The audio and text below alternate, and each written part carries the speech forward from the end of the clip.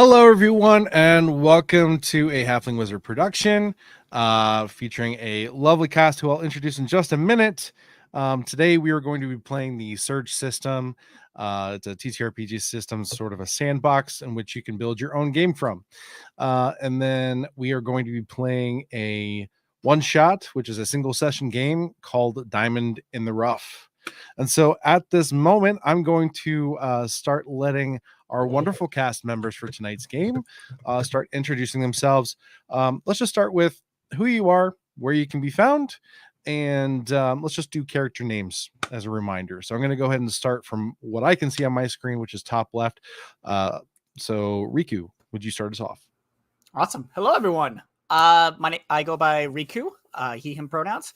I am playing tonight Gundrick, the Hills Tribe Momin of the group. You can find me on social media as Pup Riku or Puppy Riku. You can also find me here both DMing and playing on Halfling Wizard's channel. So yeah, just a quick little intro. Awesome. Thank you. Sam. What is up, y'all? I am Sam, Markov & Co. on most socials. On Twitch, you can find me in the wife over at the Starfield, or you can find me over with ADH Adventures and Dinner and a Game. Tonight, I'll be playing Mako, the group's Jinn. Okay. And then Red Hawthorne. Oh, you're still muted in the app. Can you hear me? Yes. Yes. Awesome. So I'm Red Hawthorne. You can find me on Discord under that name and even on TikTok, Red Hawthorne. And I'm playing Oleander Perry. Awesome. Aristotle. Oh, you're muted, sir, in the app. Howdy, thank you. I'm Aristotle. I'm don't have any particular socials to share. I was introduced to Greg and Red Hawthorne by a mutual friend, and this is my second TTRPG I've ever played. It's all been Surge, and so I'm fresh here, but just glad to be here, glad to be a part of it. And I'm playing a Perry named Seshal Rimph. I'm glad you clarified the name because I was worried about the pronunciation. All right, Zombie, and just a heads up, you are muted in the app. Hi, I am Zombie Pup. You can find me here on Twitch really often currently. So just twitch.tv/Zombies Pup. That's where I live. And I am playing Bilford Frond, the Wodell. Love it. All right, last Christian. Hi, everybody. Christian here. I play Aldrich Stormweaver, the Stone Tribe Momin. And my socials are temporary hit points. You can find me on the Clock app and Insta. All right. Thanks, guys. And so right now we're still setting up character sheets, and it's actually kind of a nice thing because for anyone who's not already familiar with Surge, it gives you a chance to kind of take a look and see how you would build a character. Our characters will be starting at level 3 tonight. And so we have to kind of walk through what those upgrades look like, as well as make sure that we understand the schools of magic that we're going to be using and everything else. And this will also be a good chance, if you're interested in using the system in the future, to see what the VTT looks like in Foundry. We are using Foundry VTT. And so I know that some of us have already kind of gotten into the weeds and figured out everything. So I'm just going to kind of go down the list, the same exact list we just did, and say, were you able to use all your points? Do you have any questions? Are you good? So starting with Riku, I think you've already set everything up. Are you good to go for your character tonight? Awesome. Yeah, I think we set it up earlier. A couple days ago. Yeah. Yep, that's all right. Okay, Sam. I think we have your character created and everything. I don't know if we did all the upgrades and everything. So I was able to get, after knowing how the points are allocated, I was able to go from there. Okay. So I got all the points allocated. The one question I had was on HP, and mainly, how does HP scale? I know it goes off of character level. I love that you asked that. And typically, yes, it does. And so what we're going to do for this, just to make this easy, what we're going to do is we're going to look at your strength score, which is a 1. And so I'm going to go ahead and hit that roll with an HP for you, unless you'd like to be the one to hit the button. Why not? Okay. Yeah, you might actually want to, because I rolled a 1 for you. That's probably not good. Let's see. So what you'll do is you'll go under the skills, traits, and inventory section of your character sheet. There's a tab called traits. That's where you selected your chosen trait. If you click on that box again for Jin, it'll open another box for you. And then you'll see a red set of text that says roll starting HP. Yeah, see, that's already better. Only by 1, but still better. And so if you can close that box, and on your character sheet, right above where that Jin box was, you see a starting HP field. It's a long field that goes all the way from left to right. Yes, I see it. So you put that value in there. It will add to your encounter score, which will give you 19. And so then we just fix your current HP to match that, and you are all set up there. All right. We'll do spells here all together. Okay, I see some more starting HPs. Excellent.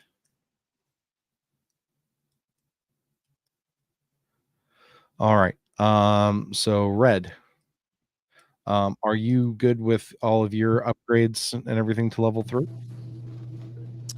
Yes. Okay. Yeah, looks good. Looks good. I was just doing my starting HP. Okay, awesome. Let's go to Aristotle. I do believe I'm good. I have a question about the racial bonus and buy points, but that might be getting too into the weeds right off the bat. No, it's okay. What's your question?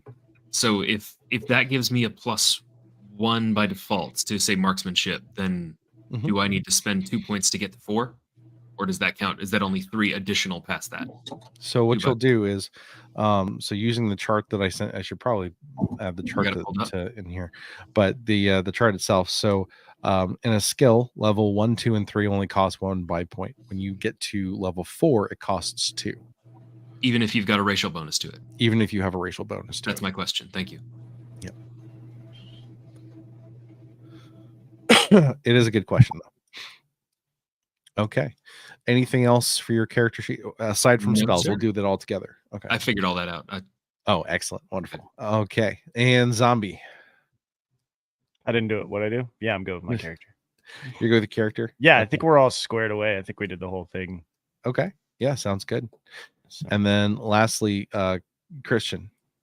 Yeah, right now my only question is determining my menace. For my species, I got 2, and then I have the stone warhammer and medium armor. So okay. All right. Yeah, sounds good. So yeah, we should probably talk about inventory because I haven't gone over that with everybody. So especially for those who are unfamiliar with Foundry, at the top right, you see a bunch of menu items.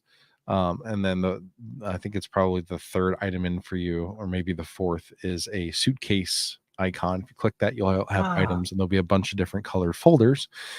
And so if you click on items, it's going to start breaking things open for you for all the different things you can have on your character. And then at the bottom are weapons. And so these are broken into melee, ranged, and single-use weapons. We're not really looking at the single-use weapons. Those are like for more modern, or maybe, well, I mean, maybe you want a bomb, but I don't think that it's going to really be useful for you in this particular one shot. But here's where you can start looking at all the different weapons, and we'll be using the medieval and Renaissance weapons. So you're welcome to add any of those to your character sheet. And how you do that is you literally just open your sheet, and then you open that menu, and you drag it anywhere on your character sheet that's blank, and it will start to show up on your inventory. So for instance, I think you had mentioned you wanted a Warhammer, Christian. So what I can just do is I can literally just pick it up, drag it in here, and then when I go look at your weapons, here it is. I missed the where do you pull up the sheet? I missed that. Sorry. Yeah, I should probably start that. So this tab right here is actors. And then there should be a purple folder for players. Awesome. You should see your character. Got it. Thank you. And so you open that up, And then again, you just go to the item list and then you can pull things over. Awesome. Thank you. Sure. And so while you guys are working on that, I'll talk a little bit more about how we're going to be using Foundry tonight. So it is going to be our primary role tool. If someone wants to use annual dice, by all means, I wouldn't recommend it if you're not already familiar with the system, because the dice change depending on what you're rolling. And so just to keep track of that and to make sure that you're catching your surges so that you get really crazy rolls and stuff, I do recommend doing it in the application itself.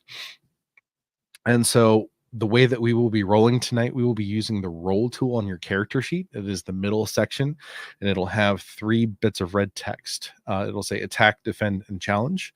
And then there's going to be a couple of drop-down menus. So the roll category has all 11 of the skills plus the 5 major attributes. So you just select what you want to roll.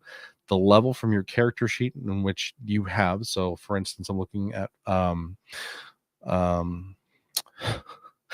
the heck did you Aldrich? There we go. I need to change your name here.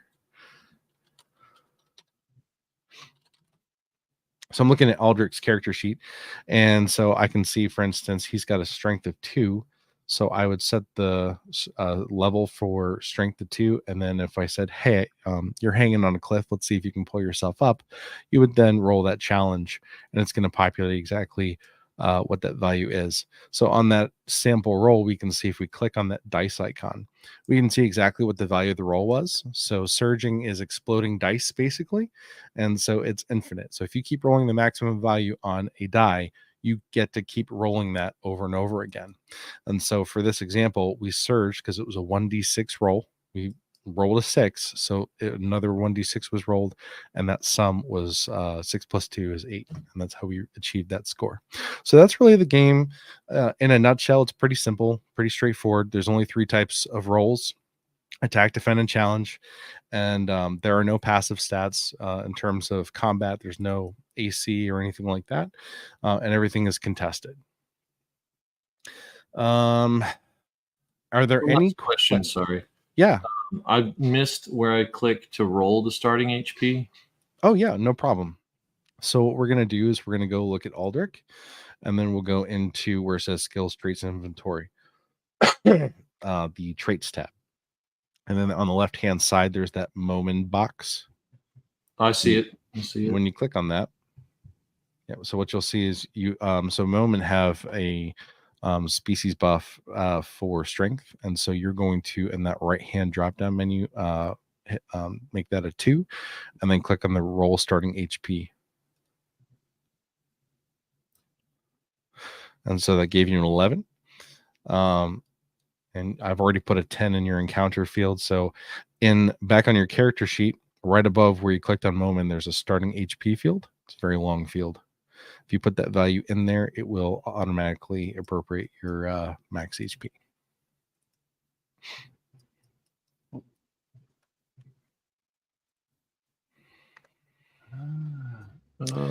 Did I do it wrong? No, you did it right. If you look at your max HP at the top left there, it says 0 out of 21. I'm just changing that to a 21 right now. So now everything looks good for you. The only other thing we need to do is make sure that we are putting in our recovery. And I will double check and make sure that everyone has theirs. If not, we can fill those in together. I believe mine's 2. I believe it is 2. I know the Jinn have a recovery of 1. Mm-hmm.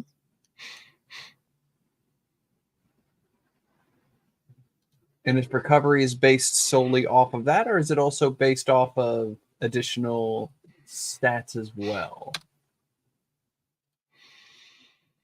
I'm sorry, say that again. So for recovery, is it just the racial bonus, or is it another thing as well? That it is just the racial bonus. So the reason for this is because we don't the stock game of Surge is never going to provide magical items. That's for typically GMs to develop in their own worlds. Again, we're a sandbox system. So you might have magical items through your campaigns if you're playing that might contribute to your recovery points. And so how these are used for everyone that's just tuning in, and is unfamiliar with the system, this is used for when you're in combat. If you have taken damage on in a round of combat at the beginning of your next turn, add this value back to your current HP. Think of it like an adrenaline rush. You just got smacked, and now you're awake, so you're back in the fight. Or a second wind. Unless you've been reduced to 0, in which that's a different situation, and hopefully we won't have that tonight. The other way that you can use this is we don't have short rests and long rests. For every hour of rest that you take, you get to add your recovery points back to your HP, not to exceed your maximum, obviously. Okay, and then I think let's see, Oleander. Oleander, you rolled an 11 for your starting HP, right? Yep. Pop that in there, and so now you have a max HP of 21. So you guys are pretty beefy. So one thing you probably already noticed is that our HP pool is very, very low. We don't do crit hits or anything like that. Surging is like the big hurrah. If you have a really big score, sometimes maybe I'll just let you auto do something instead of worrying about the contested roll. But there's no such thing as a crit. And we don't do the double damage and all that kind of stuff that you're probably used to in D&D. And the reason is because we have such low health pools. So we don't want to end up with, kind of one-shotting people with damage and things. Let's see. And Aldrich, I need to add your HP there. Okay. All right, so I think we're all good on that standpoint. So now we can start talking about the schools of magic. I know some of us have already started importing that into our character sheets. Excuse me. But if we go to that purple folder under the items tab again, where we found our items and found our weapons, we can find a purple folder called spells or violet or whatever you want to call it. And then there's going to be 11 schools of magic that are there. And so I'm going to allow you to basically take 2 of these and add them to your character sheet. Now, I'm not sure, but you might be able to just pull the whole folder over and add all 4. If not, you just go in and manually move them over one by one. Each school of magic typically has 4 different spells. A couple of them have more. And I think one of them actually has less. But for instance, School of Mending is like healing type magic. School of the Third Eye, this is more like, think psychic type abilities. Disease, it's pretty straightforward. Think of typical poisons. You're going to see that there's probably a lot of similarities between like popular video game tropes and things that you're already familiar with or have seen before. And then basic magic is not something you have to add to your character sheet, but basic magic is and I always fumble this prestidigitation from D&D.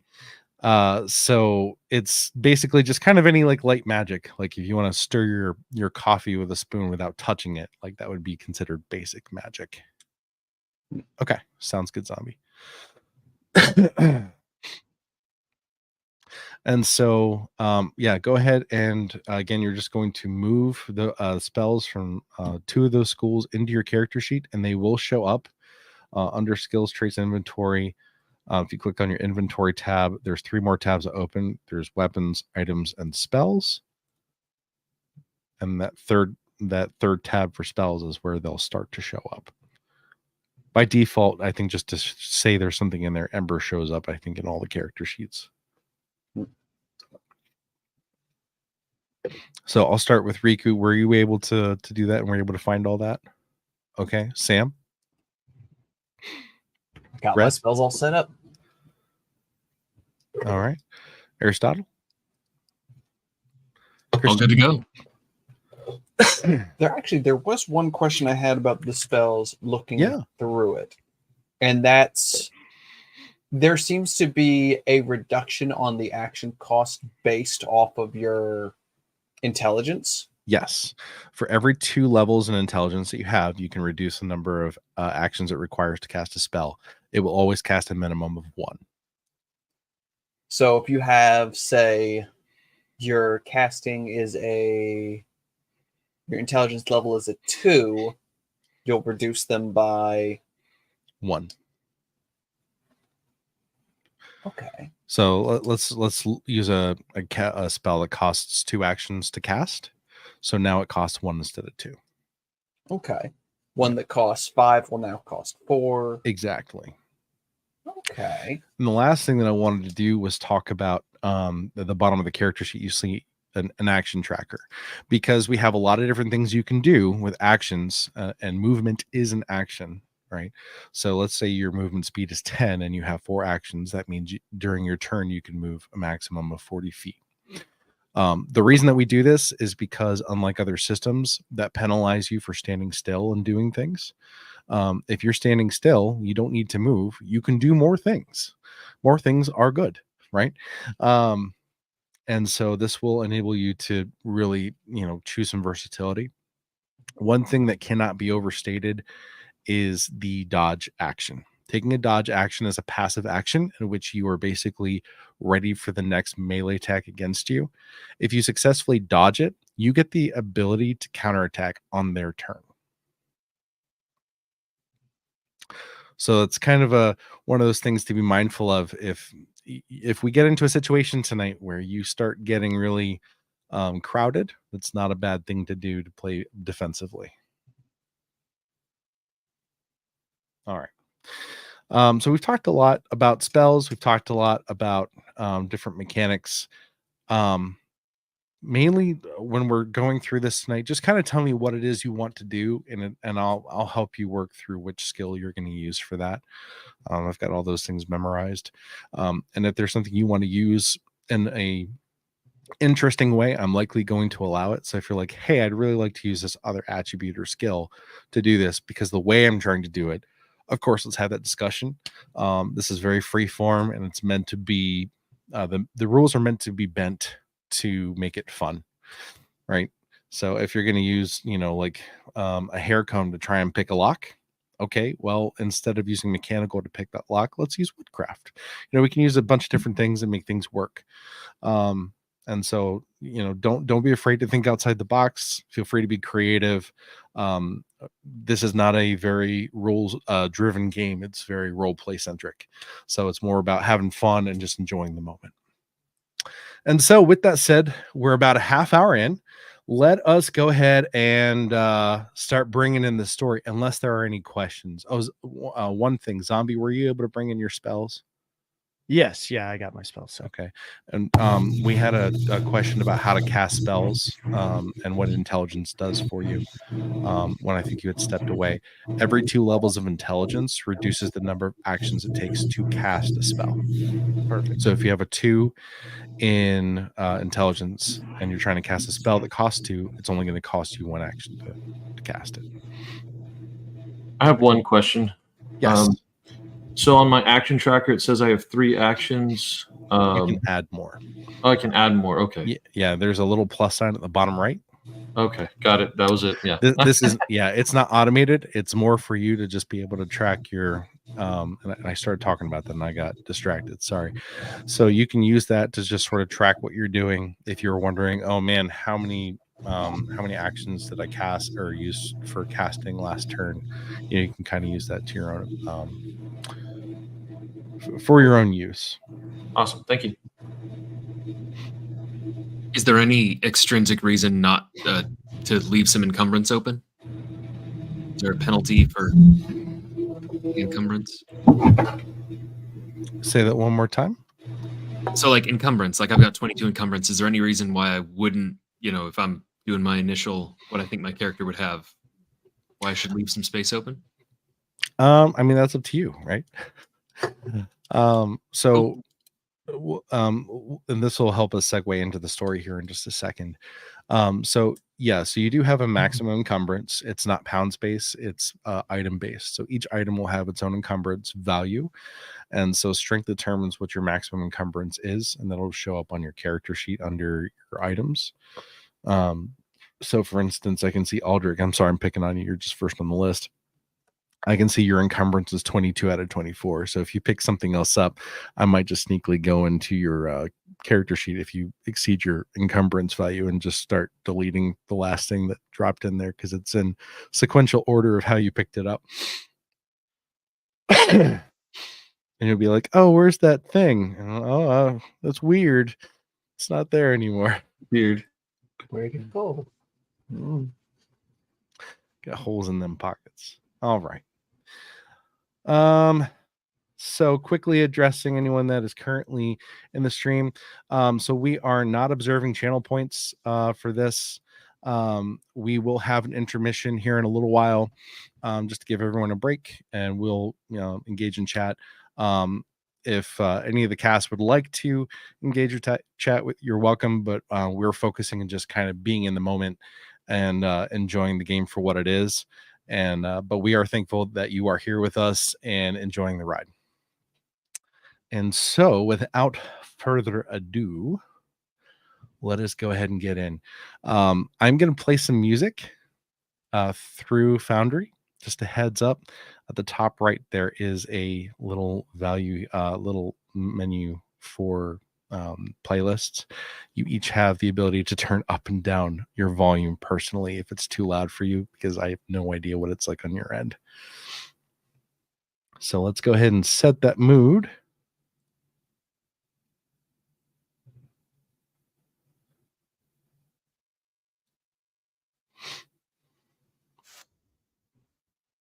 All right. So, Diamond in the Jewel of the Sand Seas is said to be the crowned possession of the Sultan of the city Oasis, the southernmost city at the edge of a massive desert. The city is the only accessible by water, skyship, or trekking through the most vicious environment known to the continent. The docks are heavily guarded, and walking to the city is ill-advised. The Sultan has invited a delegation from Ceruleum, a soiree of sorts, and the infamous pirate skyship known as the Black Kite has arrived under the false pretense and disguise of being said delegation dressed for the occasion. The event is held in the lavish palace with dozens of guests and a very strict security policy in place. No guest may leave the palace without the Sultan's dismissal once they enter. To enforce this, dozens of guards are posted throughout the palace's few entrances.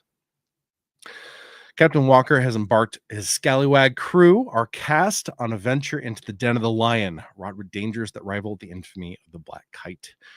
Their mission: to con, infiltrate, steal, and exfil.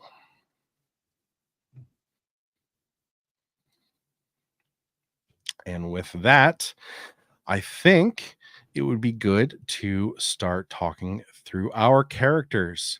So, same order, Riku, would you like to introduce your character for us and tell us a little bit about them, and give us, I know that we have our visualizations already, but maybe tell us in your own words what they might look like to someone that is at this event. Certainly. Well, my character's name is Gundrick. As I described earlier, he is a Hills Tribe Momin, so pretty freaking tall and big and menacing, but he is definitely what he looks like is very much not who he is. He is just a big old teddy bear.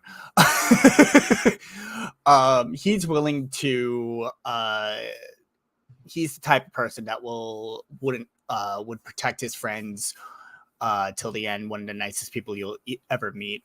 But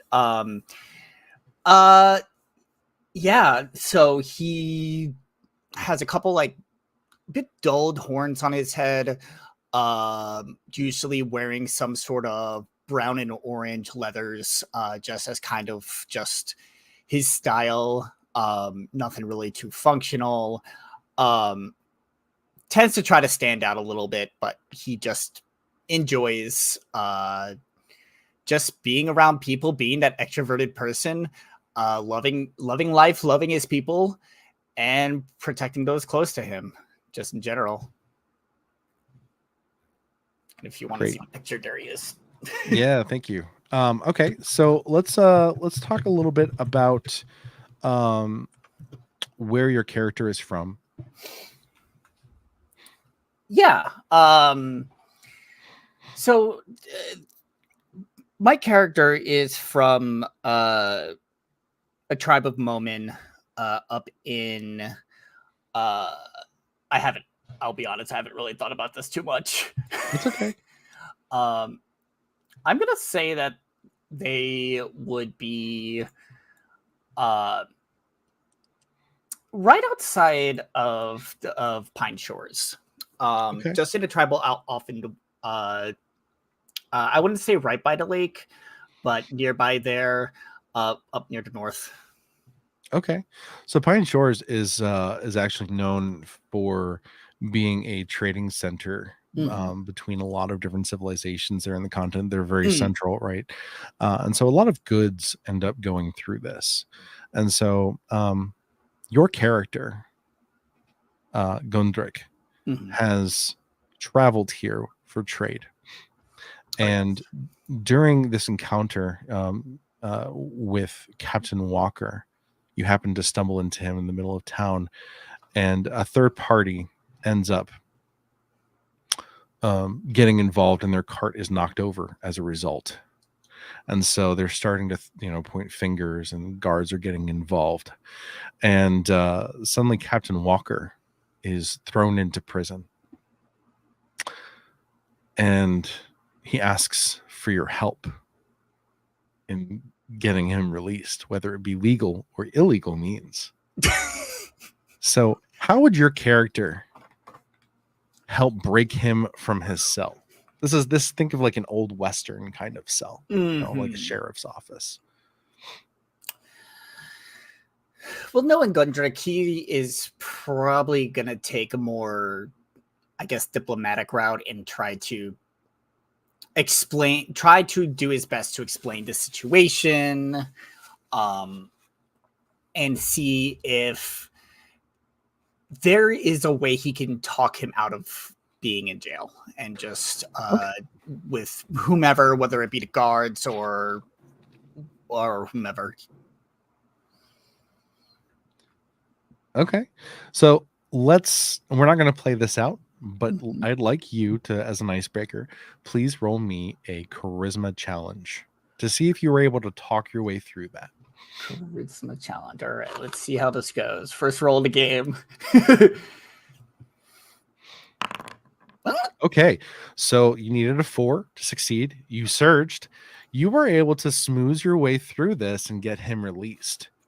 And as a Yes. thank you, he invites you, unbeknownst to you that it's a full pirate crew, he invites you to work for him, and he will compensate you fairly. And knowing that you had come to Pine Shores to make money for your tribe, you graciously accept and end up accidentally joining a pirate crew. I think it's something like with Gundrick that even though unbeknownst to me, he's a pirate. I don't know if he would. I think he would care a little bit, but also just excitement of the adventure would be very intriguing still. Okay, awesome. All right, so next, Mako. Please describe your character a little bit, about where they're from, and then we'll talk about how you and Captain Walker managed to get acquainted. So Mako hails from a place that, if I was going to take a reference to something that might be similar, I'm going to pull from Pirates of the Caribbean, Tortuga, a place that used to be a small island but slowly became a gathering spot, a location known as Freeport, built off of shipwrecks and ships basically brought together to make a large island. It's a place where you can freely trade. There's no necessarily regulations or laws that many companies stipulate, no additional taxes, which makes it a very popular meeting spot for traders to meet and exchange goods.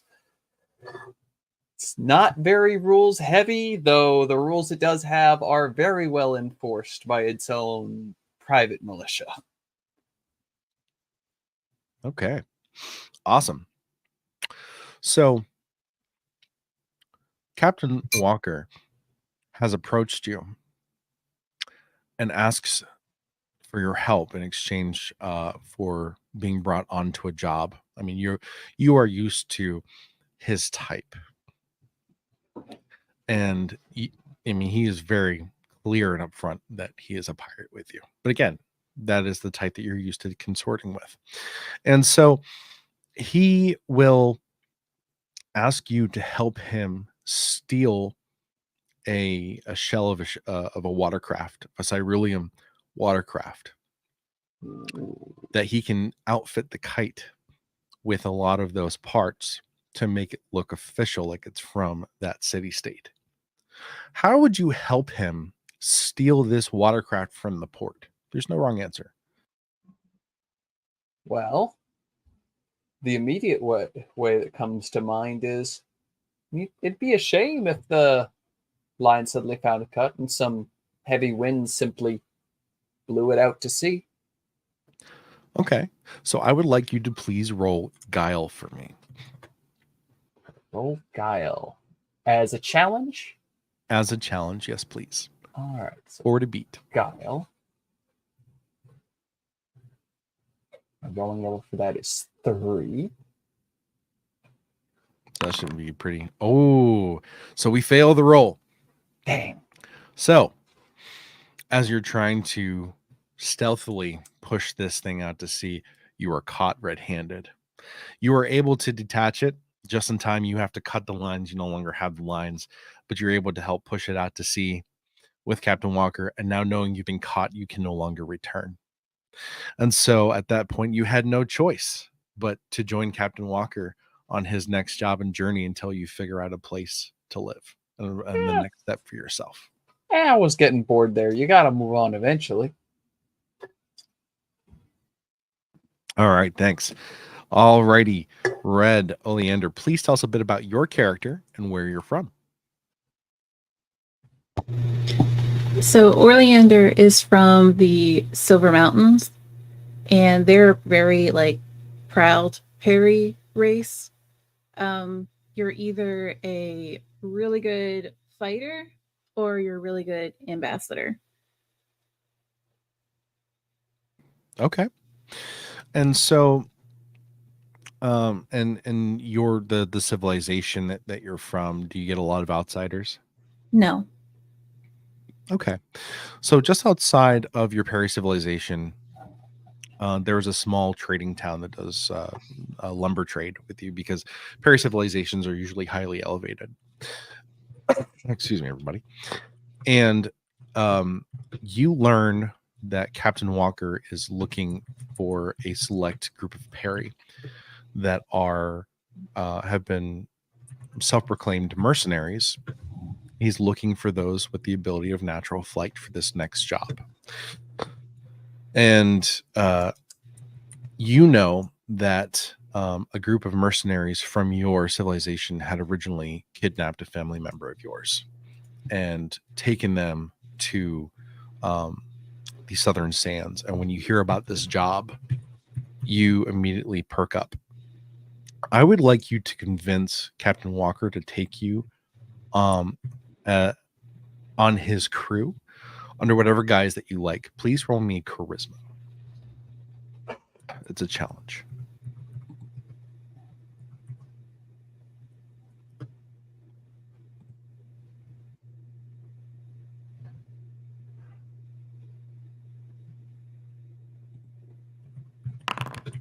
A 3. You are unable to convince him initially, so you sneak on his vessel anyway. And only halfway through the journey of collecting team members are you found out, but you're there anyway. And so, under threat of death, you will help him with this next job. Okay.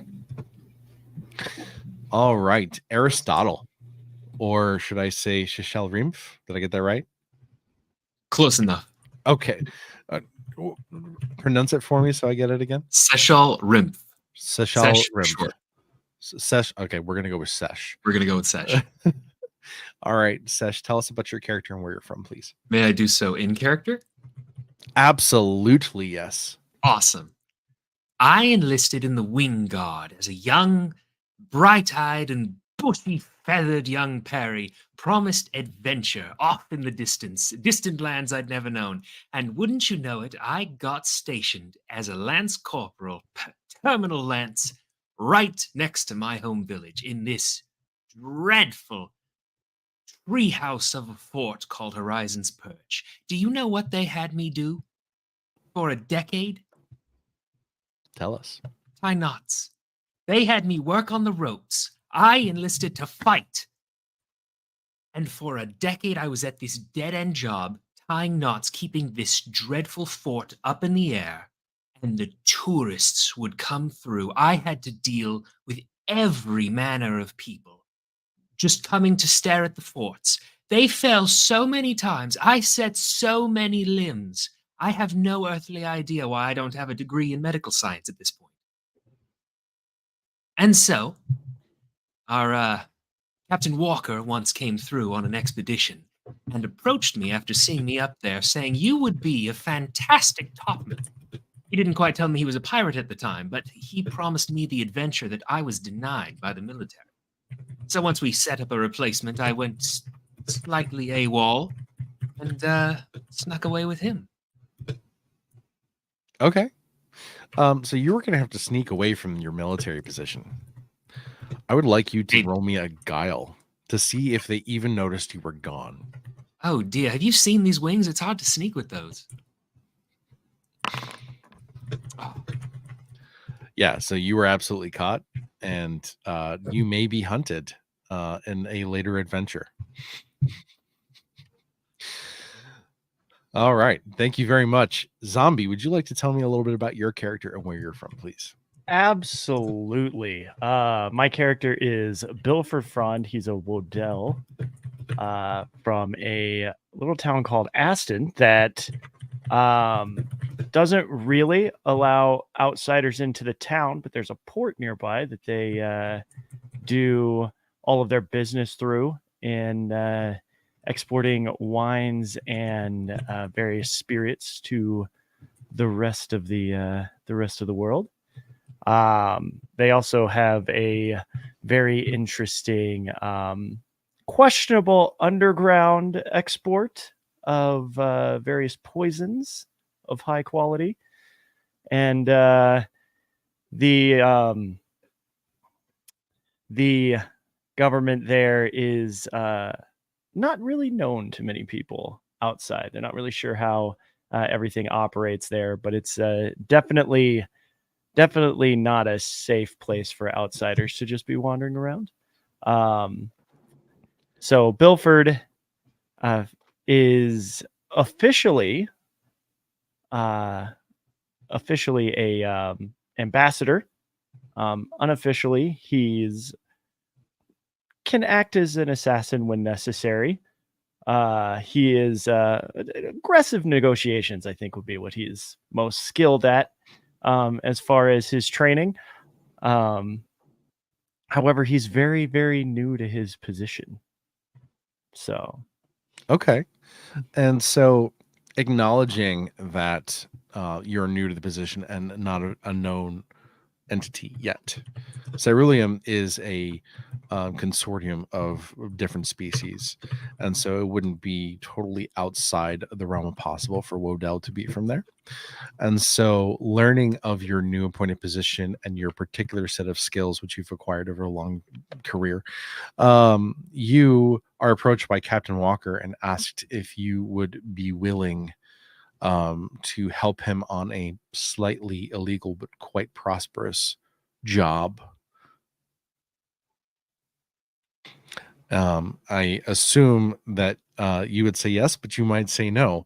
How would you respond to that kind of? How would your character respond to that kind of request?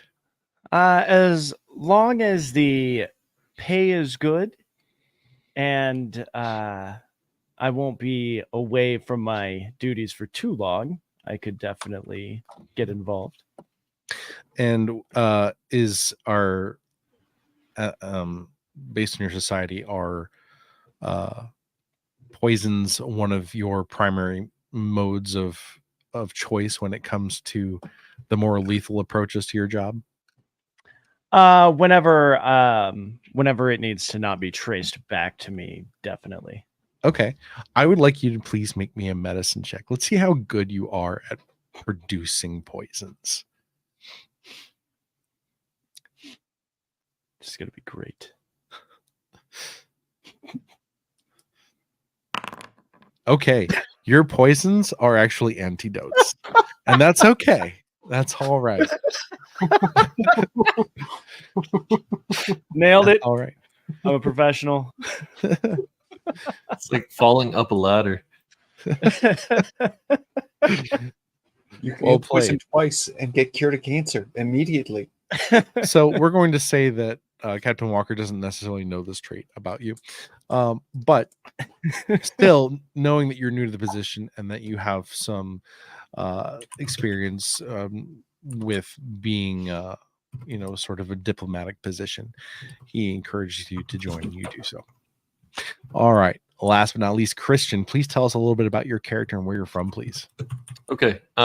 So Aldrich is a tall and pretty robust looking Momin. He's kind of been honed by the relentless winters of the north. His skin is a little sun-kissed, and he has these piercing blue eyes that kind of almost like match the skyline of his homeland. He has tightly braided hair that kind of goes down past his shoulders, and he has like medium hide armor that kind of has like bones and this and that of different like animals that he's killed. He comes from a town called Wolfgate, which is far up north in the mountains, and this town is very secluded, very difficult to get to. It's known for these massive, these grizzly bear-sized wolves that seem to range and kind of lay claim to these snowy peaks. And at an early age, the people of this town are taught to hunt and taught the ways of the wolf. And so that's basically all he knows is that. And he has been sent out on a quest by his matriarch to go and learn of the world and come back with his knowledge. And so that's what he is. That's what I got. Okay. So you made it approximately 6 steps out of your town before Captain Walker just happened to be on the same path. And he was surprised. And so you explain that you're on this quest. And he asks you if you're strong. And so, of course, you're going to reply as a proud moment. Of course you are. And so he asks you to test it. And by test it, he wants to see how far you can throw this medium-sized boulder. Okay. And so I would like you to please roll me a strength challenge. Strength challenge. Oh, yeah. You're able to throw it much further than his expectation. If he was expecting you to just like throw it to the closest wood, which was like 20 feet away, it actually doesn't start rolling until after it's already lost sight into the woods itself. So he is quite impressed with you, and so he invites you on the adventure of a lifetime to satisfy those. And of course, how easy could this be? You willingly accept. And so that brings us up to speed on how we all ended up on the Black Kite as the Scalawag crew, ready to do some thievery. And we know that we are going to try and steal the Jewel of the Southern Sands from this palace soiree. And so now I'm going to divert our attention over to the map. Ooh. All righty. So, first of all, can everyone see some part of the map? Yes. Is anyone unable to see something on the map? There's going to be fog of war, but that is just more for the purposes of, exploration. Okay. So silence is compliance. So I think that we're all good. So I've got one little bit to read here for you, and then we're going to go ahead and get started. But first, what I would like everyone to do is we're going to have a little bit of a battle order. So would you please all roll me a dexterity challenge at whatever level? Dexterity challenge.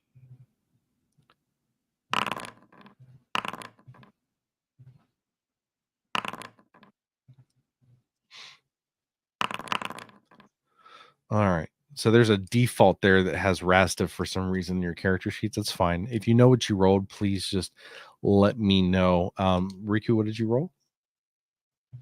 I don't know which one was mine. There were just so many All right, happening tell you at what. once. I was like, what? No, I know. Yeah, there's a Foundry issue that I'm working on them with the custom system builder. Sorry, let's do this. Riku, go ahead and roll yours. I should just have us do it in order. All right. Next, Sam. 4. Awesome. Next, Red.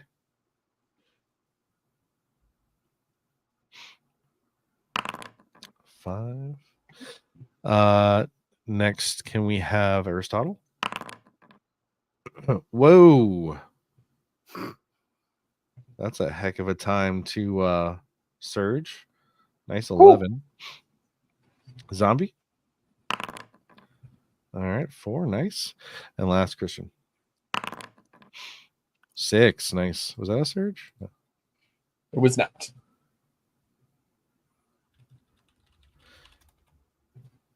All right. And so we're going to go in reverse order. So Gundrick will be first here in just a minute. Let me just read this prompt for you. You stand at the gates of the palace, the marble steps before you leading up into a reception of armed soldiers equipped with spears and shields. The queue waiting to enter is led by a feeble man making demands to be unhanded by the soldier frisking him for weapons or items of interest. As the other attendees grumble through muffled voices at their obvious discontent, your mind wanders back to the recent moments where you stood on the quarterdeck of the Black Kite to Captain Walker's orders. Steal the jewel with as little noise as possible. Standing where you are now, you wonder if your mission to exfiltrate with a national treasure will be as easy as it sounds. This job could end in riches beyond your wildest dreams. One misstep and this place could become your tomb. Your daydream is suddenly interrupted by the guard pointing at you. Next! And you realize you've waited long enough to have found your way to the front of the line. So Riku, you are first. And I'm going to have you go ahead and move your token up here. And you're going to be asked for a pass in which you've been provided one from Walker. Okay. It is a counterfeit, but it's a very convincing counterfeit. Okay. The guard who is questioning you and frisking you will say, "All right, anything to declare?" And he's looking for weapons. He's looking for armor.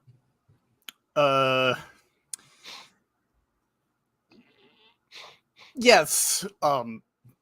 And I do have my battle axe on me. All right. Ah, crap. All right, well, we're gonna have to take that from you. Where would I be able to pick it up afterward? You'll be able to get it right back here when you leave. All right. And so a guard And will. I'm just gonna try to remember where exactly that is for later. Perhaps you can watch where he goes. Go ahead and roll Yeah. me an intelligence challenge.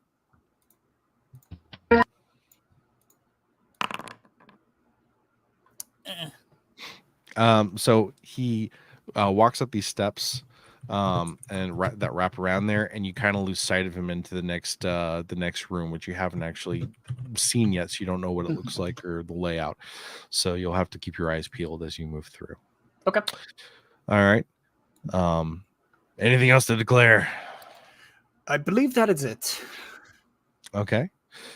And so from here, and you can keep everything on your inventory. That's fine. Just so that you remember what you have. And so from here, you are able to saunter on in. And so you walk into this.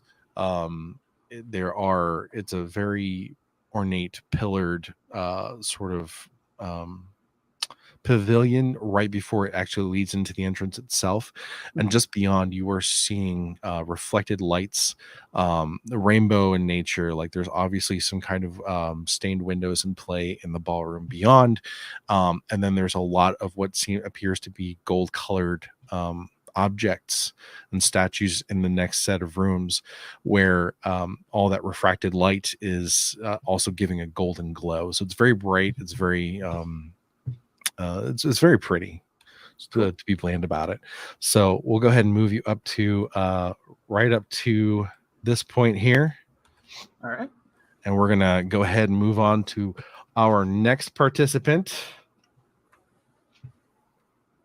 And so looking at the roles here, Sam, same thing. You're going to be brought up and asked if there's anything that you would like to declare. You provide your counterfeit invitation. It is accepted. And so anything to declare? Other than you're not my type.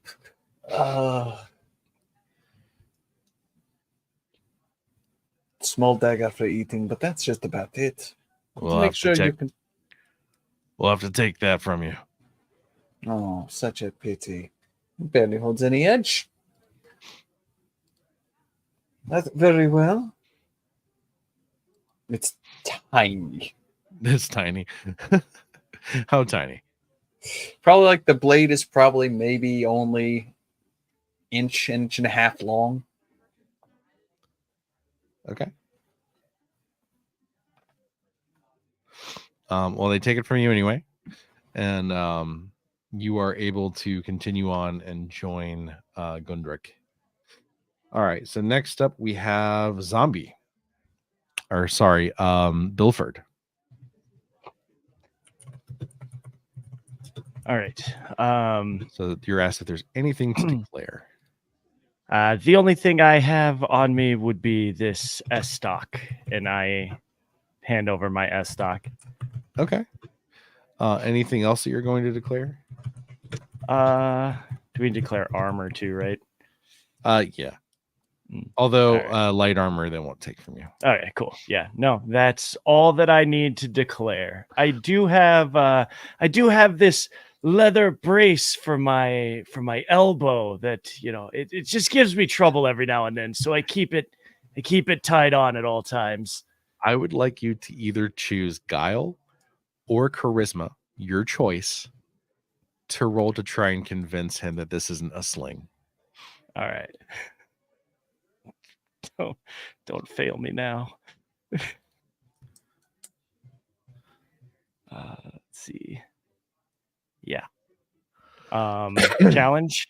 Yep, challenge. Yes, please. Yeah, you absolutely convince him. You rolled a 6, which is fantastic. And so he's like, okay, as you are, sir. So you're able to walk in with a weapon. Nice job. All right. And so you're able to join the others. And at this point, it will be Red, or should I say Oleander. You were asked what you would like to declare. So she'll flex and she'll go, I am here. Any weapons? And she'll flex again.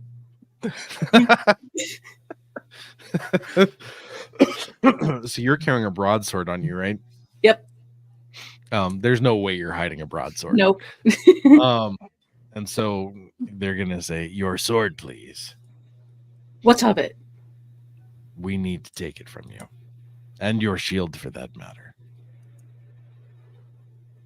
Why? We can't have you around the Sultan with armaments. But who is protecting him? We are, of course." And she'll hand over her stuff. Okay. So so you'll have to doff your medium armor as well.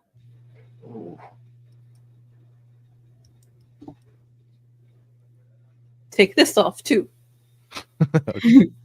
So you hand over all your stuff. No, she's asking. Oh, yes. I should kind of lead in. That's for later. Roll me a charisma challenge, please. Oh boy. You got this. You got this.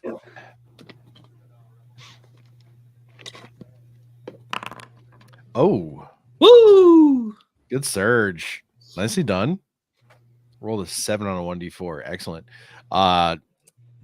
You convince him that you probably don't have anything underneath, and he allows you to walk in with medium armor on. And so you're able to join the others.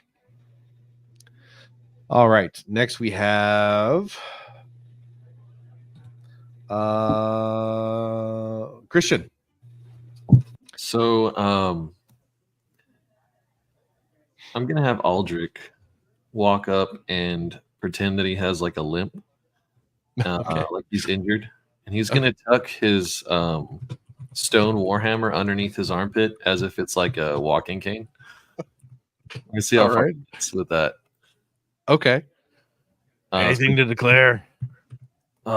Yes, I have this medium armor, and he gives them the medium armor. A book, a calligraphy set, and my simple cane here. Roll me guile. Okay. All right. You got this. I got it. I got it, guys. Oh. Sir, that is obviously a hammer. A war hammer. It was worth Is it. it? Play dumb. What's a warhammer? Not that dumb. He just says it was worth a try, and he just kind of like lets it fall. You don't even hand it to him, just let it fall. Okay. And you are allowed to move on once they pick that up from you. So you're able to join the group. And last but not least, we have Aristotle or Sesh. You were also asked if there's anything to declare. First, apologies for all of my compatriots trying to sneak through all these things. Of course, here's my flintlock and one of my daggers. But regarding the other, is there any sort of negotiation on this? None. You wouldn't deprive an old soldier of a single, just tiny little knife. No Utility weapon knife. shall pass this threshold. All right. I'll hand him both daggers and the flintlock. Is that it? That's it. Please roll me guile for your sling that you were obviously attempting to smuggle in. What, you mean this little scrap of cloth? It's just a fidget tool. Watch, I can tie any knot you can name. Purely for my own amusement. Not a weapon at all. Name a knot. Bowline. Can I roll survival? Yes.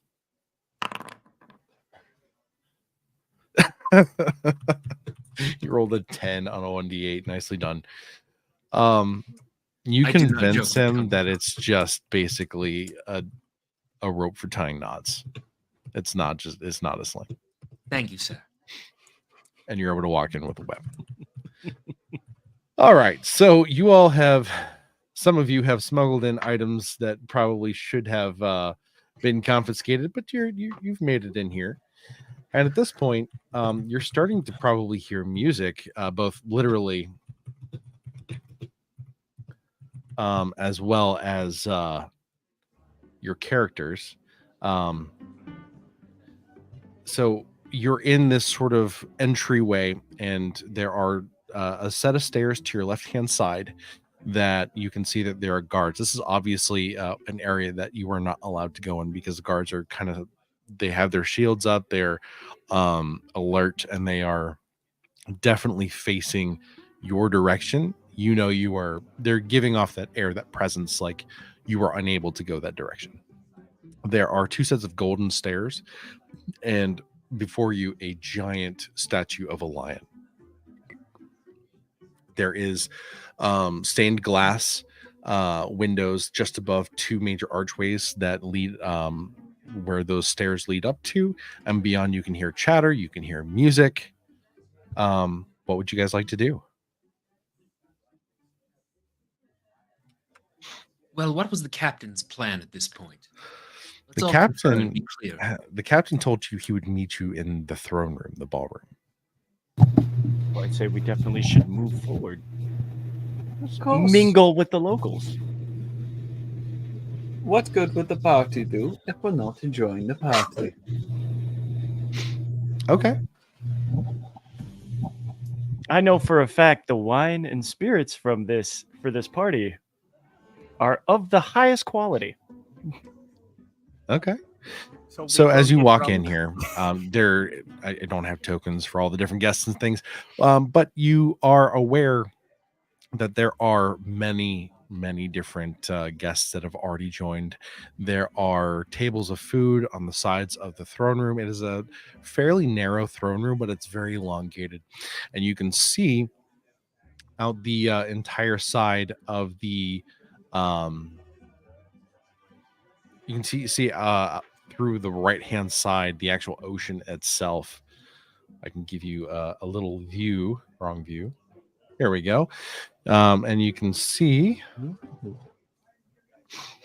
this really picturesque view out the pillars there. You can see that curtains are typically drawn across during particular hot moments of the summer and of the seasons.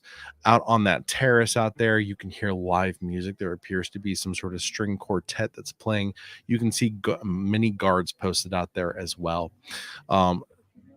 At the far end of the throne room, what you were able to see is a very lavish red and golden throne, lots of ornate windows behind it.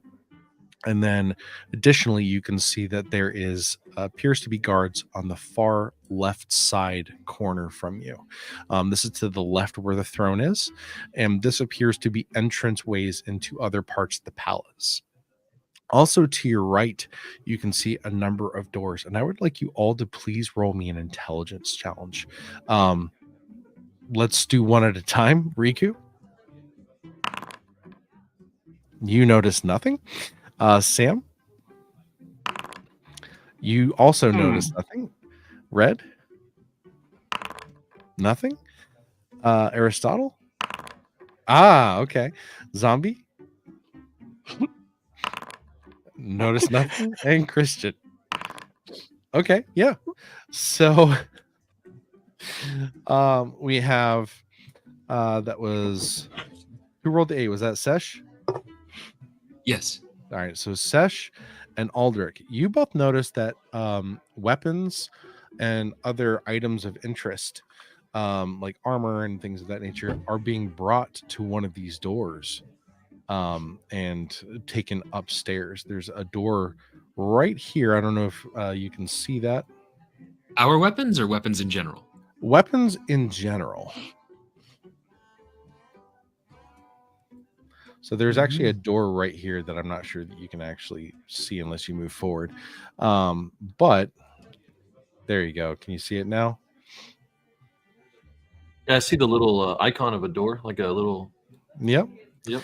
And so as that door opens and closes, you're aware that there appears to be stairways that lead up into some sort of room where all these checked items happen to be. On the far side of the throne room, near the throne, you actually see a rather important figure. He is short in stature, but he is wearing what appears to be a ornamental shawl. And you also see Captain Walker speaking with him. It is just the two of them. There's no one else nearby. No, not a guard. They're sitting probably about here on the map. And so at this point, you see Captain Walker wave over to your group. Shall we join our fearless leader? Might as well. Mako, just no hesitation. The moment he sees the wave, is already walking over. Okay. Is everyone together following suit, or are you guys splitting Yep. off? I will probably follow, yeah. All right. So we're all together at this point. So all 6 of you end up walking over together. We're doing a bit of theater of the mind. I'm not going to do like every bit of exploration with Foundry. It's more just supplemental. But you walk over, and Captain Walker says, "Ah, friends, you made it. It's me, Goldrick. Well, I wouldn't have missed this I'm party so for the glad you were world. able to make it. How was your trip from Cyruleum?" Oh, it could have been better, but in all honesty, it was not that bad. Quite The pleasant. accommodations on the boat were dreadful. I'll have to speak to the owner of that ship. He's wretched. I only threw up once this time. It's quite an improvement, Gundrick. I'm getting used to it. I'm more of a land person than a sea person, but you know what? After a little bit, it gets easier. You are a specimen special to your kind. And he's going to say, "Oh, where are my manners? Please, Your Highness, let me introduce you to my friends here." And so the Sultan's going to turn to you and he is fairly short. He's sitting at about 4.5 feet tall, and he's looking up at each of you, but he's got his chin pointed as direct to you as possible, so he's still able to look down his nose at each of you, sort of position of power, highbrow. And so each one of you are introduced individually, and the Sultan sort of gives you a little greeting bow. How do you respond to this, Gundrick? Gundrick is gonna bow in kind as best as he can. He understands the formality of the situation, but also is kind of awkward about it. Okay, not a problem. What about you, Mako? Just give a very humble bow. All right, Oleander. So Orlando looks around and seeing like a lot of women doing like curtsies and stuff. So she tries to do that, but locks eyes with him the whole time. Intimidating. Roll me a charisma. And we're going to add any menace that you have. Okay. So challenge. Yeah, it'll be a challenge. Okay, so it's 3, and my menace is 3. Your menace is 3. Mm-hmm. So, but you have an intimidating presence. But I would imagine, based on your character, you were attempting to intimidate with your curtsy, not actually be gracious. It is successful, and he kind of, you hear an audible and see a physical quiver run down his spine. The power curtsy. She's gonna look and be like, "Are you okay?" Yes, quite. And he, points his chin back up at you and regains his composure quickly. Sesh, how do you respond to his bow and his presence and how he's looking at you and everything? I do the whole take a knee as though you're greeting a king, and I meet his gaze, but with my own eyes, with my own face turned down. I'm trying to play into it. Oh yes, you're a very tall man looking up at you. Yes. Okay. Accommodate him. Well played. I would like you to also roll me a charisma challenge. Okay. We'll come back to that. Bilford. So Bilford is going to bow relatively dramatically, like borderline being obnoxious about it. Okay. And say hello. It is so lovely to be here in this wonderful, amazing building. Okay, so for that performance, I'm going to have you roll cultural. All right, come on, search for me. Oh, hey, it's not that bad. This could be worse. not much worse. Okay. So instead of being appreciative of it, he is evidently annoyed. You can see it kind of, he just kind of got this snarl across his face. And Aldrich. So as Aldrich approaches, he looks at Captain, and then he looks over at the Sultan, and the Captain knows that Aldrich probably doesn't want to do this, but he'll kind of like bow down, like he'll bow his head down, not overly dramatic, and he'll say, "You have a very large home. It is quite impressive." Yes. I inherited it from the last Sultan. God rest his soul. He just nods and kind of backs up. And so he's going to stand there for a minute, and it's going to get kind of awkward. And he's like, well, I'm going to go and see other guests and see if there's any interesting food going around. Please enjoy the party. And so he departs, and you see him walk closer to the entrance. He's sort of in the middle of the room, which is this large, basically disc that's made entirely of gold plating in the middle of the floor. It shines just like gold. It is not gold painted. That is absolutely coated with gold itself. And what's been carved into that center is the icon of a sphinx. And he is standing there, and at this point there are sort of butler and waiter types that are walking around with trays of food and drinks and things. And you guys are able to partake as the party is ongoing. And it's just people talking. There's really nothing much going on. There's no one else really there of interest. There are other delegates from other city-states, but no one that you would have heard of or recognize. And so at this point, it is just the seven of you alone. And with, as long as you're not loud about it, you can have a pretty open discussion. And so Captain Walker is going to say, okay, Sesh, do you have a plan? We have to get to the Sultan's quarters to steal the jewel. Have you seen any openings? On the way in, we did see some guards bringing some weapons. There's a door just at the other end of the hall that leads to a spiral staircase. But that's a very well-traversed area right now. I'm not sure that would be our way of ingress. Now, there was the other door, but I have no idea where it leads.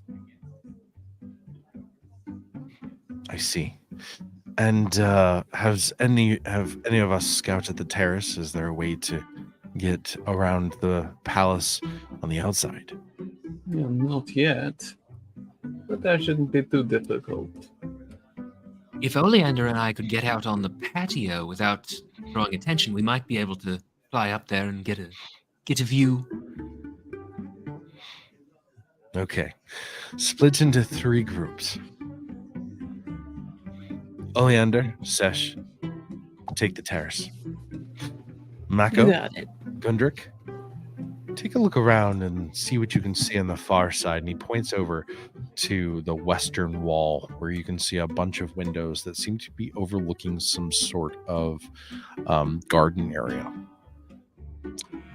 Bilford, Aldrich, see what you can do to find out more about where our weapons are being held. All right, sounds like a great plan. Shall I also test the floor tiles to see how pliable they are? He looks over at the gold-plated floor. Don't get caught. And he starts wandering and starts meandering and disappears into the crowd. And so you're left at this point to do what you will. So before we go on, are you all intending to follow along with his instructions? Yes. He seems like a good captain. I'm going with it. Yes. Yep. I think All right. So what were the groups one more time? So Gundrick and Mako, Oleander and Sesh, Bilford and Aldrich. And so we'll start with Gundrick and Mako. So you guys do your team break. What do you guys start working towards? Let's go see what we can find out about this garden. We might find something interesting, no? Might as well. All right. And so, as you guys are walking over to the gardens and peering out, you can see that there's actually, so there is that door that's at the far northwest corner of the room, right near the throne. But there's also an entrance. There seems to be two entrances that are there, and they both lead. One leads to a small terrace overlooking this garden, and then the other would take you directly to a door. And there's also a set of stairs that seem to wrap around and go below this level. And so you're able to see that if you were to go onto the terrace, there might be an opportunity for you to even jump down into this garden if you wanted to try and sneak into here this way. And then again, you have a doorway that leads somewhere that you're not sure, and a set of stairs that could potentially lead to somewhere of value. Let's say we see if we can step onto the outside balcony and get some fresh air. The garden would be good for us, no? Wouldn't mind a little fresh air. All right. Let's check it out.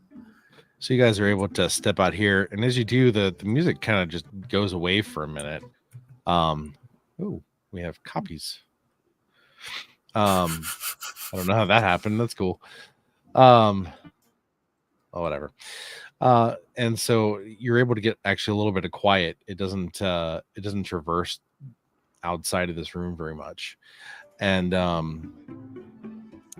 so you're basically face to face with a couple of guards who acknowledge you're there, but aren't paying a ton of attention to you. If you tried to hop over the banister and jump down, which would be about an 8-foot drop, they would definitely notice unless there was something else going on. But as long as you're just standing there and not attempting to approach them, you're not in any danger of seeming out of sorts. Well, I know one way to check to see how attentive these guys are. Long shift this evening, gentlemen? You have no idea. Stuck outside with the parties in there? Honestly, I think you have the better deal. I'd rather be at the inn at the tavern. Oh, I can relate to that. These parties are amazing, but if you spend too much time in them, just gets suffocating. Well, there is the option you could always leave, and then I can go home. Oh, without the Sultan's permission, I'd like to keep my neck. I'm sure that if you speak to him, that you'd be able to leave. Any other points of interest that we're allowed to see while we're here? In case we need to escape all the crowd in the middle? The front door is always a good option. Oh, no need to be so rude. Just time to do small talk. I'm not paid for small talk. Please enjoy the party. Of course. Just think of myself, wow, this guy's wound so tight him anymore, his asshole might pop open. Gundrick would probably laugh like that too. If He probably mutters that just under his breath towards Gunter. You mutter it out loud? Just like under his breath, the lightest of whispers. You happen to be in an area that would echo very easily. So let's see if they heard you. They absolutely heard you. They surged. Shit. Can I use that laugh to kind of cover up what he said? Ooh. Sure, roll me a charisma challenge. Okay.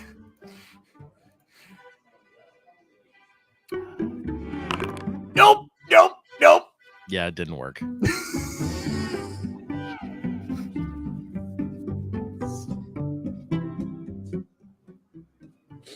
All right, so you just get a sneer from him, and that's about it. I mean, it was just a shitty comment. I mean, he's not going to jump you for that. Oh, that's nice. Damn. I'm thinking that plane doesn't work either. This guy's got thick skins. Mm-hmm. All right. So while you think about what your next step's going to be, let's go over and start working with Oleander and Shishal. Shishal Rimph. Shishal Rimph? Sheshal Rimph. Sesh. Sesh. just say Yep, Sesh. that's right. Sesh. So what are you two going to do at this point? You guys were ordered to go and take a look at the terrace. Miss So Oli. Oh, go ahead. go ahead. Miss Oleander, I think you'd be the best scout, and I think I can run interference on these 5 chaps out here on the terrace. Sound good? I bet you're better at the talking than I am. So yeah, that sounds better. I don't know about talking, but I do know knots, and that's the key here. How long do you need? She's Check gonna me up whisper, below. "Are you going to tie them up?" You know, I hadn't considered it. I might. That's the backup. That's the backup of the backup. Because we Roll me could. intelligence real quick, please. Challenge each of you. Me or her? Let's start with Sesh.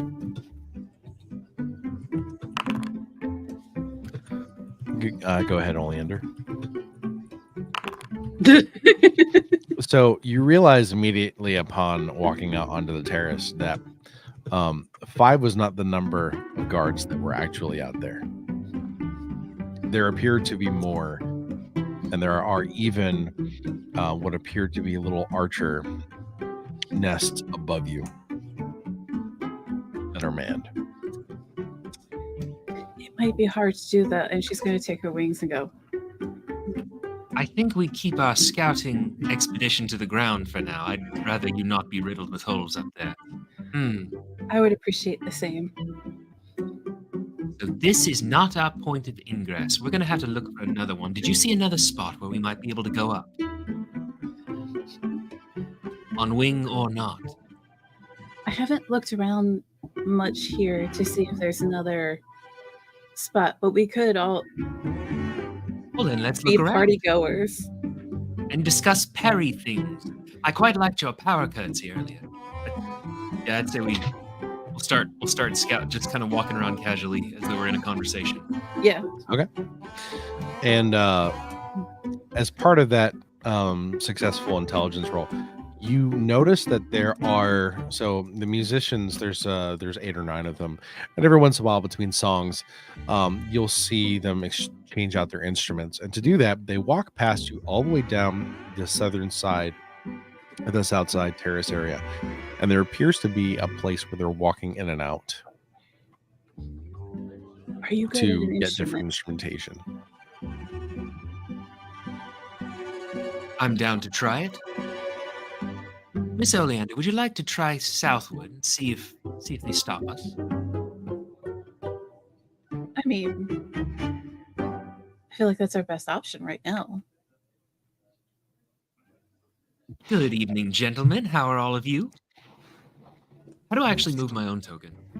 You should just be able to pick it up and move it. Oh, cool. Yeah. Yeah, either click and drag, or if you click on it and use your arrow keys, you can move it around. Yeah, you can. Yeah, it'll lock on with arrow keys as well. Thank you. And I'm so looking you for the commode. Is it over on this side? Over on this side? No. That's all you're going to get out of him. Well, what is this door? It's such a grand palace. I'm quite curious about every little door and nook and cranny. It's the music room. Oh, and what's done there? Ooh. Music. What kind? The kind played by musicians. Thank you, my good man. You're so enthusiastic. It comes with the territory. We are trying to infiltrate something. Miss Oleander, do you see anything else to do around here? You know, maybe we should mix and mingle with the other party goers and see if maybe we can find someone that's better at giving directions. As you say that, Agreed. a musician kind of jogs past you and didn't close the door fully to the most southern door here.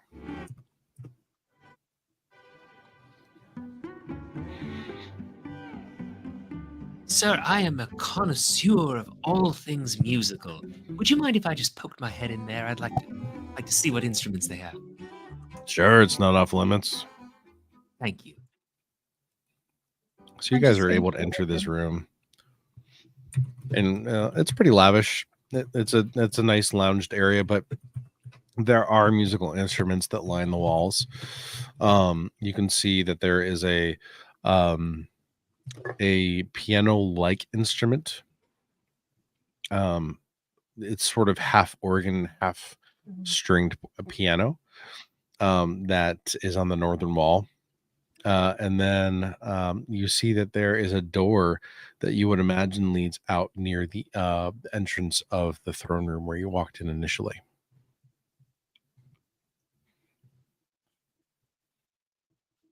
It's dead quiet in here. The doors are effective noise gates. Well, it's not a very good music room then. There's no one in it. There's no one playing. Maybe this is where we get the others to meet and discuss a plan. There's a dreary fellow hanging out in the corner. I'd like him to leave before we try that. That is a guard that has actually kind of fallen asleep standing up in the corner.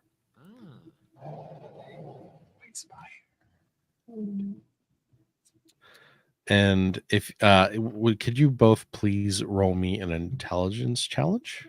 4 to beat. Okay. Not me. Okay. Nice. Nice. You are picking up a whiff of alcohol even from being about 10 feet away. He is obviously intoxicated, and he probably isn't supposed to be. What school of magic or schools of magic did you pick, Oleander? I have. Do you have anything that might make sure he stays asleep? I'd hate for him to wake up. I have astral and light, so Okay. probably not either one of those might be good.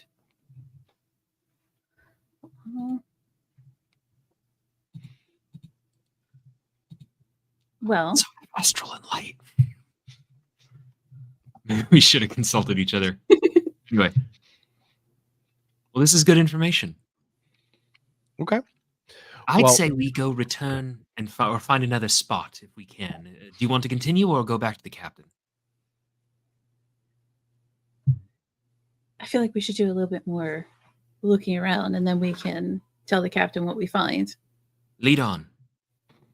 Okay, so we're going to take a break from you guys and come over to Bilford and Aldrich. And so, Okay. what did we have, Captain, have you guys go look at? So we're needing to find out where the weapons are being stored. That's right. Yep. So there appears to be a door right here to you guys. I don't know if you can actually physically see it. Yeah. We say Bilford. Okay. Well, have you seen anyone go in and out of this door recently?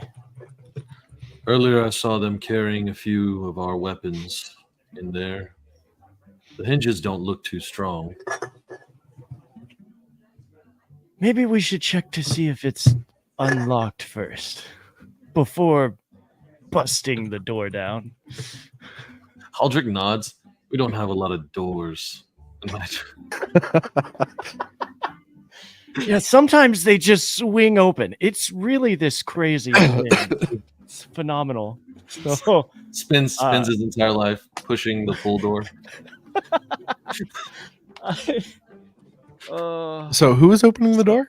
So I'm gonna look around first before I just grab this door in the open lobby to see if I can tell if anyone is, looking our general direction at this Sure. time. So I'll let you choose. You can choose Guile if you want to be sort of like stealthy or deceptive about it. Or if you want, I'll let you choose Intelligence, and you can use that to see if anyone would notice you open a door. Well, absolutely use Guile. Okay, go ahead and roll guile. And so at this point, you're committing to attempting to do this. It's gonna be great. I, Oh no! Can I say that Um, I'm helping by standing like in front of him, so that way, if they were to look in our Sure. direction, they see So what I'm me? going to do is I'm going to award you a surge roll. So on the left-hand side, there's a dice icon. Can you see that? The simple dice roller. Yep. Yep. Go ahead and roll a 1d10. I'm going to let you do a surge roll. D10. Boop. That's So not add great that for a either. 6. You are absolutely able to open the door and just slip just inside the door without detection. Oh, send help. And so you're actually underneath this room. That's a set of stairs that are leading up. And at this point, you can't see what's at the top, although you know there happens to be a guard there just because of the VTT, but that's fine. But before that, is Aldrich just kind of like stationed on the door now? Make sure no one else goes in, or does he follow? Man, I don't know if he should go in. He's kind of a big guy. I think he'll hang back and he'll wait at the door, and he'll provide like interference if someone tries to go in, I guess. Okay. Yeah, that sounds good. Yeah. All right. So let's hop over back to Bilford here. So are you going to progress up the stairs? I am going to very, very cautiously start creeping up like one stair at a time to see what I can see. Okay. So I'm going to keep your, oops, I didn't mean to do that. I'm going to keep your, that's not what I wanted. Let's move that out of the way for now. I'm going to let you keep your roll, and that's going to allow you to basically make it all the way up to the top of the stairs. And you can see that there is a guard there, but he's really not paying attention. He's like picking his nails. He's not even looking at you. And so you're within 5 feet of him.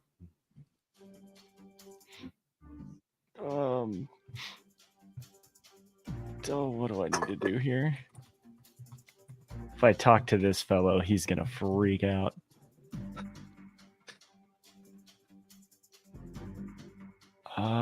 That's too many actions. You're not in combat or anything, so I mean, are there? Well, am I close enough? Like, yeah. So the magic is words of power. Am I close enough that if I were to like try to whisper it, that this guy would hear?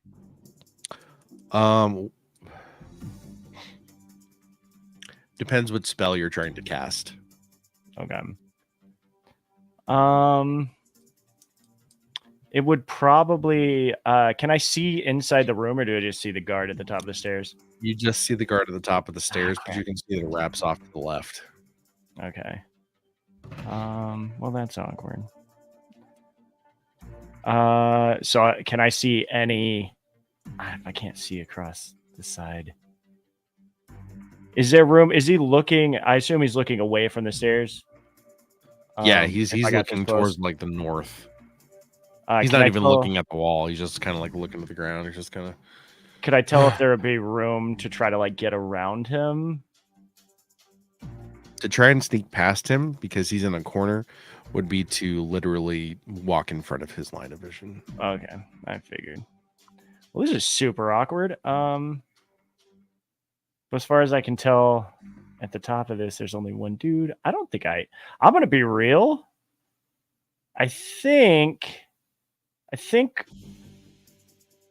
gonna take a few steps back out of here and try to pop out the door and see if I can. Maybe we can find somebody a little better skilled to deal with this fellow. Maybe like a big hulking guy right outside the door. Yeah, I don't necessarily think I'm gonna just engage this guy alone. So I'm gonna pop back and to the nice little door here and crack it open. And I'm horrible with names, but I'm gonna tell you're my with homie Aldrich. on the outside. Aldrich. I'm gonna let Aldrich know, like, hey, Aldrich, come in here real quick. What is it? there's only one guard. We could go ahead and do some stuff in here. I see. Okay, he will try to get in. What he's gonna do is he's gonna wait for, like, he's kind of observing the party. He's been watching them. Do I know if I were to use, same question, words of power? If I were to use draft, is that like a loud spell casting it? Like, would it give me away? Can you throw the description in the chat? Let me see. Because it's been a while since I looked at that one. Let me go to You it. and I were thinking something very similar, so I got you. Oh, we both did it at the same time. You got it up? Okay, Let's thank see. you. Cast focus to air push creature. I wouldn't say it's overly loud. No. I'm not trying to target any creatures, by the way. What I'd like to do is make it seem like wind is coming in from the outside, knocking things over, and then use that distraction to slip in. All right. Okay. I see what you're trying to do. So, can you both please roll me a guile together? We're gonna use a group challenge here. Okay.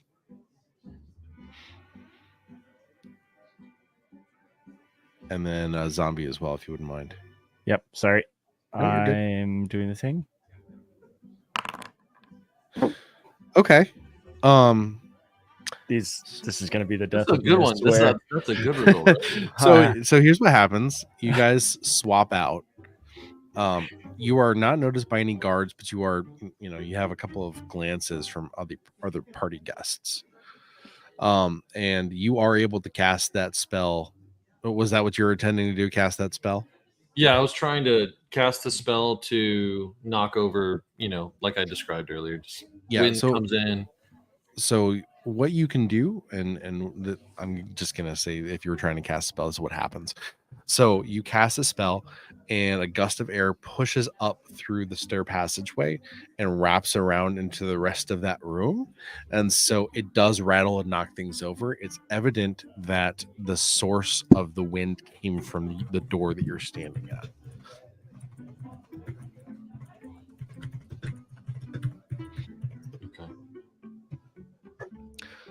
And so you hear a startled "huh" at the top of the steps, Skyrim style.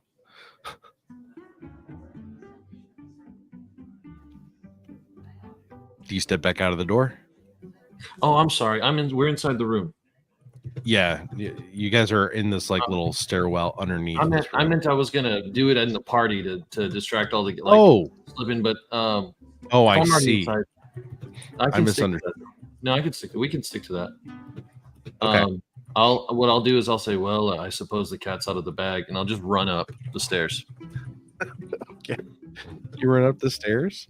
Yeah. He said there was one, right? Yep, just one. As far as I know. Before you do anything, zombie, do you close the door behind you? Absolutely, I do. We are sneaking, sir. All right, Christian, the floor is yours. Okay, so he's just gonna rush up the stairs. He doesn't know what this guy is armed with. He just knows there's one dude up there. So he's gonna go and probably try to tackle the first person he sees. Okay. Yeah. So this person, this guard actually has their shield and spear leaning against the wall. They're unarmed. Okay. Yeah, he's still going for the tackle. Like he'll. Okay. Go ahead and roll strength. Okay. Okay. This is an attack. Will be an attack. Yep. So guard definitely failed that roll. And so you are able to tackle them. I assume the intent is to get them to the ground. Yes. Yep. You are grappling them, and they are on the ground, prone. Well, gonna just give him a little dose of the night tap. Okay. Go ahead and roll a strength attack. This is a melee attack. Okay. He can't defend. I realize because he's prone. So what I'd like you to do, what I should have had everyone do, is I forgot to make sure everyone added. The VTT for this is a little weird. You have to physically add unarmed strike to your character sheets. But I can do that for you all real quick. Let me find Aldrich and add unarmed strike to that. So in your inventory, words are hard, under weapons, go ahead and click that unarmed strike for me. Sorry, the damage, the 1d4. I'm guessing it would be somewhere in medieval. Yeah, it is in medieval. Yep, it's all the way at the bottom of the medieval weapons, right above Warhammer.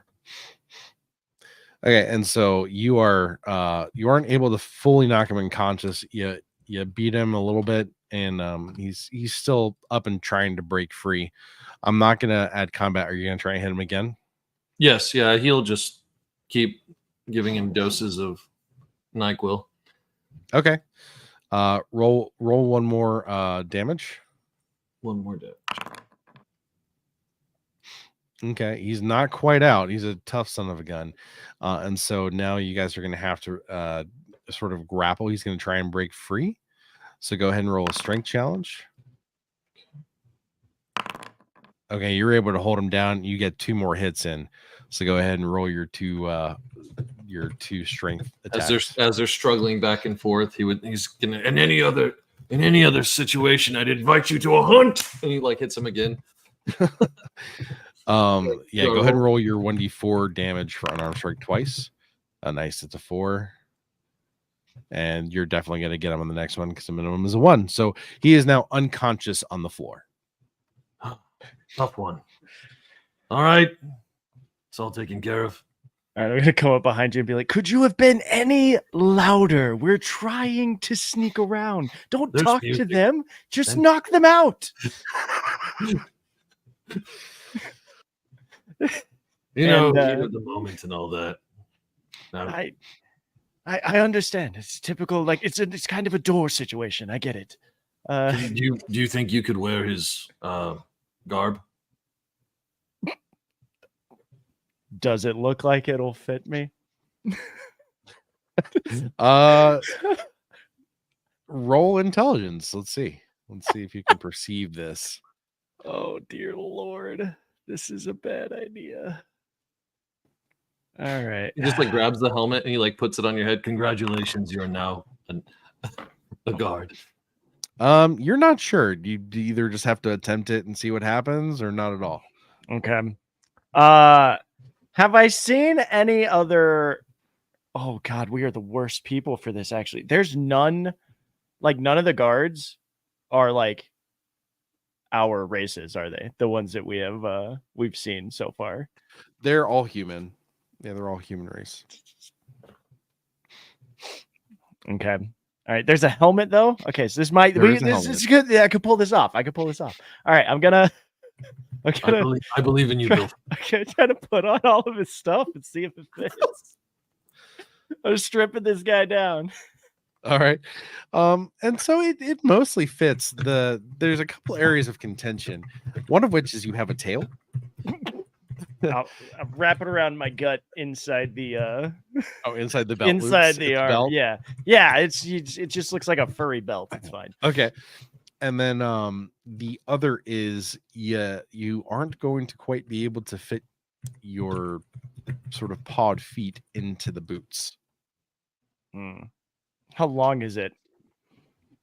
Now you might be able to like make a little cut at the edge of the boot and stuff your foot down there and have your toes kind of like poking out the front. I would have to find something to cut with. Is there anything around that I can? Oh You wait, no, happen to this be in guy's got a weapon. A room full of weapons. Room full of In fact, yeah. your weapons. I'm going to try to alter this armor so it looks relatively like it belongs. Enough that like if I'm moving relatively fast or drawing their attention away from my feet, they might not notice. Okay. That's the goal here. So you're doing work, sort of textile work, to try and get to happen. And so let's see. What skill do I want to have you try? I think I'm going to have you try leathercraft. Great. I'm pretty sure that's I'm definitely good at that for sure. Oh yeah, so good at that. All right.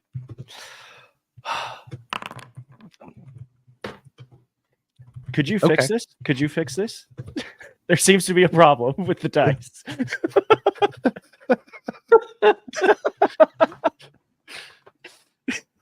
I think they just hate you. They do. They hate me so much. I get in with the sling. I'm allowed to do nothing else the rest of the night. That's it. What's the Foundry version of washing your dice? I don't know, sending it ankle pics?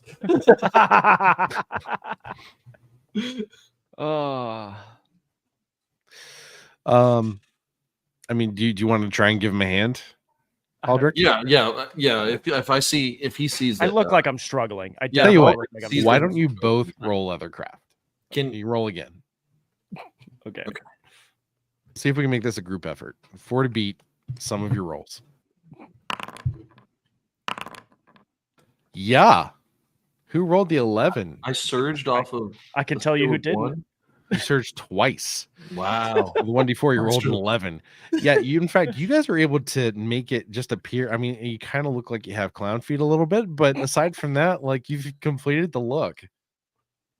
Amazing. It's a closed-toed boot that just with a massive paw inside by comparison to a human foot.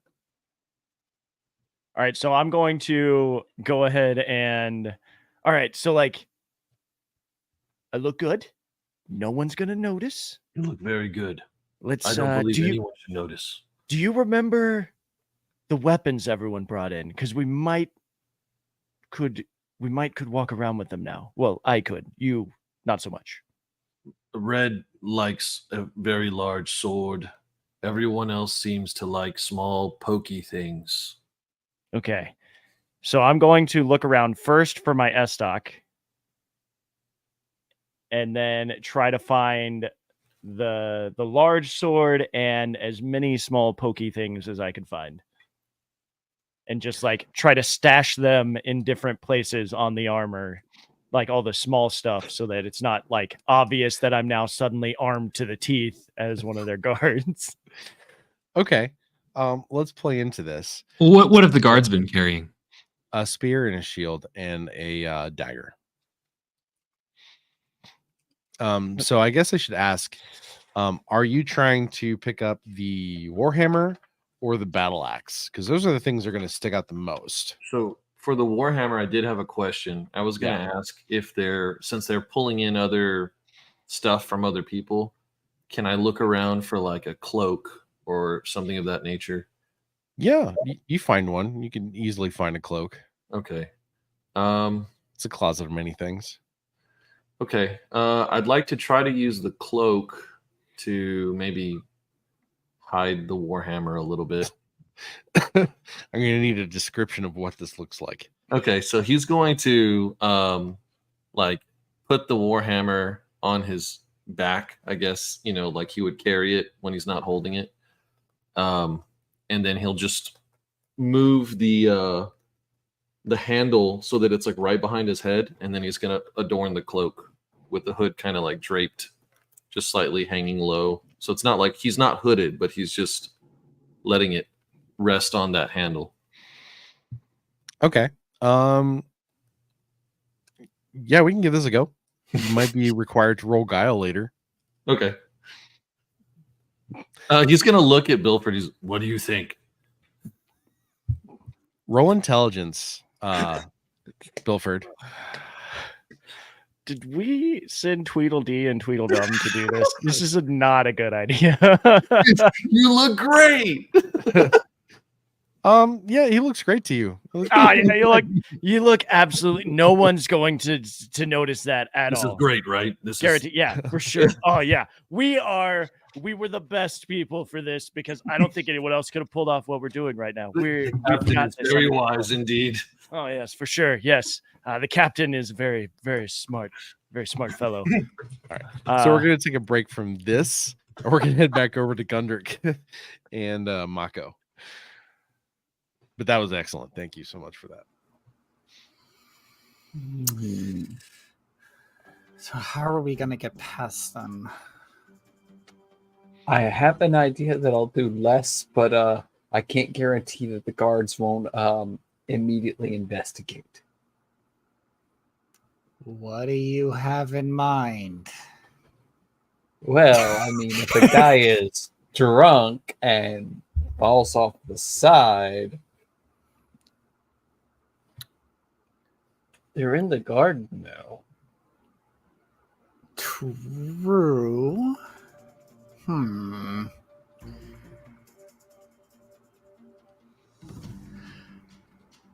That's not a bad idea.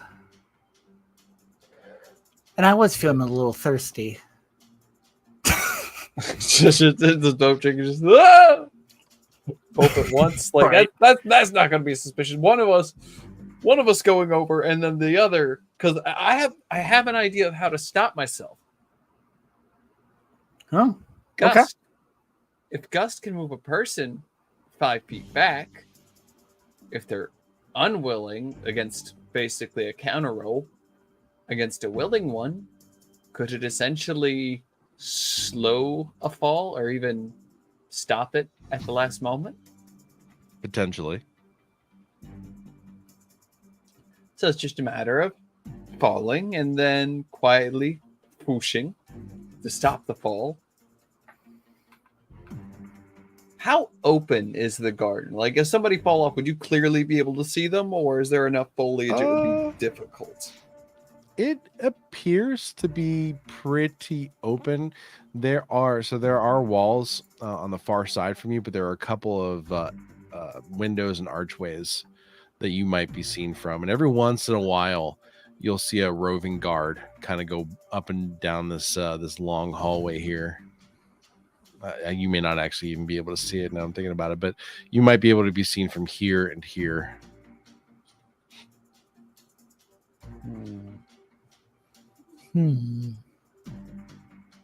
I can see what looks like a little bench area over here. Yeah. Yeah.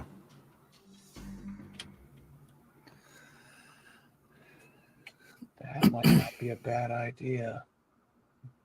Because I've got a gut feeling, considering the way, from what we've seen so far, normally royalty like a way to exit wherever the party is, to go to somewhere safe for them.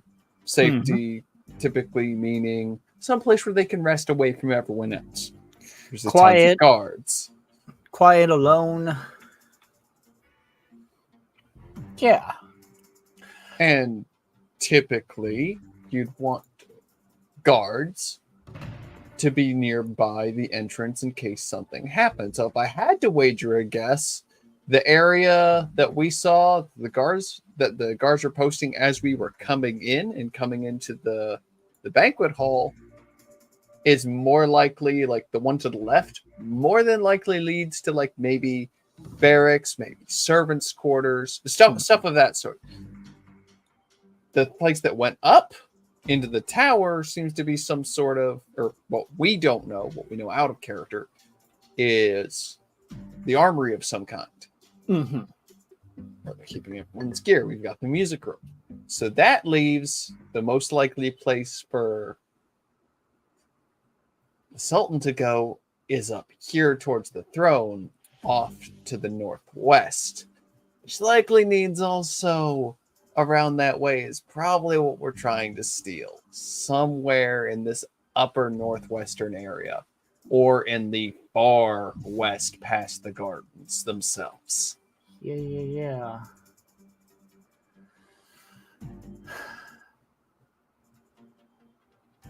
And right now, unless we want to try to cause some ruckus, which I don't think is a good idea,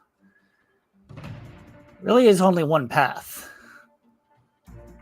Yeah, which is either through the guards, through the garden, or through more guards. Unless that upstairs passageway is somehow completely unguarded. Which I doubt it.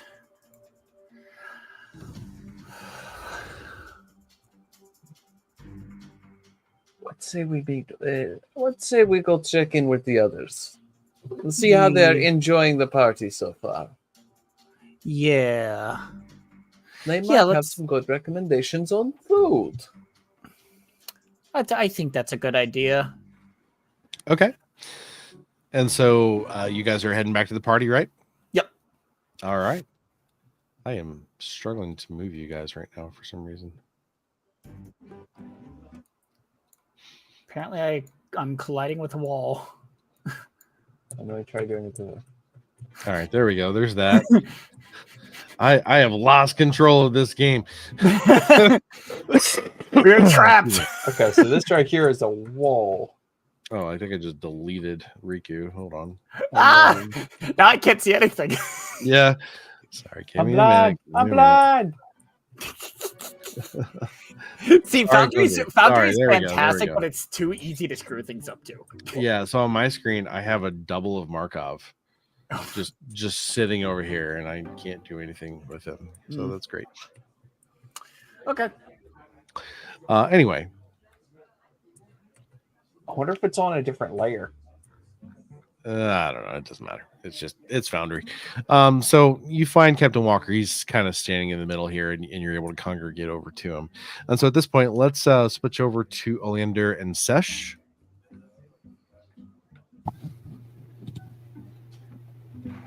Before we do continue out from this room, how are your pickpocketing skills, Miss Oleander? I am so good at it. So good. The best. Do you think the guard over there drunkenly napping has any keys on him? Does he look like it? I mean, we could always look. You can both You feel roll confident? intelligence. He seems pretty out. If he wakes up, we'll just lie to him. No. Us never. No. Why would pirates lie? What would we roll pickpocketing against? Would it be Dex or? So are you first looking to see if you can see anything? Or are you just going for it? Yeah, I want to check and see if he has any visible keys. Yeah, roll intelligence. Let's see. 4 to beat. That was me. 9. Wow. 9. Oh wow. Yeah, you definitely can see that he's got a set of keys. Now they're on the right hand side, and he is facing the southeast wall, and he's kind of just leaned up against it.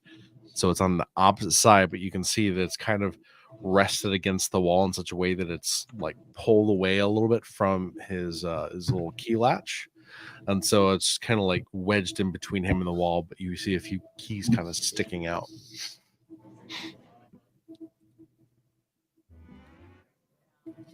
Red, you want to go for it, or should I? What would we be rolling for pickpocketing? So if you're going to try to steal it from him, you're going to depends.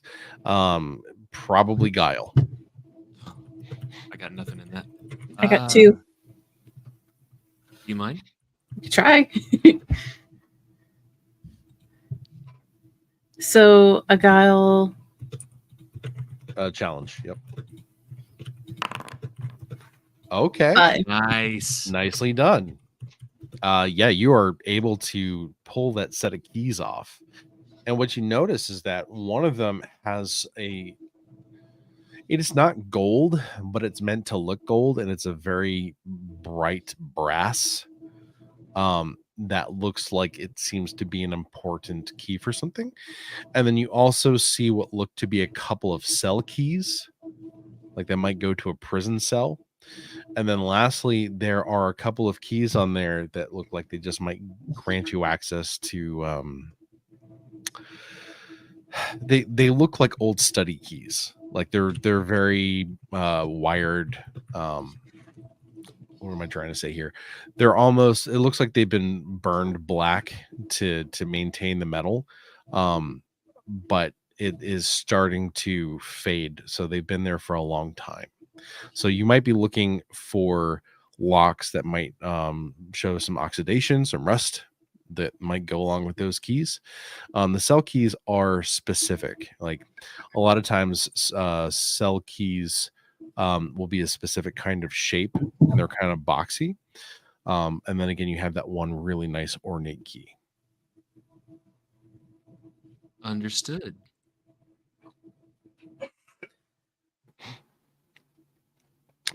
This- I would say that it would probably be common knowledge that when you see these old kind of keys with oxidation, a lot of times with palaces, where things of value such as books are stored are usually built first, and then the rooms around them.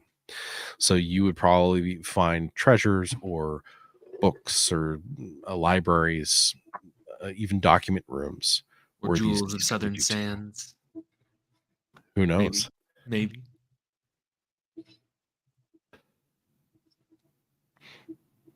Miss Oleander, you were able, they didn't pat you down nearly as much at the gate, so do you mind holding on to those? No, this should be fine. And she'll Okay. just put it in her armor.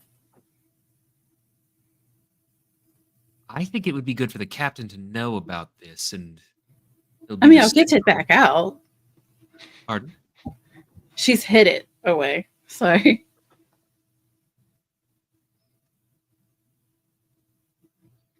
Right, and I'm saying I think the captain should know that we've got this assortment of keys. So we've got a safe house somewhere in here, and a very ornate one. It's not quite as good as finding the Sultan's quarters. Do you think he It's should not hold bad. on to these? Do we really want to give the keys to a pirate? Are we not pirates at this point? I feel I like we mean, are. of course we are. And it's exciting. I like being a pirate. It's the best. It's the best. Okay, let's hold on to him. I like where you're going with this. Because, I mean, what if we Mm, find a mm. shiny we want to keep? Oh, who would dare to ever do that? Not pirates would not Well, do let's- that. Maybe we'll just take a stroll and see if we can find any places where these fit. We'll just hold on to them now. We'll try to touch base with everybody else, but let's just keep the keys Perry to Perry. Parry to parry. I like this thought. You want to go out the northwest door, back to the main entrance? Yeah. We can look for some doors to fit these. Mhm. I'm gonna play a little ditty on the piano as we walk by and see if that wakes up the guard, just out of curiosity. Roll cultural. Oh boy. If it's a good song. If it sounds pretty, you may not. What do I have in that? Cultural 2. Cultural, for those who are curious, is sort of a think of it like a performance. You can use it for a wide swath of things. not It's a bad. nice tune, and he doesn't wake up. Hooray! And so, are you guys going out these double doors that are out here? Or are you guys going out the door that you came in? We're going out The one- northwest, the double doors. Yeah. Okay. And so, as you guys walk out, you're able to find yourselves back at the main party here. And so at this point, I'd like to go back to Bilford and Aldrich. So, Bilford, you have donned this and have manufactured a reasonable look to being a guard in disguise. And so you have been able to, maybe put on a few daggers. You're able to carry a sword, maybe a long sword or something like that. You're able to get your weapon, and then Aldrich, you also have your cloak and your warhammer available to you now. Are you trying to pick up the weapons that might belong to the others? Yeah, I think the only other stuff we had for the others was just the daggers, right? Daggers, there's a shield. Now you could try to walk out with her shield rather than the guard shield, but that might be a tell. No, it'll be the guard shield. So Okay. I'll have the guard shield, and if I am a strong enough fellow, I will have the longsword, my weapons, and then like a spear and the shield, like the weapons off of the guard, so I, fit the part. Okay. You could probably also fit the pistol. Do you want to try and Okay. pull the pistol? I think it was Sesh's pistol. If there's a spot where I could hide it, There's yes. always a place that can be hidden. Not making that joke. So yeah, I'll try to hide the pistol like somewhere. I don't know. Up my sleeve or something. There like, you go. Oh, well, That's I exactly have where my it's hidden. sling. Sleeve. I have my Sleeve. Up the sling. I have sleeve. my sling. Yeah, I have my sling. So I'm going to actually tie the pistol inside the sleeve.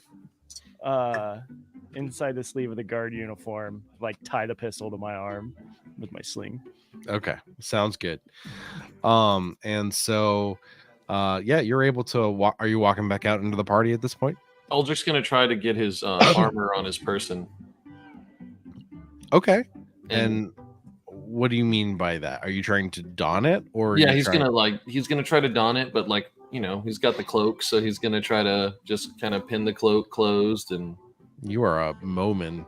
That is really potentially exceeding the limitations of a human-sized cloak. What if he finds another cloak, A carton, and wraps it around his torso? So are you effectively toga-ing Yeah, these cloaks? yeah. I don't even know what to do for this. We'll use Guile for disguise. Okay. Roll me Guile, please. And you will have to reduce 2 from the total. No. Okay, that actually works. wow. My Guile's a level 1, so I'm like, oh my god. So you surged. So you got a 4 plus 2 and then minus 2. So 4 was what you needed for this. I mean, if you walk out in that, I mean, people will think you're a little strange looking, but there's a lot of other strange looking people here.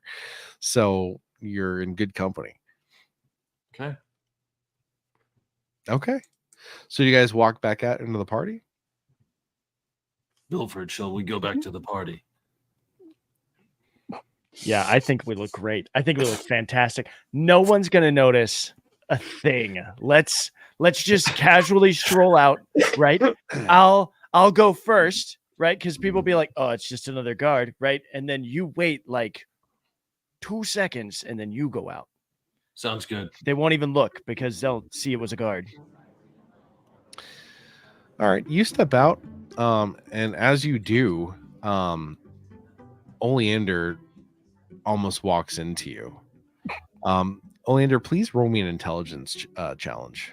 4 to beat.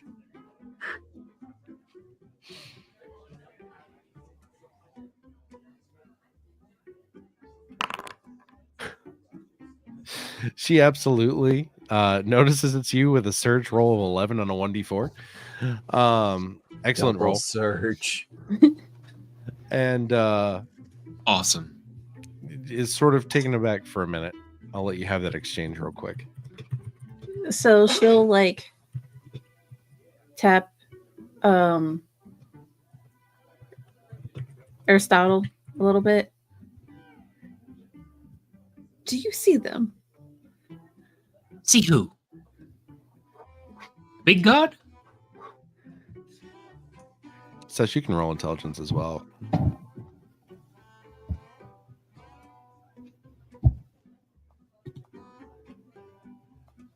Oh, me? Mhm. Yeah. Sorry. Sorry.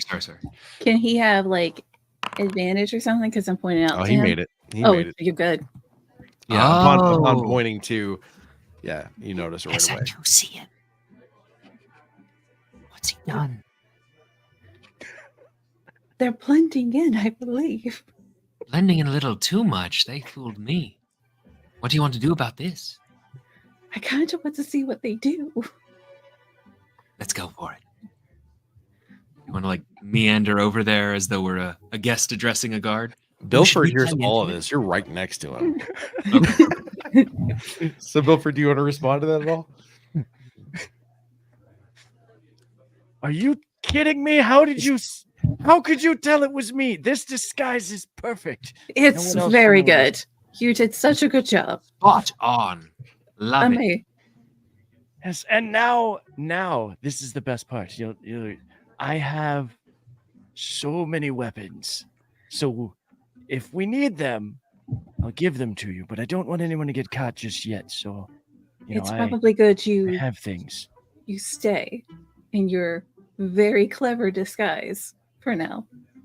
Yes. It's really, it was a group effort. Both of us worked very hard on this disguise, and we both decided it was very, very perfect. Very perfect. Excellent. Yes, indeed. So Admire the leatherworking. let me see if I can do a guard impression. Hold on. Just sound like don't say much. We found out the guards do not like to talk. Okay, excellent. So something They have like no taste in music. so less talking than I would normally do. So something like More grunting. good It sounds evening, like- grunting. Good evening. To move up, like go over there, away from me, Perfect. quickly. Move along. That's fun. Immaculate. If I didn't Aldrich know just walks out you at were this point as no, I well. thought you were just a normal guard. Why are you still talking to me? Go enjoy the party. Go away. Trying to find out where the Sultan's quarters is. I only know where the weapons are. You've I got thought this. I thought it was your job to find other things. Well, We're we trying, but we're not dressed up as guards. This is such a bad idea. Okay, so here's what we're gonna do. Okay. All right. So you remember that hallway with all the guards? There were so many guards down that one hallway. Yes. All right, so what if we figure out some plan to get down that hallway? hmm I don't love the idea of going alone, but it's not Well, you have your. impossible. What if you are bringing me to the brig? I've got some rope. I know some knots. You want to tie me up? Or Oh, Okay. turns out that's just my Don't thing. go Wait, hold on. So my love for I knots tie is you up. pure. Don't make this weird. wait, your weapons you were missing were daggers, right? 2 daggers and a flintlock. Okay, Yes. I'm going to point to where I have daggers hidden on my body. And just be like, if we get into trouble, they're here. Understood. And I need a reason to take you to the brig though. Like, He was hiding weapons on him. it's not a bad idea. It's not even untrue. So it's a half truth. So I'm gonna pull a couple of the hidden daggers out, and I'm going to like actually put them like on my belt out in the open. Okay. And So you're the center of We're gonna- combat, basically. Everyone has to come to you to draw a weapon. yeah, we're gonna. It's such a bad idea. We're gonna. It's our little pack mule. Speaking of which, I may have another way for us to get the congregation moved to a better area for us. Your cards and drapes thing. Because if there's a fire, well, everyone can't just leave out the front door. They'd be leaving without the Sultan's permission, so they would have to go to the garden. There's no way to get to the beach. And with the party, our emergency move to the garden, they're going to have to move one of 2 ways to get there, which will give us the ability to possibly slip through the cracks.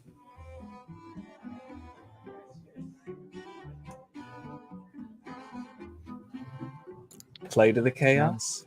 Not a So bad you're idea. suggesting arson. Well, I wouldn't per se say arson, but yes, arson. Just a little fire. Just a little arson. Just a small amount of Just a arson. little As a bit. treat. Tasteful arson. Name of the t-shirt. Wait. I have another sling So I could actually take both of them. We could tie up both of them with very loose knots, and I could be guiding them both. I do actually have We're rope. going to the brig. Like Oh, you have rope. rope. Okay, you Yeah, have that was rope. one of my items. Okay, you have rope. I can use Yeah, my sling. 50 feet of it. It's enough for both of us. 50 feet. Jesus. That's a lot of rope. This is my thing. How'd you just hide 50 foot of rope? Oh It's my not God. a weapon. I know Really, you were right doing. in. It was part of the outfit. I don't think you want to know that answer to that question. It was part of the outfit. That's where you hit It is. the If you look at pistol. his character, he's got a belt made of loop rope. Okay, I like fair. it. Anyway, Brilliant. yes, so you Okay. can tie both of us up for this. It's We could just do like these one of plans those- in parallel. So we are tying we you could up definitely and do- setting Virgin, the we room could on bring us fire. down to the brig. They could work together. Yeah, Should we absolutely. I take- think What was that, Christian? So Aldrich just kind of like trying to follow the conversation, but not very well. So we are tying you up and setting the room on fire. You have crystallized this right down to the essence of the plan. You are a genius, Aldrich. And Red, you had a comment as well. Right through all the rhetoric, you get to the point of it. Thank you. That's why I love you on this mission. Should we I find like you a too, Raven. quieter place to tie you up instead of just out here? Yeah, Actually if you start doing it tying him out up there, you are in a public view. And the That sun guard can is probably very even see sleepy. you. We can head in there, just a little southeast of us. Right. The music room, Yes, the music room with no music except the one that I played. which was beautiful. I made it a music room. It wasn't a music room till I played it. Oh, that's badly I disappointing. would like to hear your music. I will regale you. I'm not sure now is the time for music. Anytime's a good time. We are for at a music. party. If the mission really fails, that might be my backup. I'm going to pretend to be the pianist. We'll see if we can. You did a great job. You would pass. Thank you. You want to head Yeah. in there now? Do this You whole. be the pianist, I'll be the liar. All right. Should we inform the So- captain of this plan or just Speaking of, he's just walked over to you, and you guys are all kind of grouped up. He's like, I stand there acting like he absolutely cannot tell that I am a guard. I am a guard, not myself. Guarding. I've just lost my mouse. Where'd it go? All right, Captain, back we with were mouse. just meeting this wonderful guard right here who is totally normal. the best guard of The guards? best- Oh, he's so good. The guards This of one- guards. This one is not stuck up. We're going to tie everyone up and set the building on fire. He does not notice that who you are, Wilford. Perfect. And he's a little concerned that they're just openly speaking about their plans in front of a guard. This guard He's is the guardiest a of very guards. close friend of mine from the woods. Ironically enough, we actually met because of one of the jobs that I did with an old captain acquaintance of mine. I'm just gonna grunt. And he's kind of just staring directly in his eyes, like, read my lips. What are you some kind of captain? Why are you all standing here? Grunt more. What? He Why, picks up Danny, what you're laying down at this why point. He's here? like, Oh my God. have you all figured out a plan to get in? A very good one. Pseudo good one, but better than This no is- plan. I'm going to create a distraction. One of them is going to get arrested.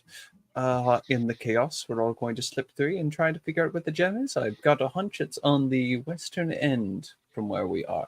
Other side of the courtyard, probably northwest, if I had to wager a guess. I see. Well, we should probably move to action soon. Well, we just Soon have there will be a toast, and then I think the soiree will be ending.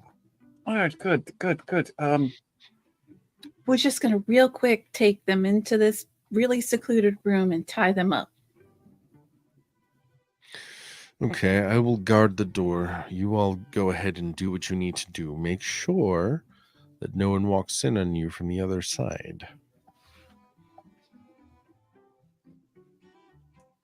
And I'll start the fireworks. Do we want to tie them up and then fire? Yes. Count You to could pin 10. the arson on one of us. How quick can you tie those knots? What if, hear me out. What if we wait to start the fire until I'm about to interact with the guards? We're going to go down the hallway, Mm-hmm. and then you start the fire. Somebody screams there's a fire, and that might distract those guards from looking too closely Yeah, at it's us fire's a walking down bit the of hall. it's not a immediate kind of thing. It's a build up. It's a start small, nearly unnoticeable, then someone smells something, somebody sees something, and then suddenly, oh shit. So you start the fire. We'll tie them up. I'll start the fire once you I can make a start. fire very quickly for you if you need that. No, we need a small subtle fire. We Just don't a need to little make it look fire. like Blaze need- is a very quick spell. I can cast it very quickly. Well, You stay here and make sure E doesn't leave. maybe he needs to stay with us, and you go start the little fire. Yes, because I can he just pulls out just deck of cards from his pack and just starts like shuffling between his hands. Just metal looks like metal playing cards. Hey, Bilford, can you please roll me a luck challenge, please? Oh, God. Oh fuck. Oh no. No. That's You guys never a have been good standing there sign. for a while with a guard. I don't know if any of the guards have noticed. Oh, it's the best roll all night. Okay, yeah, no, you're able to continue. Oh, you surged on luck. The guard captain hasn't spotted you yet out of place. Oh, All right, good Lord. spread out. I'll start the diversion. Suppose we go to the music room then. And yes, All right, so this is a good moment for us to take a 10-minute break. And then we will get into the mayhem of whatever ensues and the consequences of our actions. So there's going to be a quick 10-ish minute intermission, in which case the intro video is just going to play. And so we'll let's say we'll be back here at I'm looking at 10:42 p.m. right now. So why don't we say 10:55 Eastern? Sound good? Sounds Yep. good. It's good. All right, let's take our bios, get some waters, and we'll be back in a minute. Chat, we will try and jump in when we're back at our seats to chat with you, and we'll be back here in just a second. And thanks for sticking around. Appreciate you guys being with us tonight.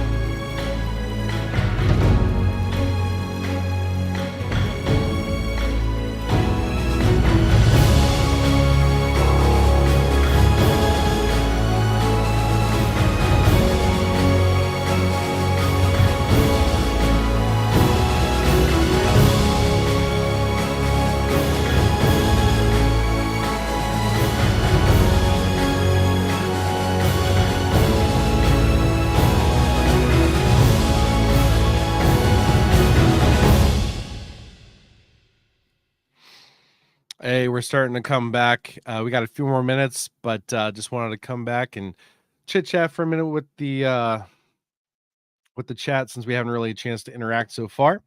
Also, want to take this time to talk about Halfling Wizard Productions store and Patreon. So if you like what you see, make sure you check out his games alternating Mondays that start at 9:30 p.m. Central. There are also a game that airs actually Riku.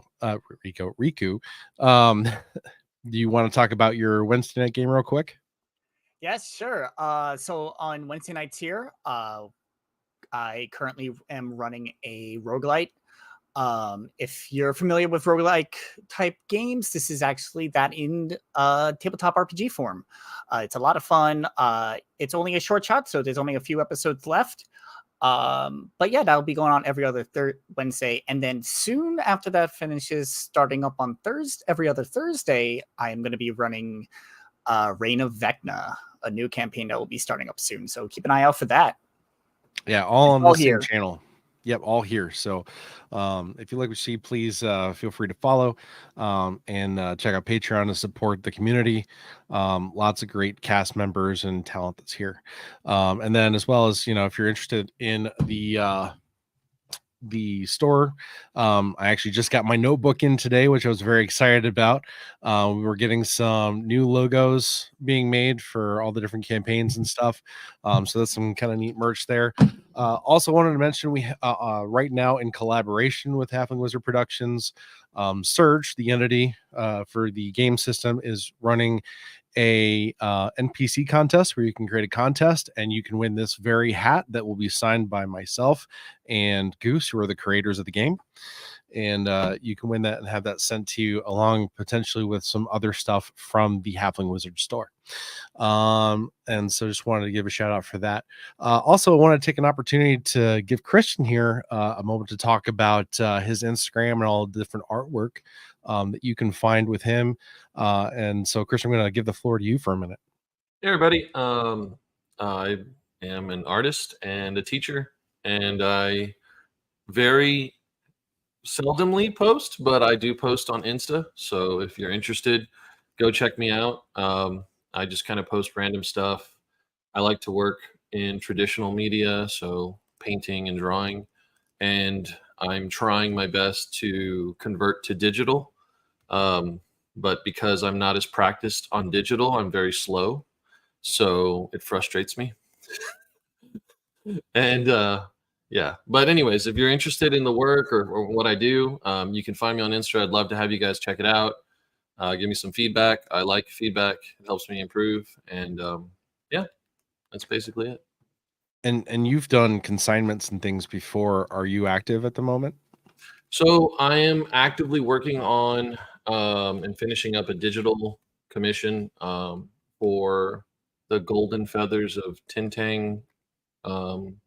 And so I'm as soon as I finish that up, then I'll decide whether or not I'm gonna open the commission again or wait until maybe September. Our school year is about to start, and this is like the busiest time of the year, so probably gonna play it safe and just wait until September to start again. But yeah, so that's what I got going on. Yeah, so please give him a check out. And then Zombie, happy belated birthday, by the way. You've been on sort of a streamathon recently. Do you want to tell us more about that? Yeah, I've been until today, I've been streaming here on Twitch 12 hours a night every night since Sunday. And I am somehow still alive. And it continues tomorrow because there's still time on the clock. So What time does that start? wow. It should be starting at 6 p.m. Central tomorrow. Awesome. So please go check out Zombie Stream. And Sam, you also have a streaming channel, correct? Oh, you're muted. Indeed, I do. I had no idea. I forgot to unmute when I came back. Good Lord. Wait, did it locally mute? No. No, you're good. We hear you. Okay. Whew. Yeah, as of recently, so me and the wife both stream. She currently does a show on Mondays where she streams Werewolf the Apocalypse. And then I run Monster of the Week on Fridays. And then on work schedule allowing, mainly on Tuesdays and Saturdays, I'm going through various gaming challenges. We tried to do a Nuzlocke, but after 7 attempts, we were just getting our asses handed to us no matter how much we prepared, because we would get something and then we'd just get a bad seed where we just got crit one after another. So now we're working through an honor mode of Baldur's Gate 3, and we just got reset today, so we had to start over. Awesome. All right. So make sure you go and check out our wonderful cast and creators here. Make sure that we're giving some love to Aristotle and Red. This is their first time on a stream like this. So make sure that we're encouraging them to maybe come back and do another one, because it's been fun having you guys along. And yeah, so thank you guys again. It's been such a great cast, and thank you everyone who showed up and is participating in chat. Keeping up with it as much as I can, and I think some of our cast members are chiming in as well when we have a chance. So yeah, keep talking to us, and then after the main part of the stream is over, make sure you stick around after our little outro video. That's when the VOD will end. But for anyone who's still here with us live, you can talk to us and chit chat with us, and we'll be responding just like this again. And so it is we're all back, and I think we're ready to proceed with the second half of this and get into some real shenanigans. And so let's go ahead and switch back into gear, and let's see. So who was going to set the fire? Okay, is anyone assisting Sam with this piece? Well, I can make fire. Okay. But I don't know if it's the wisest thing for him to do right now. He's probably thinking that he doesn't want to draw more attention to himself. And he also overheard them say that they're going to need somebody to stop people from coming into the music room. So he's thinking he's just like, as soon as we all walk in, he's going to hold the door shut. Okay. And then, Okay. Awesome. All right. So what I'm going to have is, so Sam, you're staying out in the main ballroom, right? In the main throne room. Is that right, to set this fire? All right. Yep. So I'm going to work with everyone else and say that we've all shifted into the music room at this point. And so, again, we do have that guard down in the southeast corner. He's just kind of sleeping against the wall. I mean, if the wall wasn't there, he'd be laying down, and he probably wouldn't feel the fall. So he's pretty out of it, provided you guys aren't like trying to jostle him awake or be crazy noisy or anything. So you guys are in this room. You guys can even take a load off. There's some nice sofas in there. Whatever you guys want to do. So for the other 5 of you, I'm gonna let you guys sort of take reign at this point and tell me what you guys wanted to do. I'm going to get out my rope and hand it to Bilford to proceed. Actually, I think I'm good enough to tie myself up for this. let me show you how it's done. Absolutely. Sorry, I moved. We're in this room, right? Yeah. Go.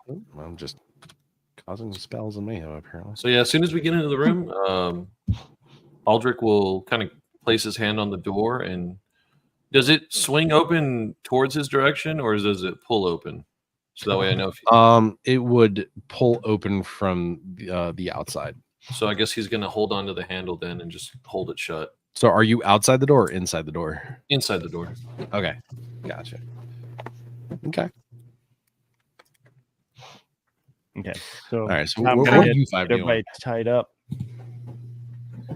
Gonna get the 2 tied up and get ready to go. I'm And what kind of knots are we using there, Sesh? Oh, every possible variation. We've got bowling. Are these knots easy to get out of? Pardon? Are these knots easy to get out of? Oh, That's I my- will make them so. These are I have to say these that's are the goal here. facades. These are These are Maybe they're facades, slip like knots. illusionist tricks. Okay. They look very strong. It's just So, a- so they're really complicated, but they're just slip knots. basically yes. Okay. Yes. Okay. So who do we have tied up? We have Sesh. I think was it It was Oleander? Sesh and Oleander, I think, that we were tying up. All right. So we have tied both of them up. I would like both Sesh and Oleander to kind of feel around this knot and feel how likely it is they could, if they wanted to, not that you're trying to, could actually slip this knot. And so I'm going to let you choose the choice of strength, luck, or dexterity, whichever makes more sense to you. I think I'll do strength.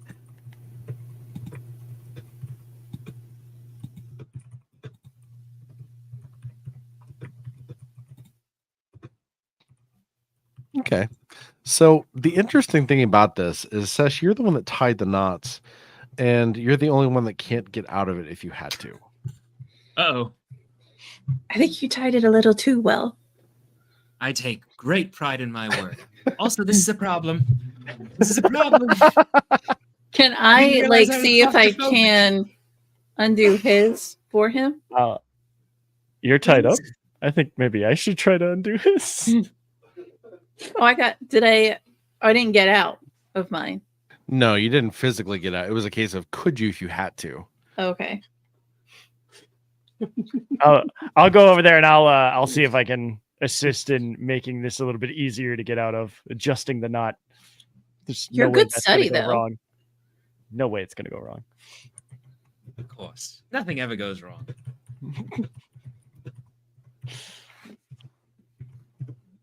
Okay. So we're just gonna make sure that that knot is available for you to get out of if you need to, and you've made the fixes necessary. So you guys are ready to go. I need a volunteer from you five. Ain't me. Volunteer to what now? I just need a volunteer. I need to I'll make do a it. roll. Whatever.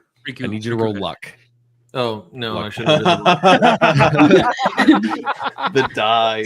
Wrong guy, guys. Okay. Ooh, You got this. We'll see. Did you search? All right, for here it? you Yeah, go. you did. Good job. 1, 2, Oh 3. no, you got a 1d8. Nice. Okay. Drum roll. I thought I clicked it. It didn't go. Oh wait, I'll try did it again. not?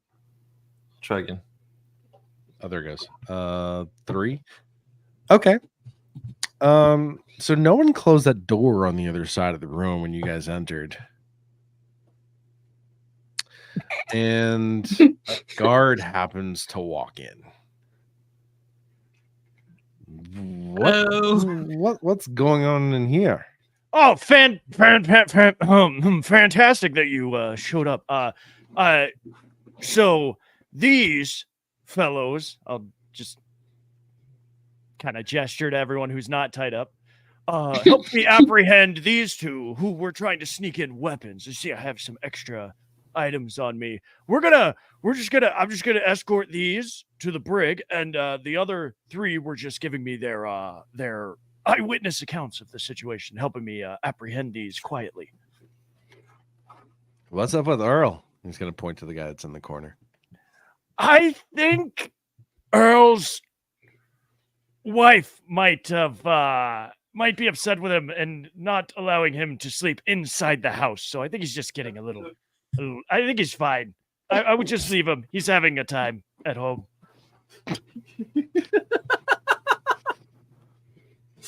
All right. Do you need help taking him down to the brig? No, absolutely not. I am totally capable. I'll take care of it. If you Nice. actually could escort these other 3 just out the door there so they could go back into the party and be like, you could witness them going to the party so we know they're not going somewhere else, just to the party, and then you could go back to your post probably. I don't need any help. I can find my way. And like Aldrich will just open the door and leave. The moment the door opens, just all right. That's not cue. Just lean back against one of the curtains, just touch it, just whispering the ember on it. incantation, touching with ember, and then once I can even slightly just know that it's taken off, just walk off, grab a wine glass off a tray, and just start walking. Okay. Debating whether Alright. to walk north or south. The swath of people will probably walk south. Doesn't matter as long as you don't look probably back. good. No, never look back. It's like an explosion. Cool guys don't look at explosions. So you're walking out, and so at this point we also have let's see. We also have Gundrick walking out. And so the other three are still in here at the moment with the guard. The guard kind of acknowledges what you had said to him before, Zombie, and he walks back out to his post. And he closes the door behind him this time. He doesn't do that it was close. quietly, though. And the other guard kind of wakes up and drunkenly looks over to you. Hey, what's going on? Oh, nothing important. You're doing a fantastic job, honestly. Like nothing weird has happened in your area. Just browsing through. I'm actually we're leaving now, and I'm just pushing them out the door. It And was he's an like, emotional Do you support. think gag. I'll get a bonus? No. You know what? I think not only will you get a bonus, I think there's a possibility of I think you'll get a promotion even. So but if you leave the room and leave your post, I think that would probably bode poorly for you at that point. Oh. So what should I do? Keep doing what you've been doing. You're doing great. I Okay. think your wife is away from home, and you could go get a great night of rest if you just went right home right now. Bed's open. I'd be able to sneak out of here. I think I think you'd be okay. I mean you could give it a try if you wanted You won't to. tell anyone. Find out where he'd go. Find out how he'd sneak He out. takes a step and then realizes that he can't. And so he kind of does one of these weird like lunge things and is holding himself up on the arm of that chase that's next to him and then just kind of collapses into it. He passes back out. All right, excellent. I think that's our cue to get out of here as quickly as possible. And remember, you two,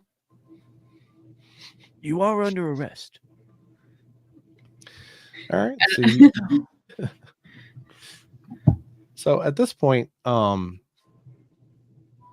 see you, Sam. At this point, the ignited curtain is starting to take notice. And you hear a couple of people saying, fire, fire, fire. Okay, I'm going to usher these two along quickly towards the hallway full of guards. Are you guys heading down to the west side here? Yes, if I can make this let me leave. Okay. Be this way. Here, I'll move you guys over. It's a little tough. Are you able to get through the door? I think we all made it out, right? We squeezed. Foundry at its best. All right. I love Foundry, by the way. It's a great tool.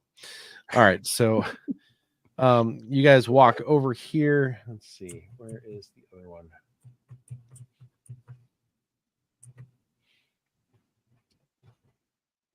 And Sesh is also with you. All right. And so you walk up with these two, and both guards just look at you. That's it. They just look. Just taking these two to the brig for sneaking in weapons. I did hear some commotion about a fire. They may need some help, but I can't really lend it right now. So I'm just gonna go through here, and I'll be right back out to help. They kind of look at each other, and then they run past you. Brilliant. And Very this well guy done. kind of just stands up here, but he's letting you pass with them. And there we go. Does the guy look distracted or? I mean, he's very much on point right now, but you could try to walk in past and see what happens. I leave it to you. Actually, that's an idea. Just kind of looking around frantically, looking like he was trying to talk to the guard that was escorting the prisoner. It's just like, oh, thank God. Fire. Where are we supposed to go? We can't leave without the Sultan, but we can't find the Sultan. What are we supposed to do? I don't want to lose my head. What are we supposed to do? Where are we supposed to go? And the guards can look and say, I can't leave this post. Someone's got to be here. Well, where are we supposed to go? We can't go out the front door. We'll die. And we can't stay in the room. We'll die. You can stay here with me. This room is directly connected. If it's that room catches full blaze and they can't stop it, that room is next. This is not safe. The garden has water. The garden may be safe. How do we get the people there? This is above my pay grade. I don't know. Speaking of which, real quick, Gundrick and Aldrich, you guys are still back in the ballroom. Were you trying to follow as well? I was, at least. Okay. Yeah, I'm following. So are you sort of grouped up with him, like playing into the franticness of trying to figure out what's going on with the fire? And yeah. Aldrich is very much like he's not leaning into it, but he's not really scared of fire, so he's just fire. This is not good. Is that your actual performance? Just kind of like not scared of fire at all. It's like, it's just fire. It's like, what do you mean it's just fire? Fire, Fire bad. Fire's bad. I think we should move. I don't know, he's just gonna he's just trying not to say too much and just like walking. Okay. Hurriedly. Gundrick, do you add to Mako's discussion point? Yeah, Gundrick is trying to sell it maybe a little bit more than Aldrich is, and maybe a little bit more than he should be. Probably a little bit like where Aldrich is underperforming. I'm overperforming it. I'm trying to grow. Please roll. I know me. exactly. Actually, I know exactly what Aldrich will say. Okay. Oh no. I think he'll is he standing? Is he looking? We're next to that guard, right? Yeah. Well, if you do nothing, pretty soon you'll be without a job because everything will have burned down. And when they ask who could have stopped it, we'll look at you, the guard who did nothing. I'm sure they'll take kindly to that. Okay. With that argument, I would like you to roll charisma to see if you can convince him. All right. Oh, charisma. Charisma challenge, please. Okay. Charisma. As a group? Sure. Why not? Thank you. 3. Okay.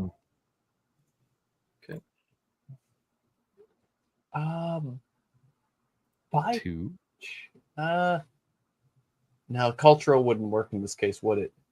Not this Or time. actually, I'm guessing guile wouldn't either.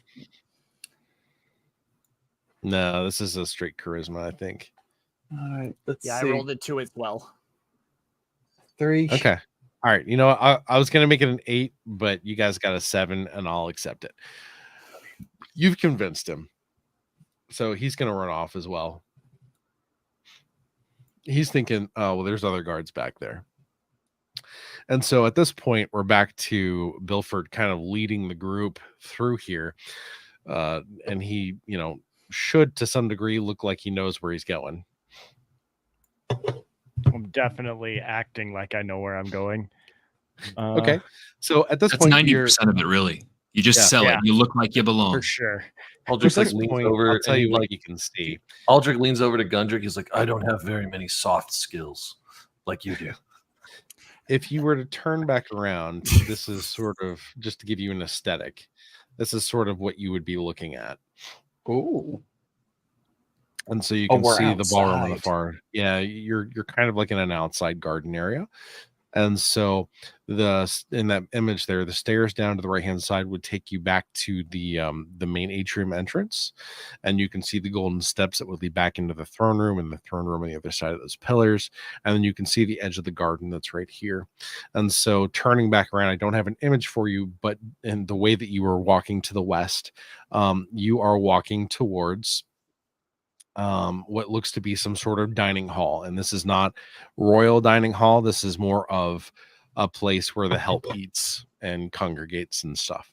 And then you also have a very long hallway that is starting to appear to your right hand side that you can probably start to see down the end. It's about, I don't know, something to the tune of 60 to 70 feet long. And seems to be a set of conjoining hallways and different areas and platforms. Now, this is all inside. So that middle area is the only area that is really external in terms of being exposed to the elements. Everything from here on out will be back on the inside.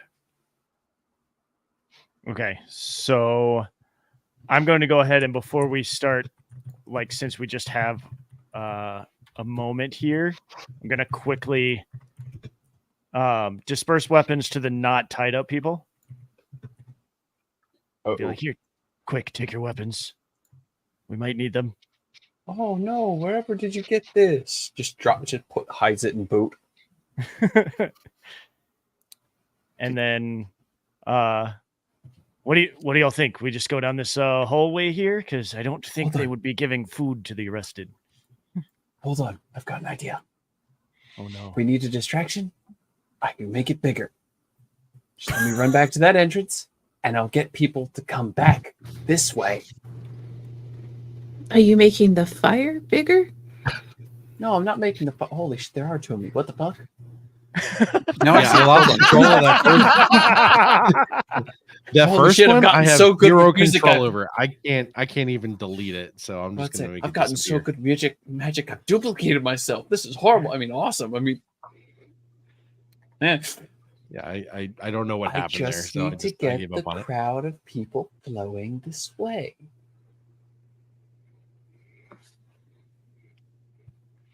I mean, do we want more people in this area? Well, if they're all flowing into the gardens, it'll allow us to move with less question because the other guards will be too concerned with trying to control the flow of people. I would like Mako and Aldrich to please roll me an intelligence challenge. Intelligence challenge. Oh boy, I've done so well with challenges today. I don't know. 5. Okay. Nice. Or I Okay. surge. Nice. First surge. There we go. Yeah, all right. So it wasn't 8 to succeed on that one. So nice job. So Mako, you happen to notice there seems to be some billowing smoke coming from behind you. The fire has taken much more than you had expected. Ooh. I might have overdone it again. Again. I Yeah. don't think it's a little desert fire climate anymore. for the most part. And you set fire to one of the most burnable things in the palace, and they're connected to the ceiling, which is going to connect other pieces of tapestry. So you've made a very good distraction, to put it the least. I think we should probably make our way into the gardens and make it look like the rest of us are running for safety. Are we actually running for safety? Maybe. Perhaps. Did our little fire turn into a big problem? I forgot to add my Oops. level to my roll, by the way. And where is the captain? Go ahead if you want. Hopefully not on fire. Hopefully not on fire. He knows better. He knows the moment I set things Does on he fire. though? I mean, every time I've set something in fire, a building has. I'm You've not done going this. to say always gone good flames, but a few times. But have you tried setting him on fire? We don't know how he reacts to being on fire yet. I would assume, like everyone else, typically poorly. But Oh. At least Okay, this so- building doesn't have black powder in it, like the last one. Like a pirate might. Not to raise any concern, but there is still a fire. Yes, And let's. we do still Should need to go. go. So I'm going to Let's- start ushering the two that are tied up down this hallway. Okay. And, I guess And as you do, into the garden we go. you happen to stumble across a couple of guards who are just chit-chatting. I am going to I'm going to go in there panicked and be like, I have to get these very quickly into the brig. There's a fire in the main atrium, and it is out of control, and we need all the help we can get over there. I'm going to cast Excel on him to make him even more panicked looking because he's moving very slightly faster. just to sell it. It's a 2-action spell. It's real quick. Okay, so you speak so fast, they don't fully understand you that round. But they get the idea that there's something wrong. And so they heard fire and they heard throne. And so they're going to take off. So you don't have to convince them. You were frantic enough that they didn't know what else to do but to run No that way, direction. don't go. Perfect. You Okay, are- and so you find yourself at a junction here. You can travel further north, in which you can see a set of stairs that will seem to cascade up towards a sort of like a second level. And then also to your left, you can see what appears to be more sitting and food store, perhaps an entrance to a kitchen. Would you all keep valuables in a kitchen? Well, spice is very useful, but I assume what we're looking for is not in a kitchen. Also, do we still need to have you all bound? What At if we this run point? into more guards? We just tell them there's a fire. But the whole plan mean- is based around that I'm arresting people and I look like a guard. And But that's you why were we're doing getting a into this great job. Yes. Bilford's gone But- to but great lengths you to can do do- this. you can- I want to reward him. He should get the right to keep escorting us. It's not And- because and that's the thing. We don't have to be tied up. You could just be escorting us into safety. Oh, that's a good point. Yes, the fire does make it. It's very right that we would just be guests panicking. Okay, fine. I give up. No, don't I give just up. got- you are doing a great No, job. no, If you no, think you need to I'm a be bad tied up, guard. no. You I are a need great to guard. apologize and say sorry. You're doing a phenomenal job. I was just merely making an observation. Can But we just do this while we So- keep moving? You know, smoke inhalation is not good Can this for be a you. moving pep talk? So you keep tying them Oleander- up, Bilford. Let's go. Untie yourselves. I'm done with the charade. Let's go. All right. So you guys keep moving further north, and you happen to stumble across another guard. He's not donned with his shield and spear. He doesn't think anyone else is going to be back here that doesn't need to be. And he's not facing you. He's just kind of he's facing the door away from you, and he's just kind of leaning on the banister, just kind of whistling to himself. Hey, Sam. He is behind secluded walls and things, so he has no idea about the fire or anything else going on. Does it look like this is such a bad idea? I'm so sorry, everyone. Does it look like I could possibly scale that and pull him back over it into the group? Ooh. Just Yeah, the so- splinter cell grab and pull. Gundrick, Yeah, go so stand this behind it. particular This will be great. yeah, so this particular thing is actually made this wall that you're at is actually made with slatted wood, and Wodells do not have a impediment to climbing wood surfaces. So Sweet. you would be able to basically in a single kind of movement sweep your way all the way to the top and scale it. Okay, so I'm handing this shield off. I'm handing this shield off to Oleander. It's your shield, right? I hope it's your shield. Okay, well, it's not yours. It's a shield, whatever. Yeah. So I'm handing the shield Appreciate it. off, and I'm going to lean the spear against the wall carefully, or actually, no, I'm gonna hand the spear to somebody else so it doesn't make any noise. And I'm going up to grab the guy and pull him over. Is this like a kind of slow, sneaky approach? Is that the idea? Yeah. I Okay, think go ahead and just roll sneak guile up for me, there. please. Can I prepare an action? Yeah, sure. What do you want to do? If things go south and he's not able to pull him over, I'd like to use, I think it's vacuum, Okay. to help him pull the guy off the ledge. Yeah. Can you just link that in the chat for me, real Yeah, quick? let me go. I think that's the spell that I'm. You If I just click wanna on it, suck You will it it can in? use link the it? spell. And I'd also like to start incanting something Y- for the exact okay. same reason. How do 5 you actions. link it? I clicked on it, but it's not. Yeah, it's just just- on those reprise. There we go. Vacuum. 2 actions. Yeah. So we would do a contested roll. And But only if it goes south. Like I don't want to impede him on what he's trying yeah. to do. Same. And Sesh, what were you thinking? Just letting him re-roll whatever you have him do for guile. If it fails, Oh, nice. rift in time. If he can't pull him over, I want to give him a retry. That's great. Yeah, it's a great spell that allows you to basically give one person a single roll back if they fail. So, what did you roll for guile? A 6. No, no Oh, problem. he's good. No Nailed it. problem. You scale it. Well, you were right behind him. He has no idea. You could be breathing on his neck and he wouldn't know it. All right, I'm just gonna literally grab him around the neck so he can't scream and yoink him over the edge and Okay, drag him, and- like literally, like try to essentially pull him over the ledge and use him as a cushion to land when I hit the ground. Ooh, okay. Roll me. I want to see how we're gonna land this, please. And you're fine no matter what. Please roll me a dexterity challenge or attack. It doesn't matter. Typically, you wouldn't use it this way. I'm just shooting from the hip. That's fine. Whoop. 4. Yeah, good to go. Yes. You pull him over and you land him in such a way that you immediately break his neck.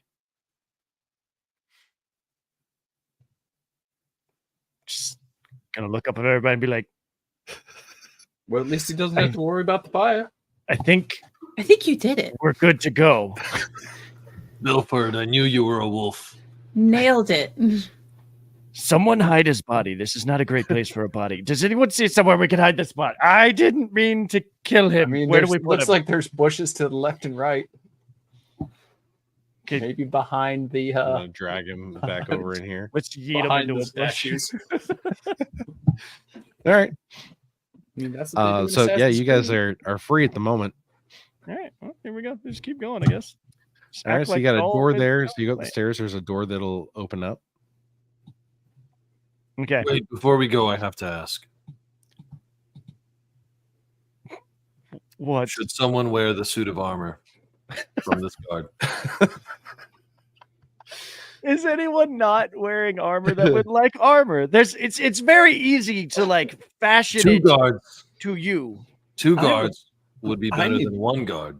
I need the ability to stay highly mobile and flexible, unfortunately. So I'm saying nobody- not it. anyone? I don't think. Anyone? it'll- I mean, I'm doing an excellent job as a guard. I think like I can even grunt. Huh, huh, huh. I've nailed this part. Nailed. I Best am guard. a guard. The Okay. best Oh, guard. forget it then. The Best guard. guard. Okay, so we did it. So I Now- didn't have to. We have the best guards here in the palace. Just there's no the guards are better anywhere. Oh shoot! There is Beautiful guards. If there's any intruders, we'll hunt them down like dogs. We'll send the other guards. There's so many guards. We have more guards than anyone else. You I'm know of the what, same Wilford, mind. You're right. I don't believe we need another guard. I apologize. It wasn't a bad idea. It was not a bad idea. Don't get me wrong. I just would not fit in that stinky armor and would not Alright. appreciate getting slowed down by it. I'm of the same mind as Mako. Well, Not you also much have fun for armor. wings. I don't know how the armor would accommodate those. We just make holes. In metal? That quickly? Well, I mean, you have fire. This is such a What does horrible- that We are mean? in a bit of Fire! a hurry. We've already look. I think the fire the building thing has fire. The So fire we've thing already- might be overdone at this point. Maybe we don't start another one. What if Should we burn set down this room on fire? Is that what you're saying? Maybe a little one. We didn't start the fire. It was, But it always, was always burning. So onward through this door. Yes. Yes. So you I'm guys can gonna- actually click on that door and it'll open for you. All right. Oh. So you open that door, and I'll give you a quick rundown of what you're walking into.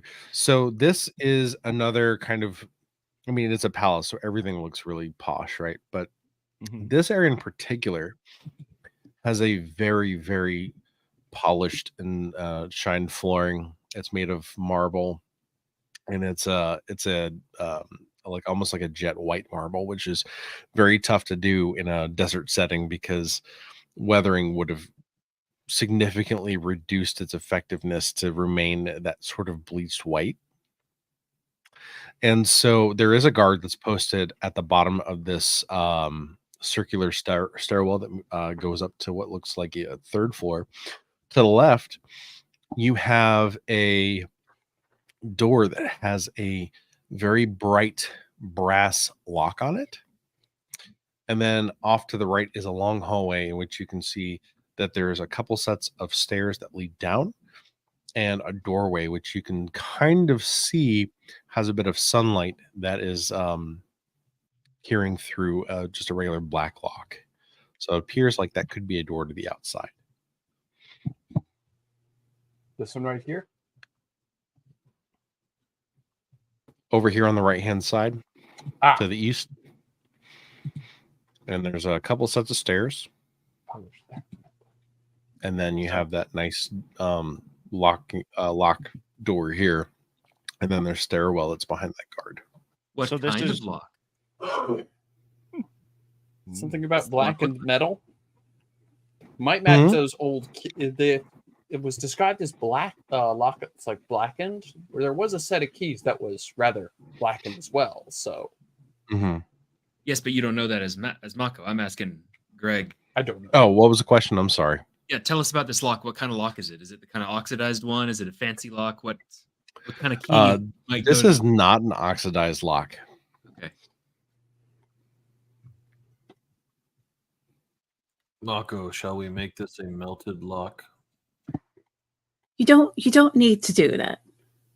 No, So you guys have walked through this door, correct? Yeah, It's I'm not- moving it's- towards this guard in a panicked manner because it's worked for me in the past. And screaming about the fire and how everyone is ordered to go help while I'm escorting these people to safety. Now you know very well that I'm not allowed to leave this place. Okay, but if this whole place burns down, it's not my fault. Like, whatever happens to you isn't my fault at all. But I'm going to take these people to safety right now. And I'm going to start kind of like gesturing in a totally Are the two obvious manner. still tied up? Someone else? No. Oh, we untied them. No one Okay. is tied up anymore. So I'm just gonna be like, oh, whatever happens to you is not going to be my fault. Pointing at everyone else. Where is the fire anyway? The place. The throne room. The fire is in the throne room. The It's party lit on burning fire. fast. Everyone's being escorted to other areas. I'm surprised the Sultan hasn't come by. Honestly, I haven't seen him in a long time. Well, he would retreat to his quarters right behind me. I He hasn't mean, come by here yet. what if he's in danger? Oh no. We should go find him. You Quickly, can go find him. let's I go was find told him. never to leave this spot. I'm going to I'm gonna look Me? at Aldrich Whisper trying to to Gundrick, we can take him. going to kind of try I to just nod somehow back. gesture. Remember the last guy that you ran into Yeah, I mean, Aldrich will not skip a beat if that's what you're hinting. Like, hey, give him. That's definitely what I'm hinting. Yeah, he'll just. I mean, go. I can. Considering how the actions work, Aldrich will. I mean, unless anyone else wants to do something, he will do something. Do we need him to be unconscious or? I don't think we have time to decide that. I think we just need him to not be standing here. Can I All try right. to punch him?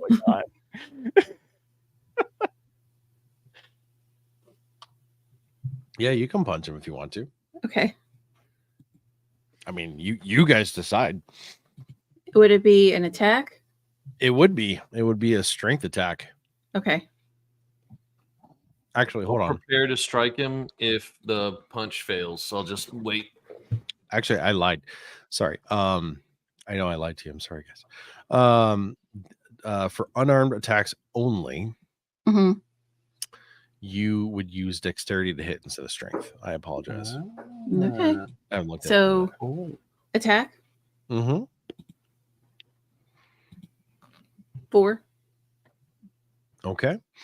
And he's going to contest that roll Fail. with a strength defense. Yes. Oh yeah. You make contact. Do you have unarmed Nice. strike in your inventory? No, remember it didn't come up for me. All right, let me add that for you. Apologies if this wasn't done before.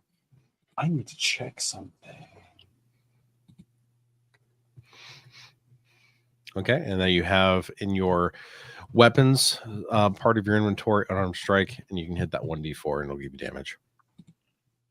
4. Oh, nice. 4 damage. He's up, and at this point, it's 6 versus 1, so I'm really not going to have you guys do a whole like combat encounter. Because we're And he is caught off guard. So if one of you wants to do something else to him, you'd have an I opportunity. mean, what about burning? Considering I have 3 actions and we're right on top of them, just burning 2 of those actions to increase the attack die for the dagger 2 levels, and then stabbing him. Yeah, you can try stabbing him. Go ahead. So you're going to roll strength to attack at your strength level. And sacrificing 2 actions to increase it from a 1 to a 30. Oh, so you're using dexterity to do that, and you're trading actions. Okay. So what he's alluding to, for those who are a little puzzled, with dexterity, it's, you think of it like a flurry of blows. You can trade 2 actions to increase your strength attack by 1 action, and you can do it as many times as you have actions to trade. So long as you still leave yourself an action to actually attack. Correct. Which is probably where I'm going to roll like a 1 or 2, even though I'm doing this. Did you Let's roll see. already? Okay. Called it. And he did defend against that. And so now you're closest to him, so he's actually going to counter your attack. And as he doesn't have to move, he's going to get to attack you twice. And so you get to defend with strength. Actually, do you no, you don't have the Estic. That's Bilford. Are you armed at this point? Do you have your blade? Yes, he does have his dagger out. Bilford, I'm All right. confused. Are we supposed to be killing him? You have to defend twice. One of them you're going to automatically succeed. Even if you roll a 1, it always is going to benefit the player. But if you roll a 1 on that second one, or you could just roll an 18 and blow it out the water. So you take your little dink knife and you just go dink and just move that blow out of the way, and he's completely open for anyone to do anything. Can I try to restrain him using quicksand? Ooh. Yeah, can you throw quicksand in the chat for us all to see? Sure, yeah. I don't know why you said quicksand, but for some reason I heard pocket sand. Well, it's funny that has been suggested by our community as a potential like ability Yes. I love it. Just make it a one. Just make it a one-use item. Just I was rocket sand. 100% about to take a bag of flour as one of my items to reach my hand in and pop people with it. spell. Okay, I'm so thinking that is like- a 20 just- foot radius spell, and you are in confined quarters, but you can do it.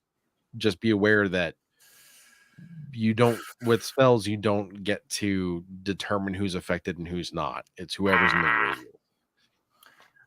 So the entire area would get affected.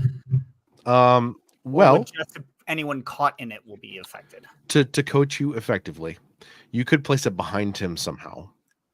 But That's what I that was is thinking. potentially a direction you're trying to go because he did happen to mention that the Sultan should have come behind him to his quarters. Exactly. Okay. To be fair and to coach you appropriately. Can you deactivate the spell once it's been activated, or is Well, it well, just goes? I mean, You can deactivate it. The problem is that the initial, whatever the initial is, anyone that's in that radius is going to be impacted and has to do those saves.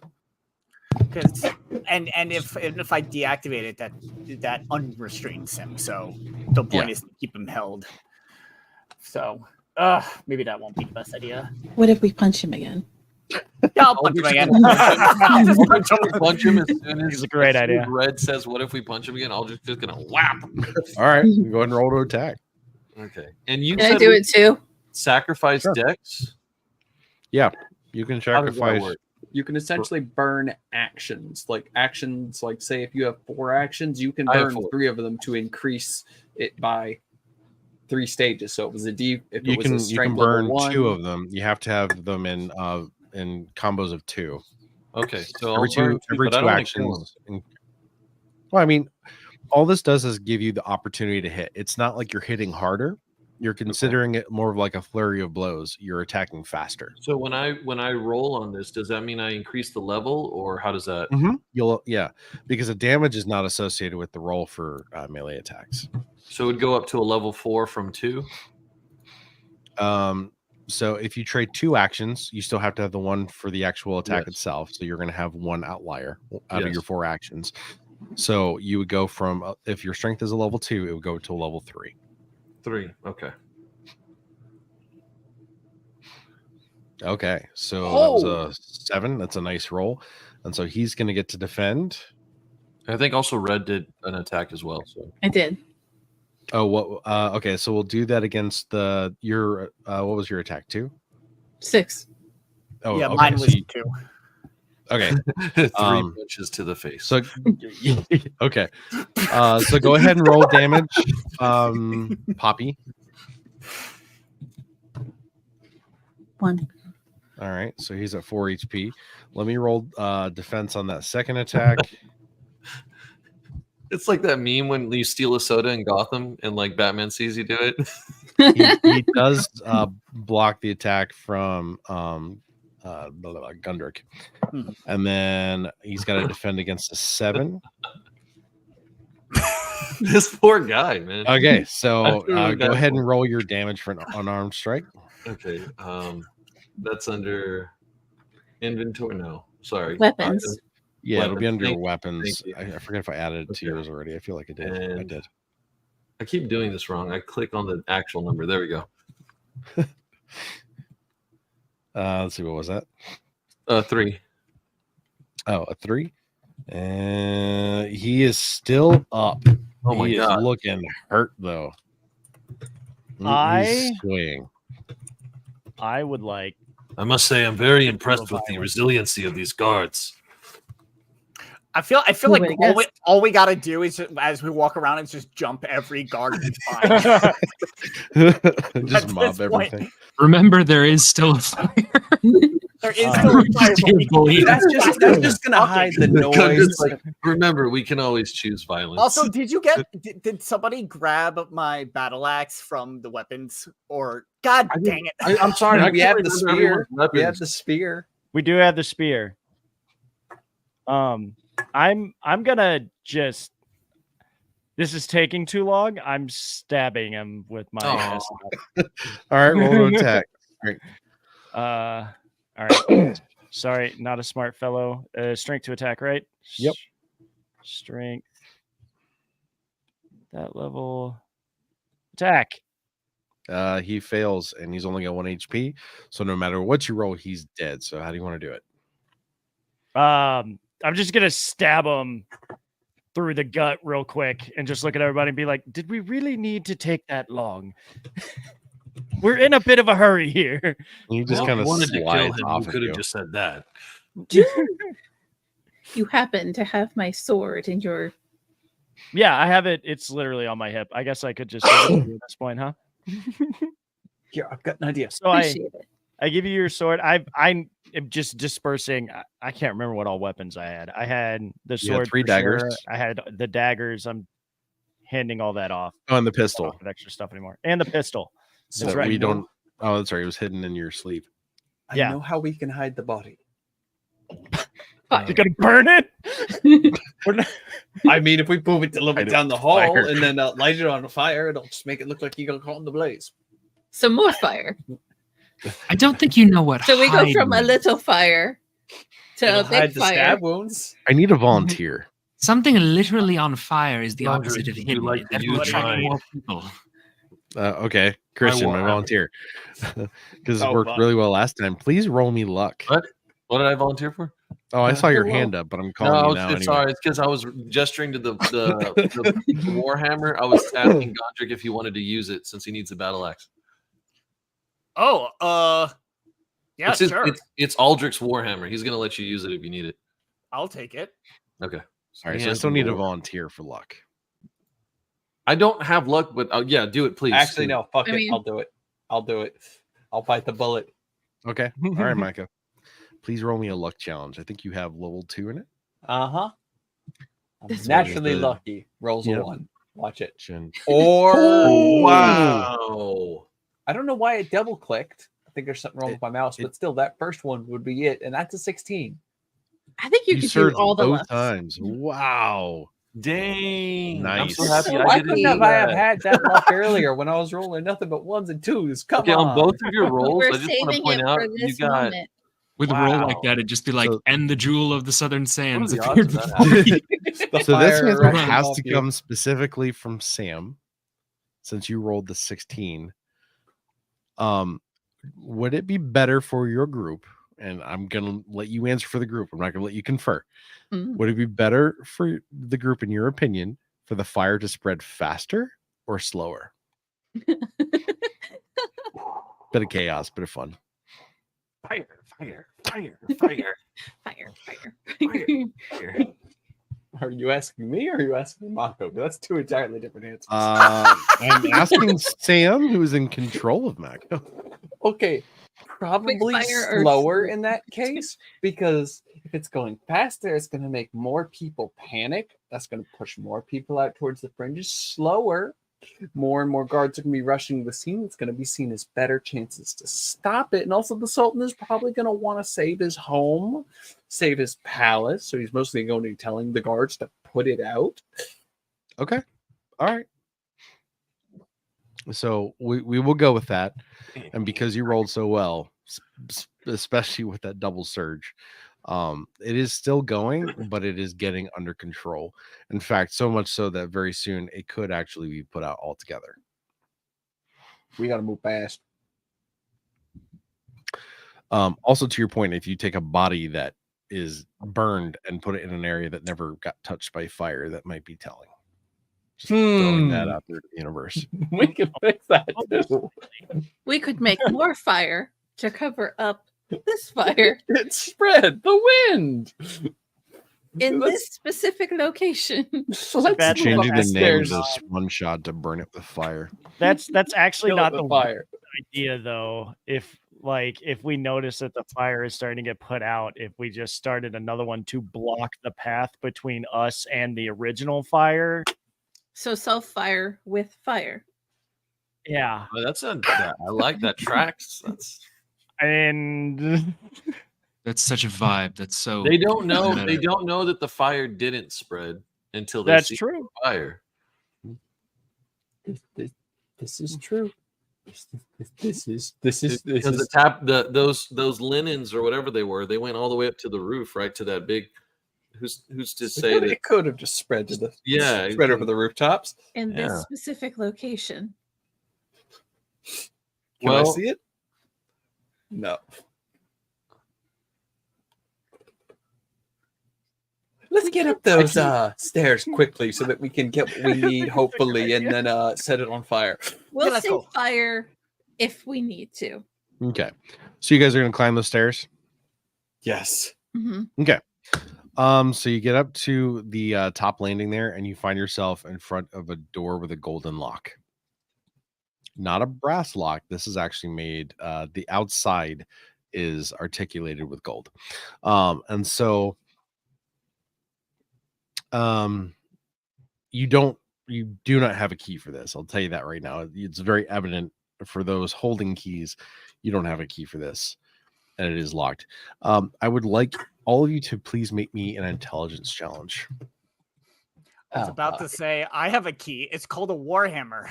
I was about to say, we have key. Hammer. This is an 8 to pass. I did not do it. I'm not smart. I just I'm like gonna roll things. last. We are all doing so good. Okay. Not great. No, All I right. burned So up you all- I see a burned locked up all my door lives. You're that's dummies. very, very ornate. The lock is strong. But I like my chaos like Aldrich likes his doors. Unhinged. That's good. Aldrich does have a bit of a problem with using doors normally. This could be the door for him. What about instead of trying to break the lock part, we try to break the hinge part? I love it. Personally, I'm going to move out of the way before I get hit in the face on accident. Yeah, great. Is it wait before you do? Well, this is actually a question for Greg, so no role playing. Is this look like a brass lock, like one that might correspond to a big ornate key we found? It is not made of brass. Okay. This, Then go this has for it. different markings. There was a lock that might have fit that kind of key back in the hallway downstairs. What would happen if we just placed the start or the origin of a spell in front of an object that obviously is going to be hit by it? So, like for instance, Blaze has a 20-foot beam. If I were to just immediately shoot Blaze at it, like right in front of it, what would that? I mean, more effective. Like, is it, like I'm thinking like a welding torch kind of deal where I'm like, just hitting just it. to weaken the frame of the door. Yeah. Sure. What if Yeah, we could two do that. people were doing that? And so how I would I make have- that work is I would just give if we're trying to hit the door of the Warhammer, which is what I think you're alluding to. I would make that attempt. I would give that attempt a extra surge roll for the fun of it. Oh, hell yeah. Okay. Because- So let's do that. Aldrich has Blaze, don't they? Aldrich is good with fire, Aldrich right? has Blaze. Yeah, he has fire. Yeah, he's School of Fire. So both of us can use Blaze to weaken the door. Because Yep, I have sure. it too. Okay. Is that what you guys want to do? Yeah. and they're- then Gundrick can hit it with the Warhammer. Okay. So go ahead and roll to hit the Warhammer. Let's see how effective it was. And that was Gundrick that was doing that. Yeah. And so I will give you 2 additional dice. What is your level for strength? 3. 3. So that's a 1d8. So you can roll roll your regular roll, and then we're gonna roll 2d8 on top of that. All right. So regular roll. You see, like Aldrich and Mako just put on welding, like those welding helmets. And then Oh no, not just like you go live. On the left-hand high, I side, go there's low. a die icon. Roll that again because you just Oh my surged God. again. Oh, So you're at 25. This is disgusting. You're at So 29. 29. You get to roll another d8 still. about to send the door across the room. Yeah, if there's a guard So post for a on the field, 31 on a 1d8, you obliterate the door. Like it just splinters. And so you hear inside the room. But what you can now see is, and you guys can move in here for a second. Ooh. You can see a table in the middle of a room with a chest, and you can see a desk from on the other side of the room for where you've come in on the eastern wall that has a bunch of parchments just kind of laid out in some quills. And then to the south, it looks like basically some nice Chester set of shelves and things have been set up, and wardrobes have been set up to almost make like a changing room. So if you were to walk around to the right, you would find that there's a bunch of like nice nobles clothes and things like that. There is on the north wall, there is a lounge chase, and behind it is a mechanical device. It is as big, I mean, it pretty much is the size of most of the wall, and it has 5 levers on it, and you can see them numbered 1 through 5. And then on the northeast corner, there seems to be bars. There's an arched doorway and bars that go from the ceiling to the floor. And then on the northwest corner, you can see the semblance of a bedroom. On that table in the middle of the room is a chest. Let's go ahead. That is a clickable item, by the way. If you double click that, you can open it. I love seeing all the cursors go to things like ants to sugar. I was watching That's the that too. That is one thing I can't really open love it. about it. I can close it. I can highlight it. Yeah, you have to Can't double open click it, I think. Character needs to be touching It doesn't to do anything for Nope. me. Yeah, I'm not getting anything. Oh, Yeah, really? I'm not getting anything, but that's okay. Oh, that's why. That's why. There you go. Now you should be able to double So click. you have to it and open rearm it. There the we trap. go. Oh, this is what we're looking for. So you open the chest, I imagine, to find a sparkling, translucent blue gemstone.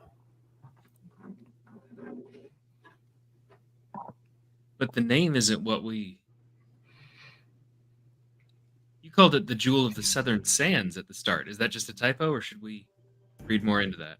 It's just a typo. Oh, okay. I changed the name of it, and I forgot Okay, to cool. change it in Founder. All right. Well, we found what we came for. Let's grab it and go. Wait, don't touch it. What do you mean don't touch it? What do the levers mean?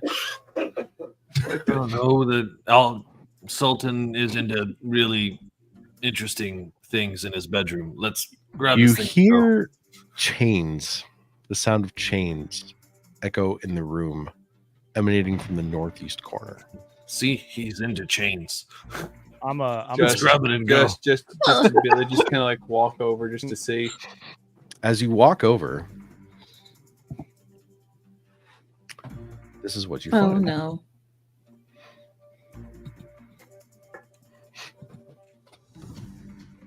It is a cell with a girl who is chained to the floor.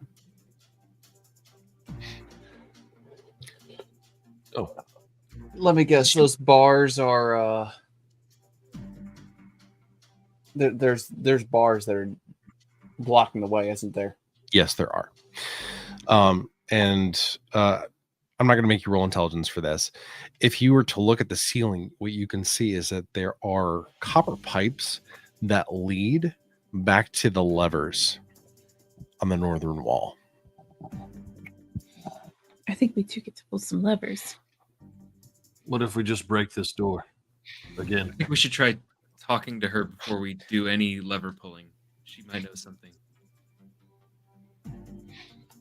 Okay. What do you guys want to do?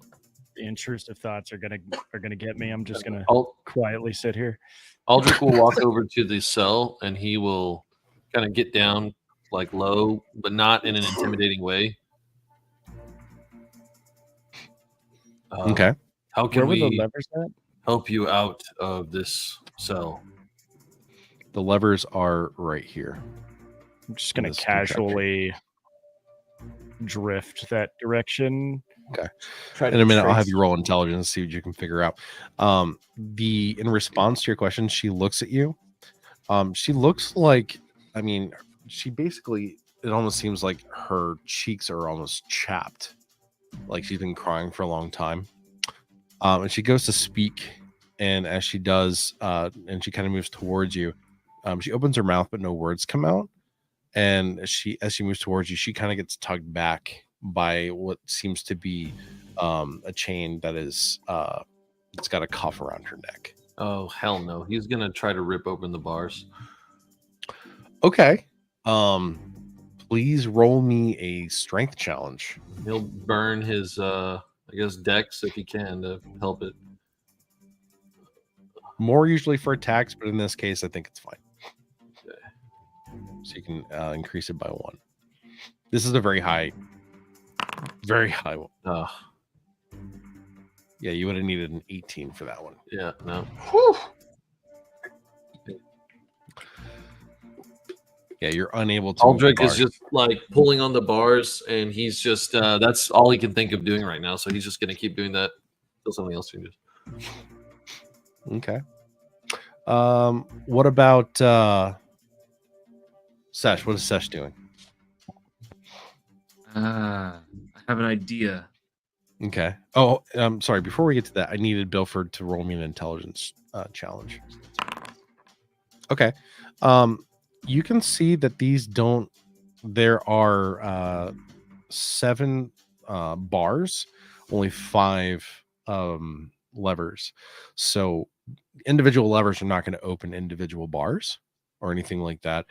You're looking around, and based on what you can tell, this seems to be some sort of cipher lock. There is a specific order set to pull these levers, which may gain you access to the cell. Fantastic. And then, Sesh, what were you trying to do? The first one is sorry. So is she not talking because she can't? Do we know that yet? Or She I don't- tried. It looked like she tried to talk, but could not. Interesting. Okay, I'm gonna try something on a whim here. Okay. I'm gonna cast Alter Continuum and swap places with her to bring her out of the cage, hoping that she knows the combination. So that you are now chained. I'm now in chains, but she's out here, and I'm hoping that she knows what to actually, do. if it just swaps your locations, if there's that gap between, wouldn't the chains fall to the floor? Or is it just immediately just you two are just immediately? Yeah, you're time freezes snapped into swap? into swap places. Yeah, Yeah. you could do Oh. that. Is that what Yeah, you I want to figured do? I'll be in the chains, but we'll see. I have faith that y'all are gonna. We're gonna leave you there. Here. All right, so yeah, sure. She's out, and you are now in the chain, in chains in this room. So guide her over to the levers, please. See if she knows what to pull. Okay, so while all that's going on, I want to find out what Oleander's doing. But I do want an intelligence check from Sesh.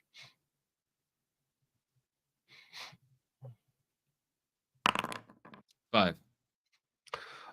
You notice in the room that there are a number of crates, and fairly sizable, like almost like tool crates, like the old school wooden ones.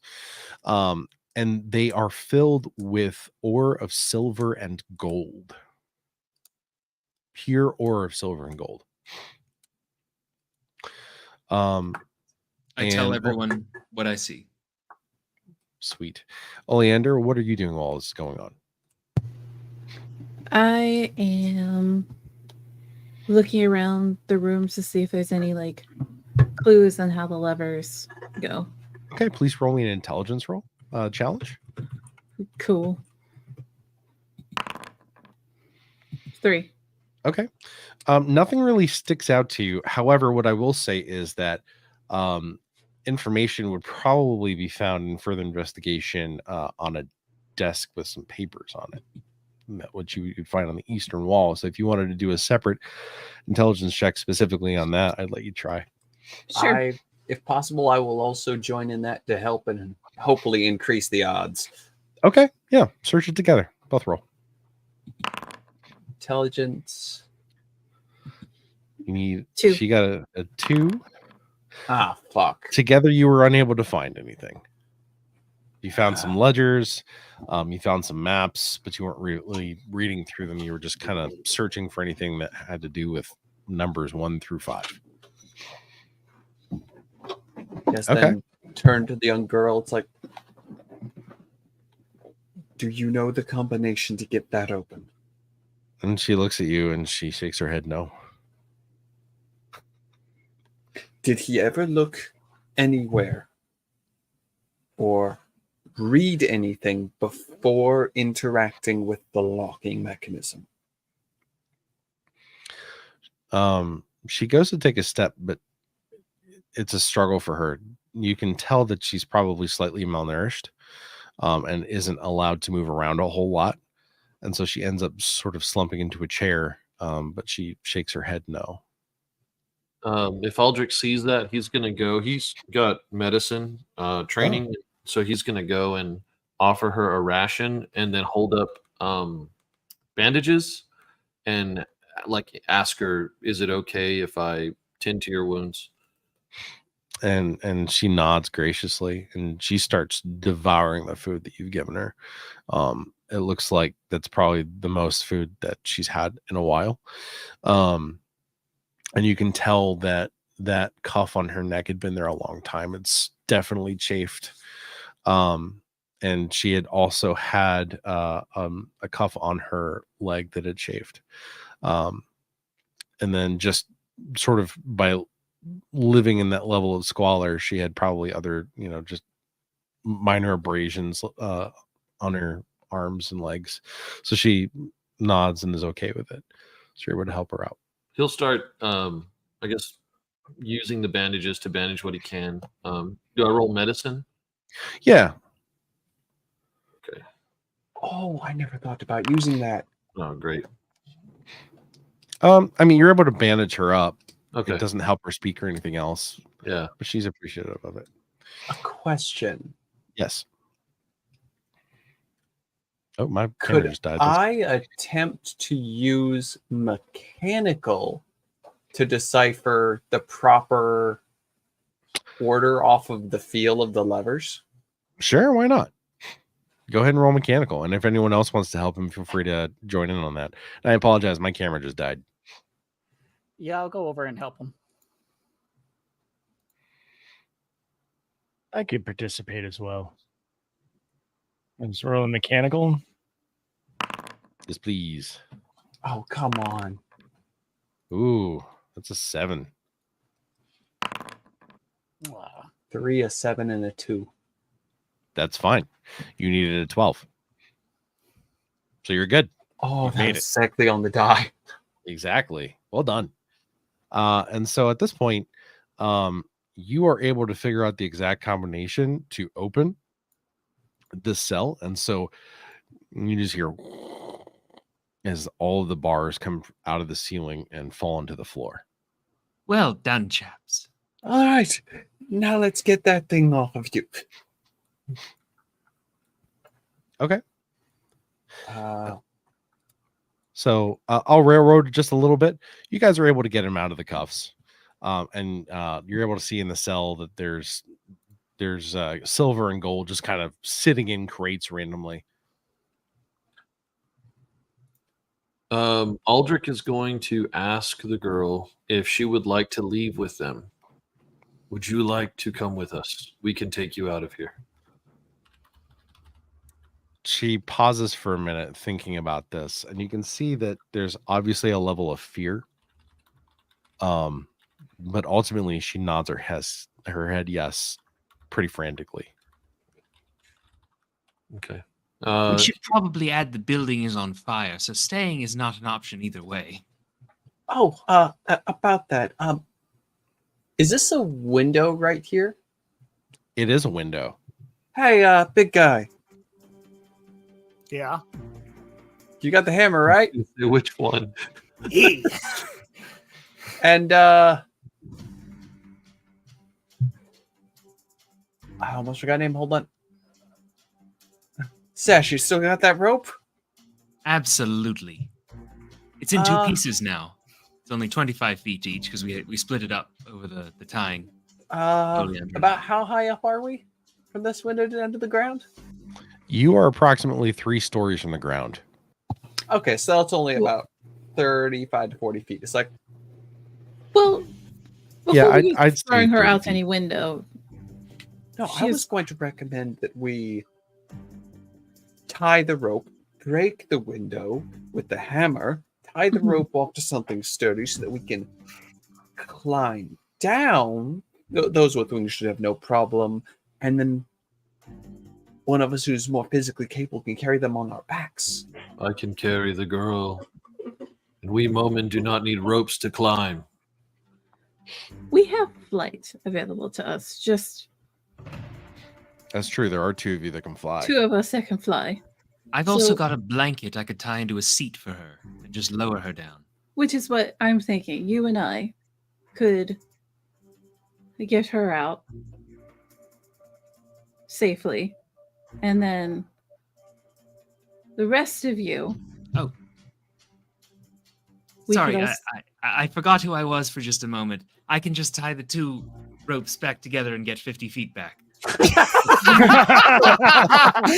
I forgot all my life experiences. Yes, I can Well, indeed. you know, All of my I know, life maybe years give is or flashing take- before my give or eyes. take a, maybe a. Okay, the save extra a 5 few feet is inches, no right? issue. We've got her all the way here. Cool. Oh my It's like- god. You get like 48 and a half feet back. Bilford is also All the way. casually standing over the chest, untying the sling off of his arm while you guys Oh. are having this conversation. Oh, yes, please grab that too. We're going to need it. So do you Just- grab the whole chest or just the gem? I am currently with the chest open. I am taking my sling, and my plan is, just in case it's trapped, to put my sling and like use it to try to like scoop up the gem real quick and pull it out of there with the sling. And then but I'm Okay. gonna wait. My plan is to wait until we're ready to yeet out Yeah. the window and just grab it as a last thing and then take off. Okay. And you know what? There's just an added bonus. As we're getting all set up, we break the window and such, if possible. Just walk over here and just he starts rubbing his fingers together as he's casting Ember again. Is like, oh, this motherfucker wants to keep this. Is like, okay. I feel Oh, like it's only this too one should bad be the a big Sultan's fire. room got caught on fire. It went from tasteful arson to vengeful arson. Justified arson. Oh yeah. I would like a Justice. volunteer, please. Has to be somebody different. I'll do it. Sorry, All what'd you ask right, for? zombie. Please make me a luck challenge roll. Oh, this is what everyone's been waiting for. What everyone's been wanting. Nobody wants this. I You promise. got this. Nobody wants the smoke. Believe in you. That's not good. Better than what I would have As done. you all are deliberating what to do, the Sultan runs into the room. What the ever loving hell is this? It's not what it looks like. It's exactly what it looks like. So, about smashing that window. And he goes, guards, guards, and he runs out the door. We should smash the window and leave. I'm gonna smash the window. Can I Smash can window. I use I can fire off blaze in one turn. Can I hit the door with blaze? What door? Dude, There's he no ran door. out We the door. melted it. It's just Wait, the whole, he ran out the doorway, but opening. you Yeah, guys no, don't but have I a want, door. basically I want to create like a wall of Oh. flames to keep the guards from coming in. Yeah, I mean, you yeah. could probably hit the wooden part of the Wait, you have quicksand, right? Yeah, What's quicksand? I do. Yeah. Quicksand, the stone stairs. Yes. Yes. Oh, nice. Yes. Okay. Nice. Yes. You cast quicksand on the stone stairs. Yep. And at the bottom of the stairs, you hear like a small person sound like they kind of lost their footing and stumbled against the walls, falling down the rest of the way of the stairwell. Take that. And you just hear, ah. It's concussion o'clock. Oh, perfect. All right. Shall we go now? Yes. Yeah. Mhm. We have created concussion o'clock. Let's roll. I was like, wait, stone stairs? Gotta pick stone stuff. Aldrich will suggest to both Red and Sesh to fly, like, because you're taking the girl down, right? So he's gonna go down first. That way he can try to catch her if she falls out of the, like, just as an extra safety measure. Okay. The makeshift like basket. Because y'all we're are making basically for taking her. her in a basket, right? And like, what if, Yeah. like, I'm thinking, what if she falls? So he'll kind of be down, try to go down first, so that way he can catch the baby, so to speak. Are you going to be okay going out there on your own? Aldrich's already going down. Okay. Yeah. So, And so Momen have no penalty to vertical movement. So climbing, they can move their full 15 feet, where most other species would have a penalty of 5 feet per action of movement. So they're able to get down in a single turn if we were in combat anyway. But yeah, you guys are able to get down, no problem. Hey. Okay. So is that everybody leaving? I think yeah. So Okay. I think So when I everyone's just- Anything happen when I yoink that jewel? Because I'll probably wait to be the last one out and yoink that jewel. no, but I would like you to please roll me a metallurgy challenge. Okay. But nothing happens when you pick up the gem.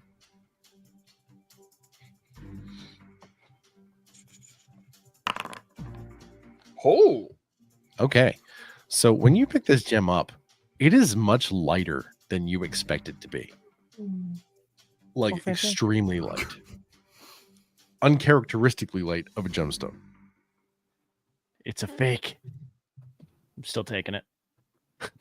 Fake. What do you mean it's a fake? I don't know, but it's too light. But I'm putting it in my pocket. It's fine. Is it fine? Take the box then. I just put it back in the box. So that it How am I looks more supposed to official. climb with a box? Put it in. Just give it to me. I've got a bag. I'm yeeting the empty box out of the window. Just yeet. But Out what of- if the out of actual gem is frustration. underneath all of that? Well, I guess we're gonna find out now. Catch the box from the Out bottom. of full frustration, just yeeted the box. You guys like okay. I want you to roll strength for that throw, please. Okay. You want to fail this throw. This challenge. Okay. I don't think I failed it, did I? No.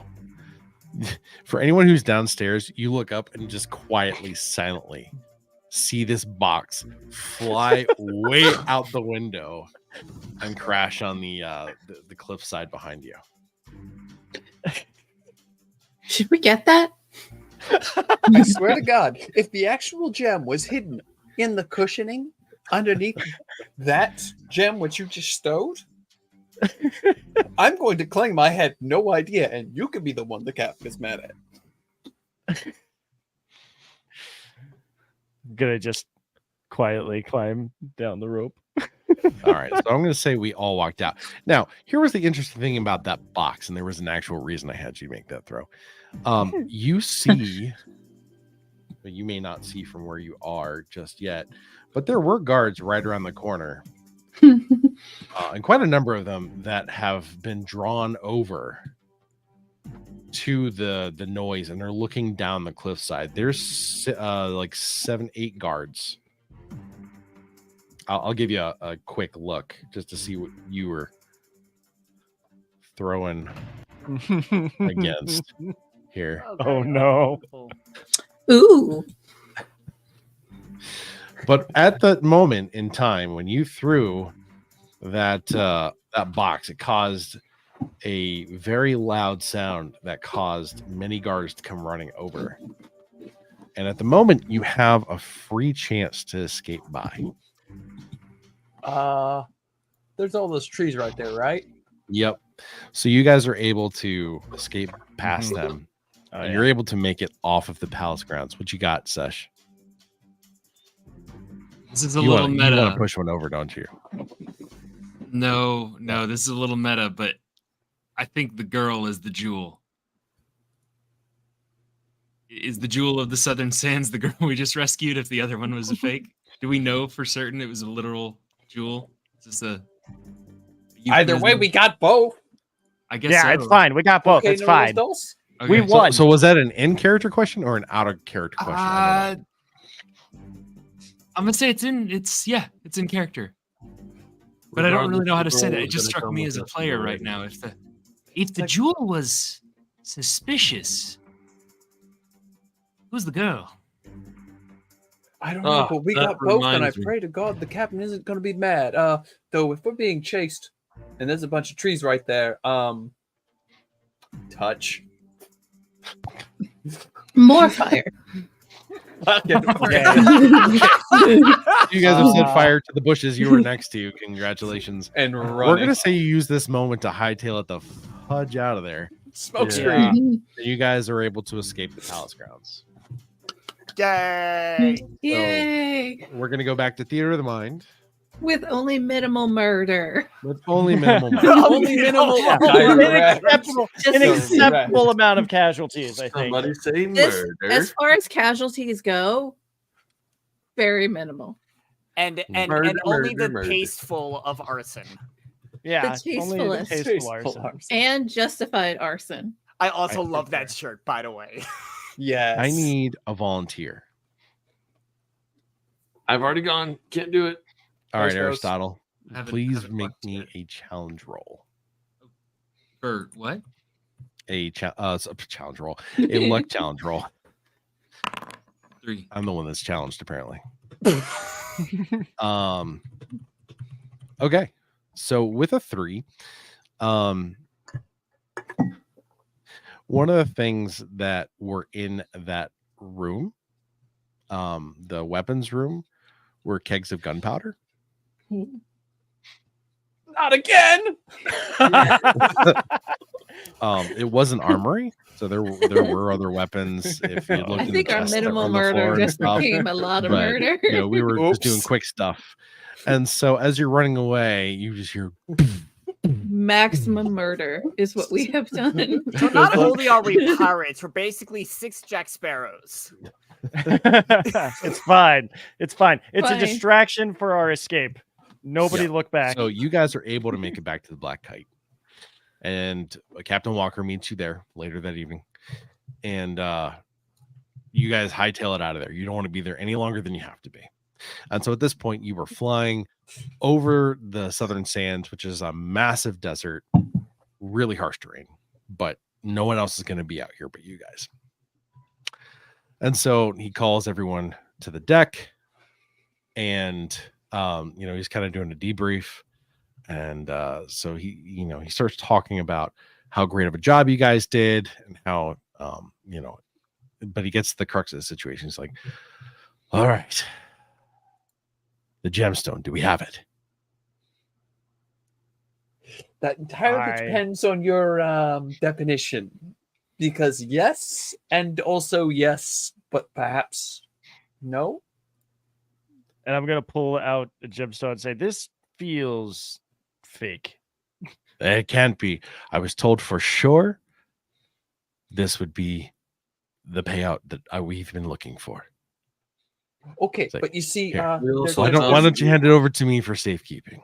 That's a good idea, but there is one other problem. Is it a good idea to hand him the gem? We did all the work for it. There was a I'm the person also in there that seemed to be a prisoner of some time. Just And we because brought her you with brought a us. captive, I don't care. We came here for the gemstone. You I know what? need to put the gemstone in a safe place. Who has You- the gemstone? I could have sworn I put it Not I. somewhere. I I swear to God, if you lost it. think we might have lost the gemstone and just have the girl. Are you roll shitting guile. me? I need you to roll guile right now. I'm It's a picking up what you're leader. putting down. Can I assist with this? Yeah. Can I assist? It's just that. Are you shitting me? Oh Uh-oh. no. Hold on. Don't panic yet. Okay, maybe now panic. Yeah. Captain, the real jewel was the friends we made along the way. Friends. Was the fires we set along the way, The really? fires. The fires in our Fires of hearts. friendship. We had an adventure. I swear to God, I didn't know the powder was in there. We did very piratey things when you think about it. We did a bit of murder. Plunder. Mostly the fire did the murder, Okay. technically. He's gonna say, okay, all joking aside now, we did not just go and blow up the palace of the Southern Sands and put a target on our back forever I mean, they don't know it was for us. not a gemstone. I mean, And I don't think the Sultan is going to be much of a witness Yeah, after what so- happened. Yeah, great All of- news. None of the guards that knew it was us will ever tell a soul. Oh no, the sleeping guy's dead. did that just connect that he would kill him? Luckily, Wait, he wait, was wait, probably wait. asleep when he died. Did I kill So- the Sultan with my quicksand and falling down the stairs? It might He have didn't been die. Okay, But fine. he's named. Yeah, but there was the explosion afterwards. So it's like, we might have given him brain damage. just minimum. Yeah, no, nobody will know. It's fine. Nobody will know it was us. The Sultan will know it was you because he saw you and survived. But Yeah, who's but the gonna captain doesn't believe know that. him? The captain doesn't know that. It's fine. We're just convincing the captain that nobody's gonna know. Yeah, as far No, as I we mean, know, he's dead. were- but no- We were extremely sneaky. Still, the Aldrich- resources to do this, and yet Aldrich have no will say, Captain, if I may, I don't know where the gym is. He'll look at the like other party members, but as far as the prisoner we freed, she's not our prisoner, and I would like to ask that she be allowed to remain on board and maybe even become part of the crew. and he says, no gemstone and an extra liability. Well, Tell you what. And he jumps up on the side of the ship, and there happens to be a dinghy there. He says, you all can stay on the ship. He takes out a pistol, and he's going to shoot the engine on the side of the sky ship that is propelling you and keeping you in the air. He's going to jump on the dinghy and fly off. You all start to descend in the sky ship. You will softly make a landing, but you are in the middle of the southern seas, which means now you're going to have to huff it on foot. You are 2 days away from the closest civilization. Actually, I got a real quick question. I mean, Yeah. it could have gone a lot worse.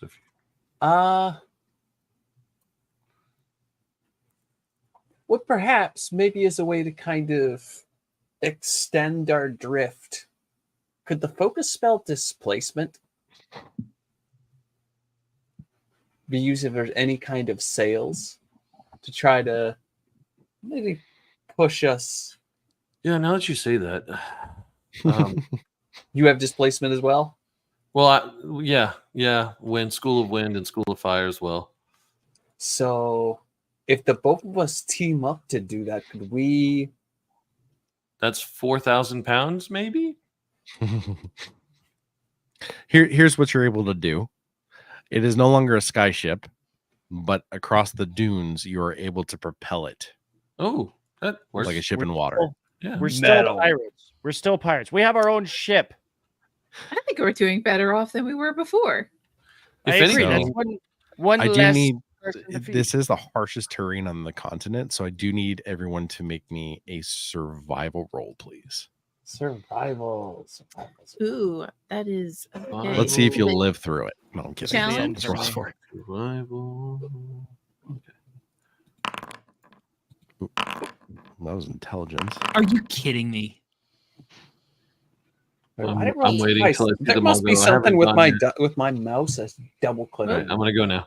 Hold on. Oh, great. Survival. Okay. Collectively, you guys did okay. So you guys are able to get the ship about 12 hours outside of the closest town, in which you guys are able to easily, well, I wouldn't say easily, it's a bit of a dredge.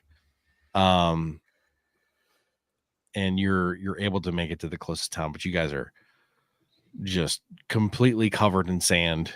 You've brought the captive with you. And you guys are, but you're able to survive it. You make it, you're able to get to a tavern. You guys don't have any money on you right now. You have a gemstone. I mean, I have some coin, but I just don't know how much that's going to cover. Somebody has negative 65,000 coin.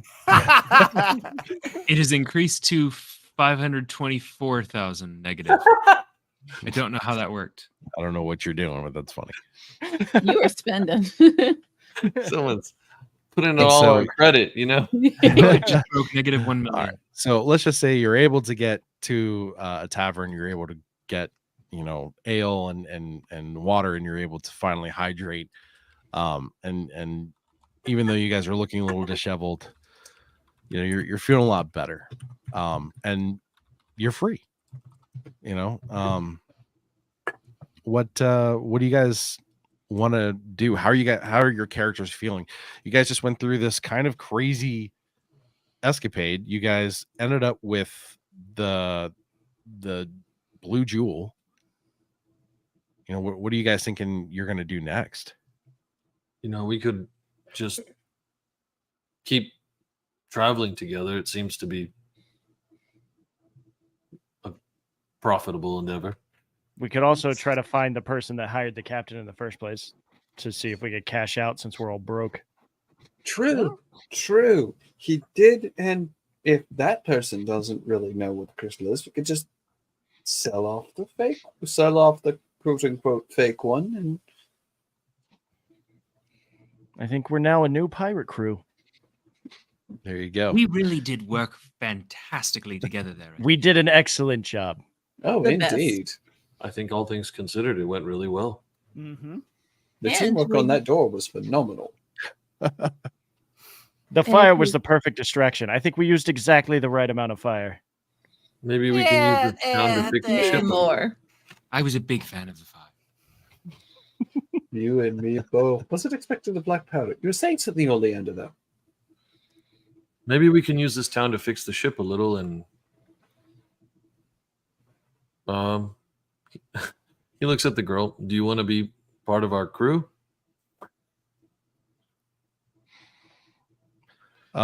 She goes to speak, and she still can't yet. You can hear nod or shake your head. You're free Yeah. to go if you choose. and she does nod, and you can tell that makes her really, really happy, because I think it's finally setting in for her at this point that she's free. And that's something that, unbeknownst to you, is something that she has never had before. And so, being in that harsh terrain, in that desert, she had all this matted hair, but it allowed those knots to unfurl. And you can now see that there's red and orange in her hair. And, she's actually like combing it out and taking some personal pride in herself, and is kind of ready for this next step. But you realize you're in a little bit of hot water, because she's very happy, and tears start flowing. And as she looks up at you, you all notice down one cheek is a stream of silver, and on the other cheek is a stream of gold. And so at this point, while our adventure is going to continue for our heroes, for our players tonight, it is over. I want to thank everyone here for being a wonderful cast and everyone that has been with us through the chat. Thank you so much for being here. This has been a Halfling Wizard production show. And if you're watching at home on the VOD, we're going to go ahead and sign off with you here. And then if you're still here at the live stream, please stay tuned after this outro video in just a minute so you can chat with us for the after party. And so with that, I'd like to ask my cast to wave goodbye on my behalf because I cannot. Goodbye, everyone. All right, everyone. Bye. Have a great night. And thank you so much for being with us. All right, Bye-bye now.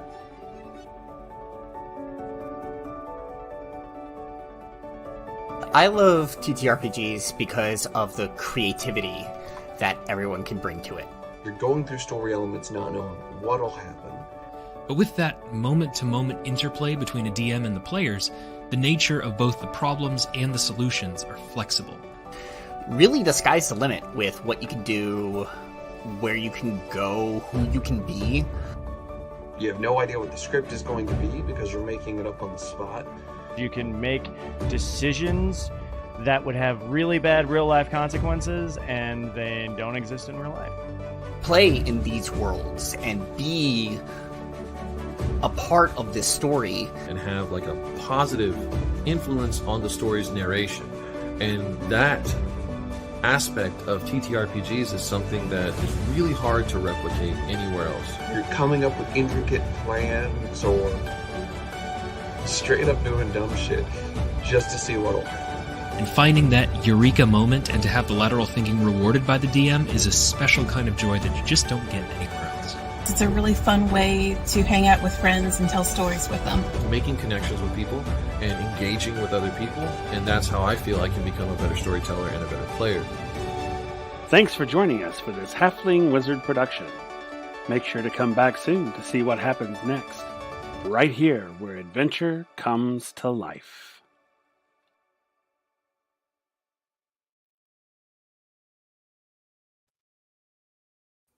Yay!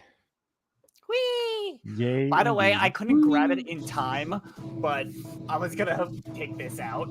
Oh, the The hammer. hammer. I was it was in my closet. I couldn't grab it in time. God dang it. Happens to the best of us. Yes.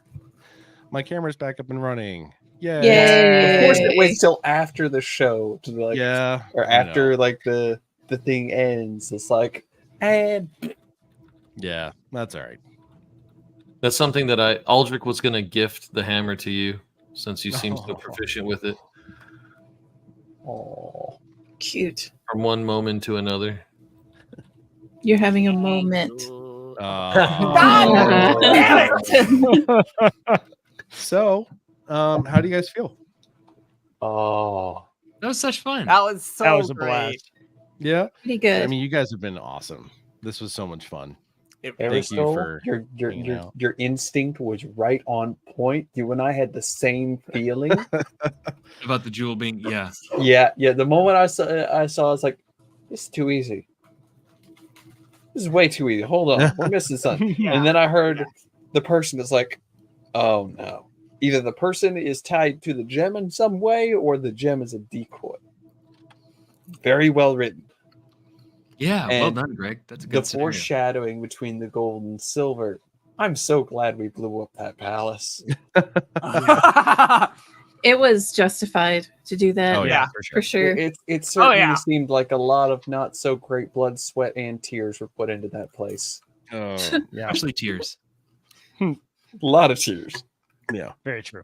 Poor girl. Yeah, there were some additional documents that you guys could have found that was going to give you other hints and stuff. But I mean, you guys did a great job, just kind of figuring things out. And yeah, I think you guys had a pretty good idea. The good news is no one else is going to figure it out because we took care of that problem. Yep. Yes. That's true. That So- is true. So, Greg, did you intend for us to have no combat encounters? It just struck me that at no point did we truly fight. Yeah. Oh, I mean, I've run this. This is the 7th time I've run this one Oh, wow. shot. Out of the 7 times, only 2 have actually had true combat. What did they have to do to They ended up fighting like 30 guards and died. Oh wow. Wow. And But, that's like, why you hire brutal. professionals. Yeah, obviously we're total Like professionals. us. But that's also why what I really like about the system, because when you think, like, I'm gonna put the obvious out there, when it comes to D&D, the most fun a lot of people get out of it is the combat. With this system, with how it doesn't, I guess in a way, it doesn't let the story take a back seat. It felt like everything was moving at all times, and that's what I really loved about the system being so open and loose as it is. It really allows the storytellers to tell their stories without needing to break it up by combat. Yeah. It's becoming a lot more prominent for systems to be less focused, built, and balanced around combat, and I love to see that. You see it here with Surge. Powered by the Apocalypse is another one that does it really well. Almost nothing is balanced around combat, and it's such a simple system. But if you have to balance combat, it's not difficult to do. I mean, I'll give an example from Wind Riders when they had to stop a nuclear bomb from basically going off in the sky. There we are. There's Will. Hey! There's a And the Grizzly. fact that none of that, all of that was all just natural storytelling, non-combat type of excitement. And that was probably one of the most exciting things I've done or witnessed happen, I should say, because I wasn't a part of that scene, but still, it was really cool to see. Yeah, I mean, Surge can have some pretty gritty aspects of combat, but it's not always warranted, especially like you guys were getting onesies and twosies in terms of like you guys didn't do anything obvious or blatant to call all the guards to come fight you. That was really the only instance I could think of was, either fighting your way out or just being like, F it, and just going to, wailing on everything you could see and being true murder hobos, which you guys weren't really. Choosy. You were choosy. It was tactical. And so, yeah. Wormslayer. Yeah. When you guys played it, you guys picked up the Sultan and dropped him 50 feet from the air and murdered him. I mean, we sent him essentially turned those entire stairs into quicksand. So I guess that did quicksand falls. The stairs are individual pieces that would have literally just fallen. But we didn't drop him from 50 feet. But it restrained him. Maybe 30 at most. It did. It's fine. It did restrain him though, and kept him in place while the fire spread. Oh yeah, That's his no, own that is fault, right. And Yeah. then he's underneath the stairs, which have wood. All that stone's got to go. So, oh wow, we buried him. We might have buried him alive. We And may have buried didn't you say that He's now in glass. He's encased in glass. He deserves it. We He's just fine. treated him like Turkish coffee. Hot sand. Hot sand. So quick question for you guys. What was the most memorable moment for each of you from tonight? And I'll just kind of go around, starting with Sam. Oh, honestly, I think the most memorable moment was when we saw the plan come together and surprisingly not just work, would almost work a little bit too well, to where the term Rolled just- well. well, not just rolled well, but just the term just arson, tasteful arson. That needs to be on the shirt, Will. It is. It is. Oh, nice. Yay. Is arson question mark tasteful? Red. What about you? What was your most memorable part of tonight? Besides the arson, The Sure. I mean, you can say very- same. the very believable guards that we had. As a security personnel, I can verify. As someone who's worked events, no, yeah, that's fucking believable. Believable, tired of their right shit, down too. to the grunt. It was just marvelous. And the I don't want to Did a good be job there, here. Zombie. Go home so I can go home. Mhm. Yeah. Go away so I can go to the tavern. Fuck you. What about you, Aristotle? Did you have a moment? Yeah, I think Bilford really taking like charge of the whole disguise thing and moving the whole plot along. I think that was the linchpin upon which the entire plot turned was Zombie really owning up to that. The fire was cool. The tasteful arson, excellent. But selling that as the way in was really good. That was a good. I'm really wondering what it's going to be like to actually wear that shirt out in public now, with no context. All the feds just what? Oh boy. What about you, Christian? By the way, I appreciate your getup for tonight. Oh, thank you. Yeah, I took off the hood because it was a little warm. Yeah, I'm wearing my leather. So, oh my. Oh my. I would just gonna second, third, fourth the guard. I think that was in the moment. Aldrich was like, "Hey, put on the armor," and Bilford just sold it, man. It was like it went from there. It just kind of kept growing and just became a thing. It was so good. It was really good. And then like the fact that we got his feet to fit inside the boots and all that, like. This looks so janky, but it works. But it works. I mean, he's got clown feet right now, but the rest of it is reasonable. Look! If Luke and Han can put on a stormtrooper outfit and sell it, it'll work here too, and it did, and it was brilliant. Perfectly. Honestly, like the way we all really ended up kind of like working together was amazing. Like the random, like, okay, we're now all going to punch this guard together into oblivion. Very poorly. We're all just like, everyone's like, well, let's hit him. And it's like nobody's really hitting him hard enough to knock him out. It's like everyone was like trying to hold back from actually killing him. And then like, think for yourself. I tried to shank him and it just went poorly. Then I parried it like a god, but I still fucking missed. Just honestly, like for me, it was the whole just everything, everyone doing their part, and like it all just kind of playing into each other was a lot of fun. Like I didn't feel like we were not a cohesive group at all. Like it was a good time. I'm glad. Riku. Oh, there's so many moments in this one that I can't. It's hard to just pick one. Because like folks have said, the guards were fantastic. The plan, the way we work together, like you could just find these little pieces in there. I would say for Gundrick himself, and it's so funny after talking about how like combat took a back seat on this. It was doing all of that damage to the door. Fuck that door in particular. It was funny because Spice mentioned in the chat when that happened, said the door is gone, the lock is still there, but the door is gone, and all I just visualized is just the crack of everything, and then just the piece with the lock is still there connected to it. I was like, that is just a beautiful visual. Yeah. But yeah, no, and then obviously, like for me, it was that ending visual. That was just masterful. Where'd you get the music from? God damn. So I've got some licensed music. Nice. Yeah, I concur with everything you guys said. I think that you guys all had a real fun moment there.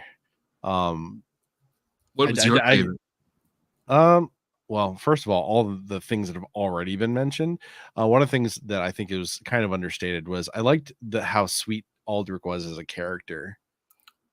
Yeah, near the end, that was nice, and I wished that I had a story that could expand further on that, but that would get into like future adventures and stuff that we just didn't have time for in this one shot.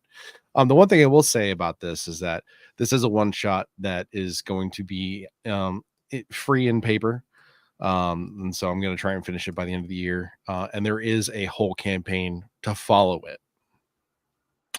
So if you guys ever want to revisit, we could certainly look at that, sometime next year. Sorry, it's a little bit out there, but if you ever wanted gives to time try to it. prepare. It gives time to prepare and that's check true, like, a good schedules. amount of time. And I would love to have Thing to each and every prepare. one of you back if you guys wanted to run something. I'm so down. You guys were so much fun. And I just can't thank you enough for taking this little one shot journey with us. And thanks Yeah, again. we got to see how yeah. far our piracy goes. Yes. Yeah. Yeah, I had a blast. It was great. Oh yeah. Also, the I idea of do- just being a menace to society. Yeah. like we're like that kind of blurred line between good and bad. No, it's like we're good people, but also fuck the establishment. And also fire. And also fire. And Well, archer. That's our Lots of flag. fire. That's our pirate flag. It's a fireball flame. How do we make that Fire Nation. Chaotic. No, hold on. What if it's just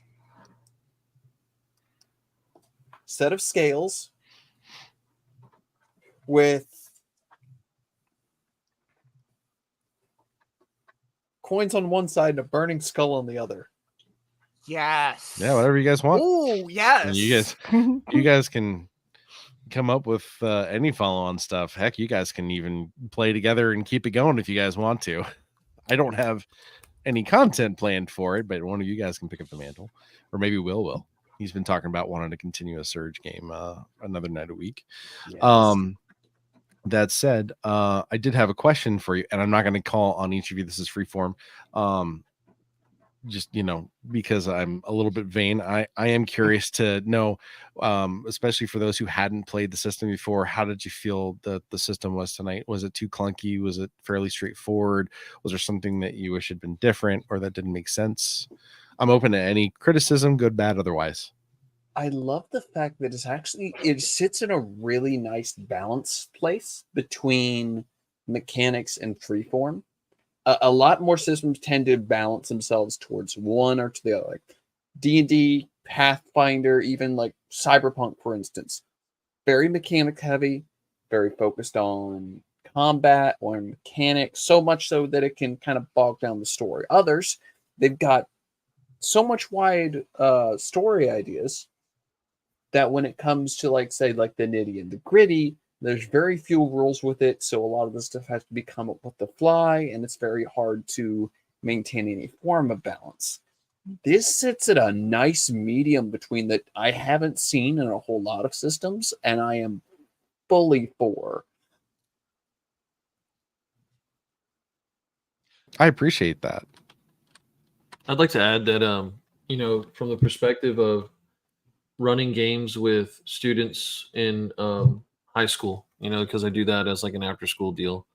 The biggest hurdle that they face, and we typically run D&D, right? Because that's what we have at the moment. But what I'm seeing about this system is that I think that there's a lot more like it feels a lot more fluid in that, when a player asks, or says, I'd like to do X, Y, and Z, it just feels like everything's already set up to make it flow very well.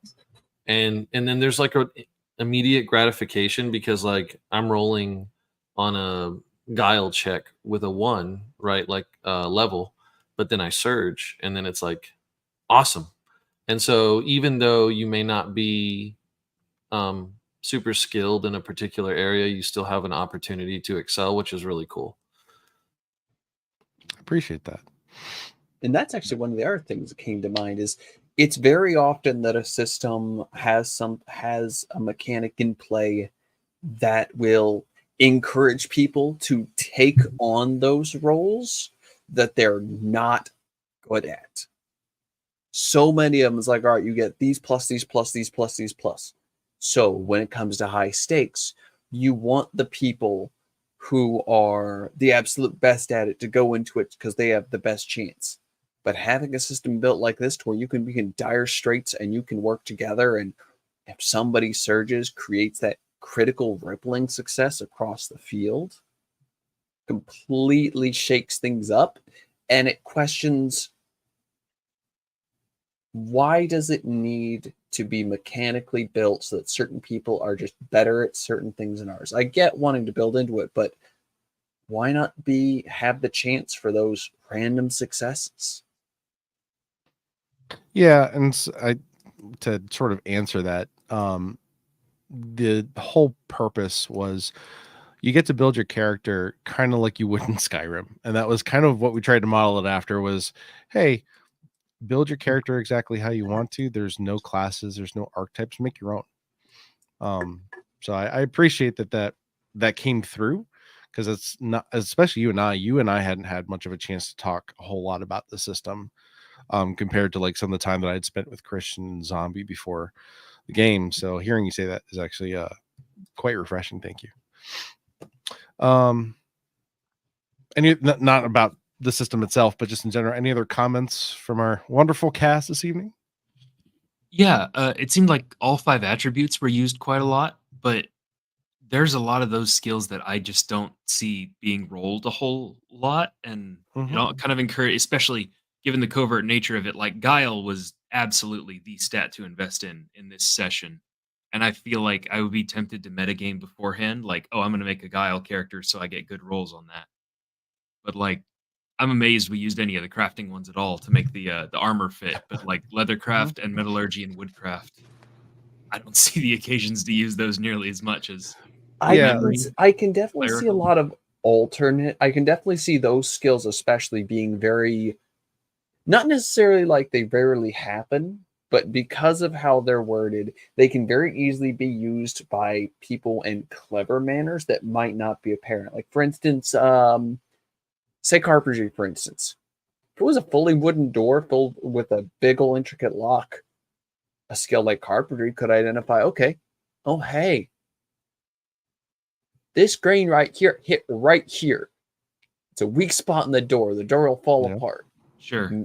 Metallurgy, as it was kind of, or mechanics to be used on various things. I do like the fact that a lot of these skills are very open-ended.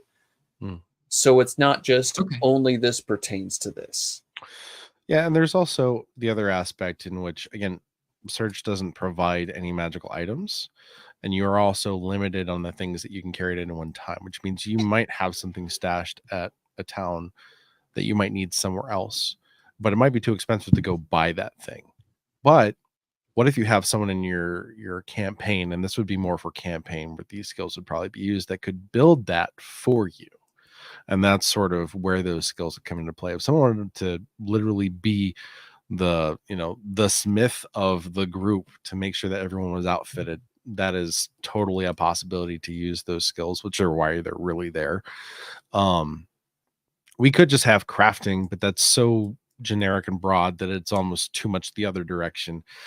So that's why we tried to bring 3 main mediums, and make those sort of the core of the crafting, but also give them, some extra ability so that they're not totally useless in every other situation. So you guys are on the money. You guys are on the right path of why those are there.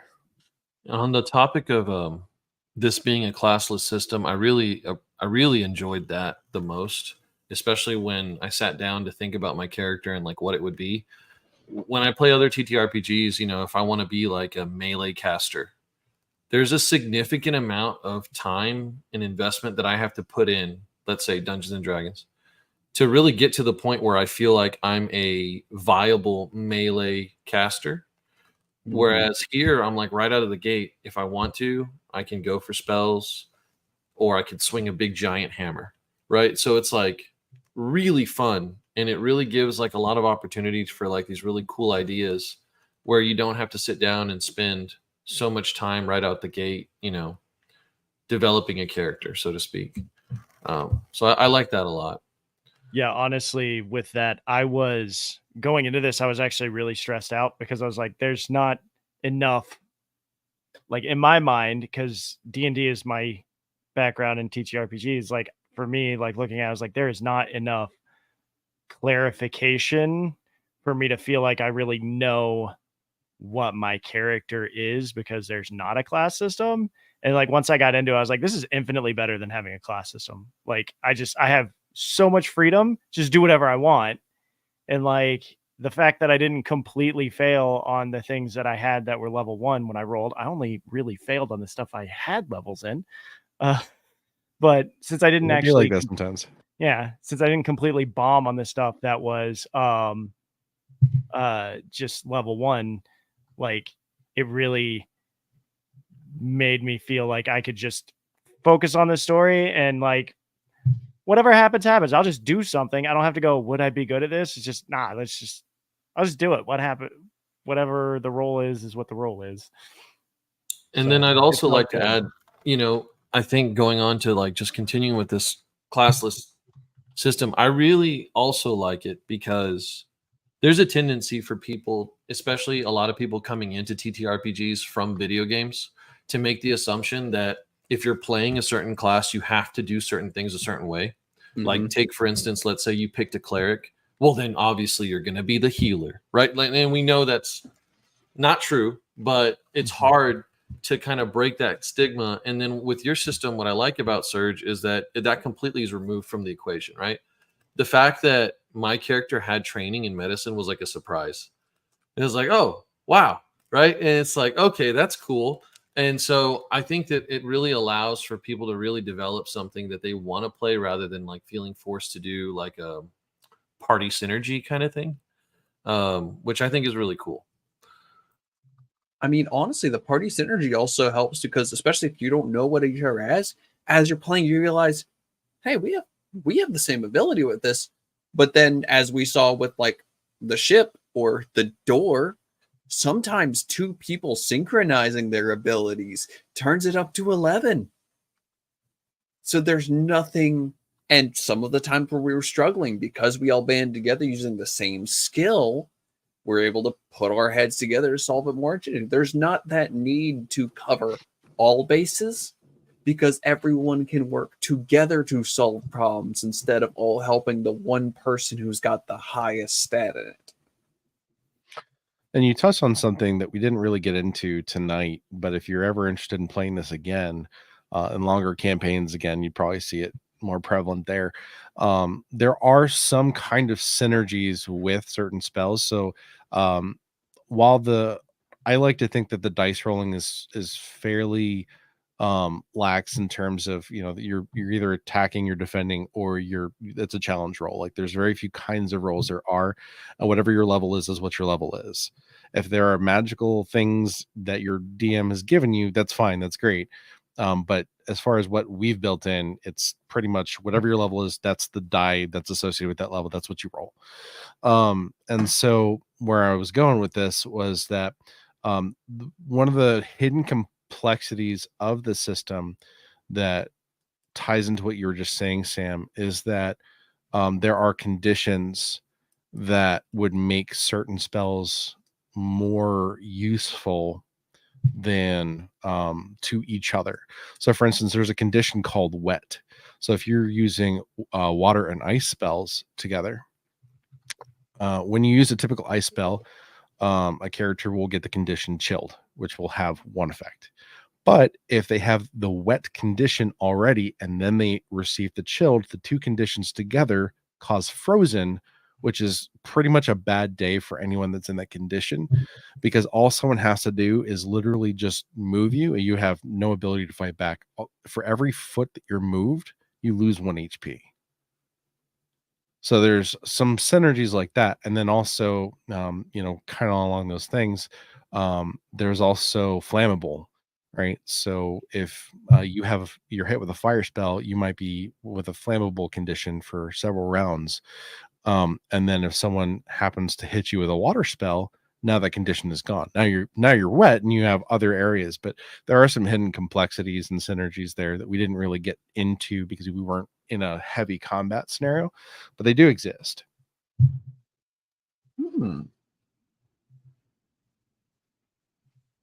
I'm suddenly imagining just with the 2 people who have fire, they just start carrying oil barrels. What the hell just happened? Yeah, could do. I don't know what my computer just did, but it just did something. Well, you're frozen, so. Oh, that's probably the freaking. Could be. Computer was wet and then chilled. Oh, we lost him. We lost him. Yeah, that's right. It was wet and then chilled. Good one. And I was gonna say I was looking at those different synergies, and I was thinking along the lines of like this guy is like a heavy survival kind of guy, lives in windy areas, needs fire sometimes. So okay, I'm gonna give him fire. And then like what can he do against the bite of the wind? Well, if he can control the wind, then that's probably really strong for it, right? And and then to have like 2 layers of that in the party, that's kind of funny. Yeah. All right, Sam's jumping back in. We probably only got a few minutes, but that's okay. We can finish up. We can offer up answers and questions from our viewers tonight. Also, I just want to mention, so this channel has been working towards a $500 goal of the Wounded Warrior Project. I think we were at $15 before tonight. We're at 180. So nice job, everyone. Thank you so much. That's fantastic. I was watching those donations coming in during the stream. I wanted to say something so bad, but y'all are freaking amazing. Yeah. I am a veteran, and on behalf of veterans everywhere, that's amazing. So thank you to everyone who contributed to that. I think we're kind of at a point for closing statements. Everybody agree? All right. Also, it's always good to meet another veteran. Oh, thank you for service. All right. Army? I'm guessing. Say again? Army? Navy. That makes 2 of us. Oh, there you go. Sam, what'd you do? Sonar technician. Cool. Okay. Was gonna be a CB, and then halfway through boot, Thanks, they said, Spice. "Hey, do you want?" Wonderful having you here. Thank you for hanging out with us. Yeah, All right, they guys. pretty much pulled the switcheroo on me, Oh, as they do. Christian, any closing statements? No, it was just really a pleasure to play with everybody. This was a really great session. I had a lot of fun. The storytelling was great. I really enjoyed watching you role play as the guards who didn't want to be there. I feel like you really captured that really well. And I'm just happy to be able to be a part of it. So it was nice to meet everybody. Yeah, thank you for being a part of it. Red? So I was really nervous going into this, like even at work all day. I was super nervous about doing this tonight. So, but I had a lot of fun. So thank you guys for that. Yeah, it was a pleasure having you on board. Thank you. Aristotle? I had a blast. Thank you for having me and putting up with the fact that I'm so new to this whole TTRPG scene. You wouldn't know it. You're great. You're amazing. You did Thank you so much for being here. fantastic. Appreciate you. Sam? That was absolutely phenomenal. The way everyone was able to just jump into it and sync up, even though like some of us know each other, other of us have literally just met each other for the first time, was phenomenal. And it's honestly things that these one shots, even if it's people I don't know, I'll always volunteer for this very reason. That was amazing. And I would love to play with y'all again if I get the chance. Yeah, same Likewise. here. Thanks for being here, Sam. Appreciate it. Zombie? Thank you, Greg, for letting me be a part of this. Like, this has been a blast. I had so much fun with you guys. Thank y'all for putting up with my shenanigans. Oh, it was great. It was a blast, really. So thank you, Yeah, everyone. And thanks everybody who came out to watch and hang out. So appreciate everybody. 100%. Thanks for being on board, Zombie. This was a lot of fun. I'm glad you're here. Riku? Yeah, just thank you all for watching. This was a complete blast. Like I really enjoyed myself. I know I loved playing with all of you. I can't wait for a chance to play with you all again. I know even I'll say this on behalf of Will. He's also very excited to have you all on here again at some point, hopefully for another game. But yeah, this was an absolute blast. I love this system. I said this before during Aria, and same here. This is probably one of my new favorite systems. I've really enjoyed playing it. All right. I don't think I could have phrased anything better than any of you guys. I think you guys did a great job. So again, thank you. Wonderful cast, players. You guys were phenomenal. And I was so glad that you guys were along for this journey. This was a lot of fun, and the prep was 100% worth it. I would do it again in a heartbeat. Thank you again for anyone who showed up to watch. Thank you again for the contributions to the Wounded Warrior Project. And with that, one final time, I'm going to ask everyone to wave goodbye. Good night. Thanks for joining us for this Halfling Wizard production. Make sure to come back again soon to see what happens next, right here where adventure comes to life.